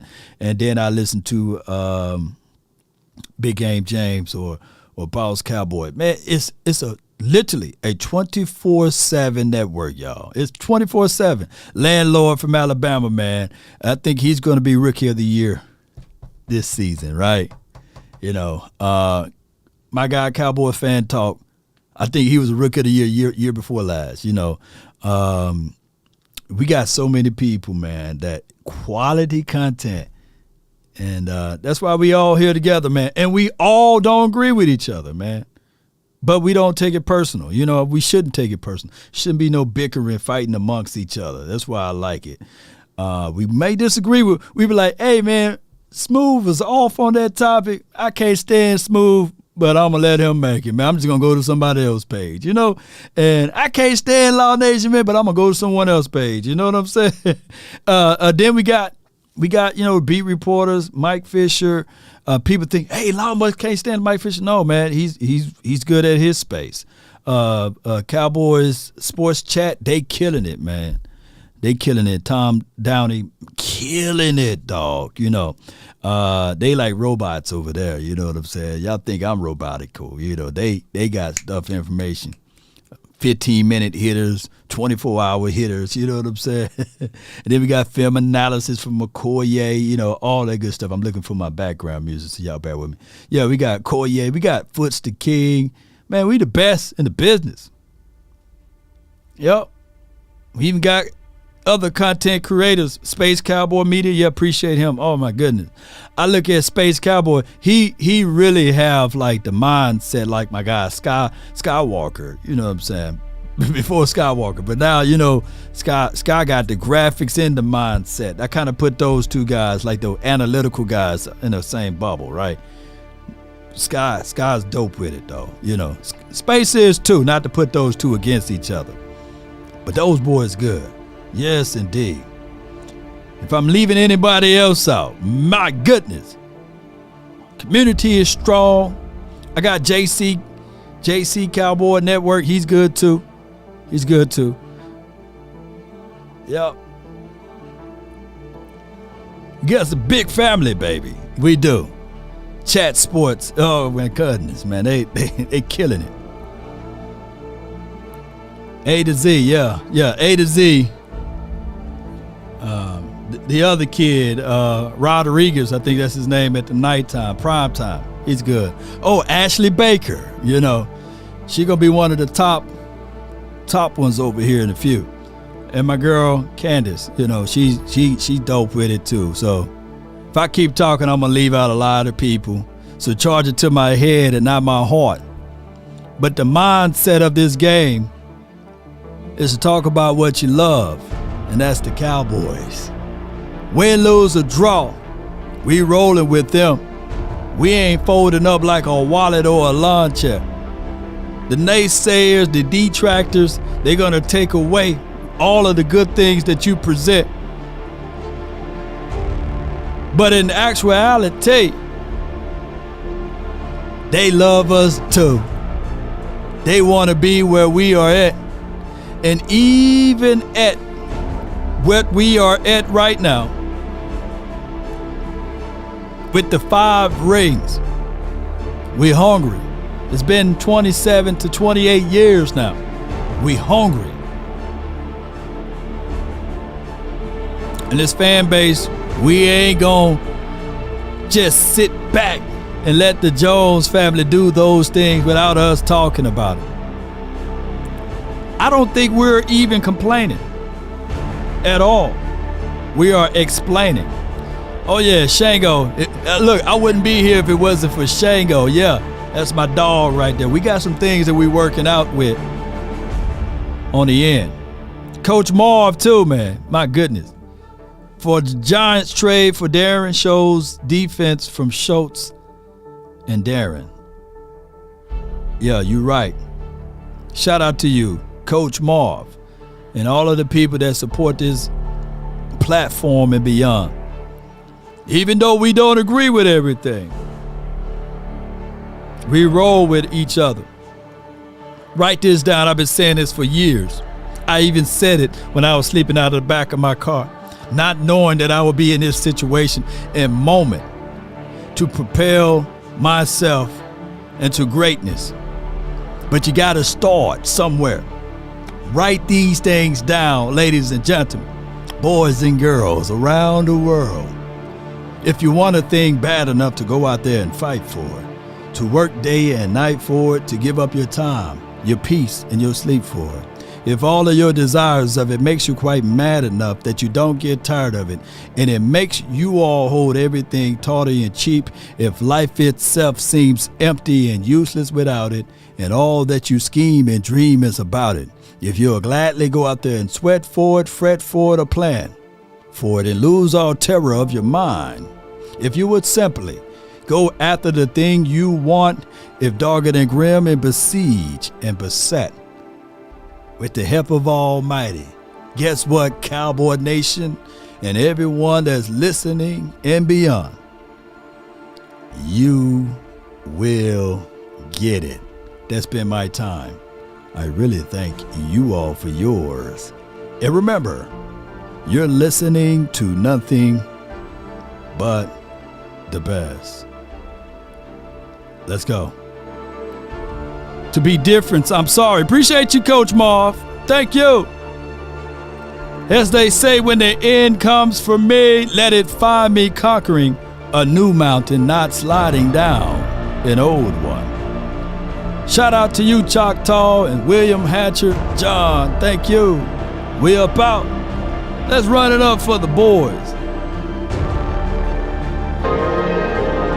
Roll those crazy. I just wanna run it up. Can we check or something? I've been really in the field, let up. Eastside Harold, I see you.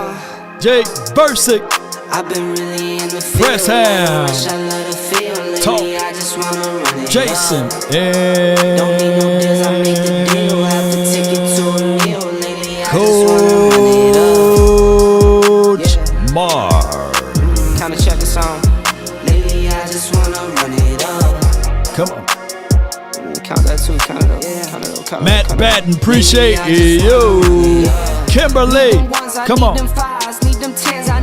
We won't be gone for long, baby. Halle, I see you. Lean on me. I see you, fam. They better draft Donnell Henderson. Who's that? You need to look him up. Donnell Henderson. You need to look him up for real. Cowboys 1980. Search for the one, but baby girl, it's nothing real as this. Can't trust a soul, I keep a hammer, call it too legit. I've been really J Business. I'm gonna look that up, man. I'm gonna look that up. What they saying about LV. Don't need no deal, I make the deal. Have to take it to a meal. Lately, I just wanna run it up. Yeah. Count a check or song. Lately, I just wanna run it up. All we gotta do is a few moves, and we'll be like what we were 30 years ago. I just be off the dome. I never own no chrome. Flow. Come on. Let me get some highlights of some players, baby. Gallup. I'll be on roll along.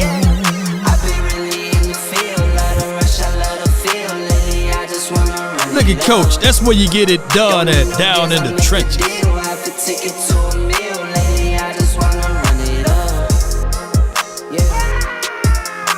Kinda check a song. Lately, I just wanna run it up. Fatality.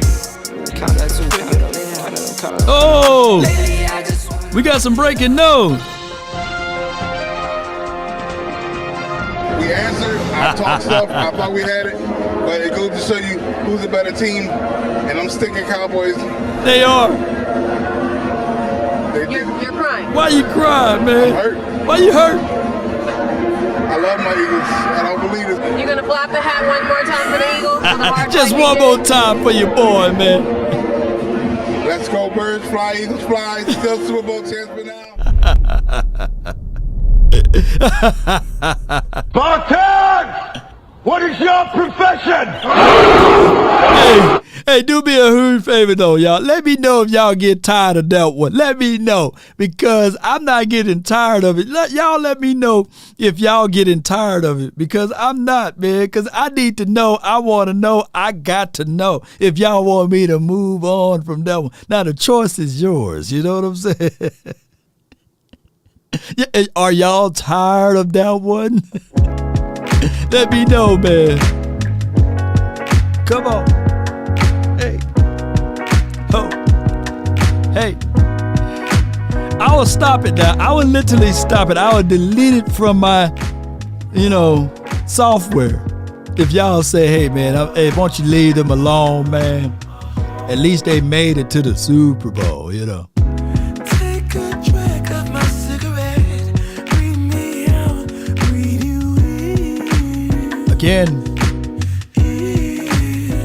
Yeah. Take a bite of my burger, babe. Save the last bite for you. Okay, I agree with y'all. I said keep it. Don't let the street lights hit you all alone. Don't let them hit you, baby. You know it's dangerous to go alone. One love to y'all, man. Salute.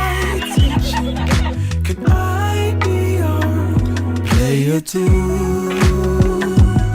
I'll follow. Who know the words of this song? Put it in the chat. I know the words. Come on.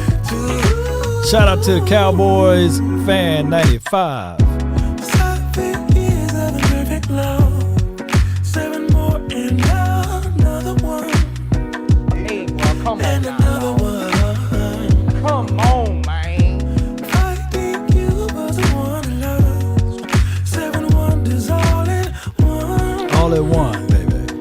All in one.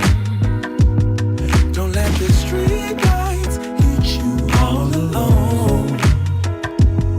You know it's dangerous to go alone. Come on. Don't let the street lights hit be all. I follow. Shout out to Noah Brown though, man.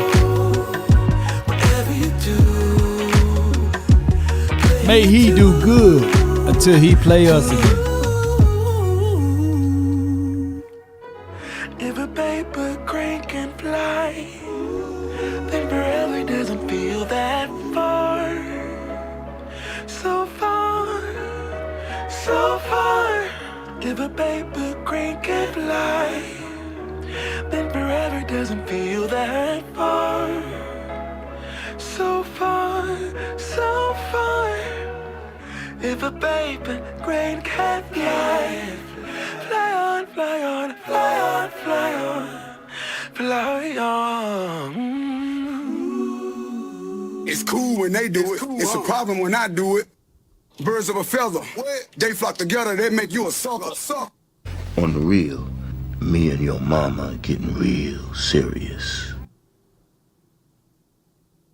So it look like I'm gonna be around here for a while. I ain't trying to be your daddy or nothing, but if you need some advice, feel free to talk to me. Well, what I'm saying is that there are known knowns and that there are known unknowns, but there's also unknown unknowns. Things we don't know that we don't know. It's really rough and nothing's working, but there's something inside of you that says, I just have to follow that. Because you don't know who you're going to meet, who you're going to meet, who you're going to meet. Until next time, DC.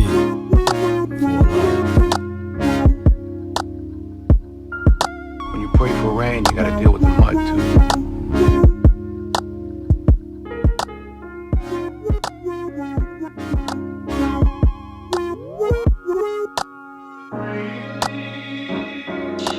So it look like I'm gonna be around here for a while.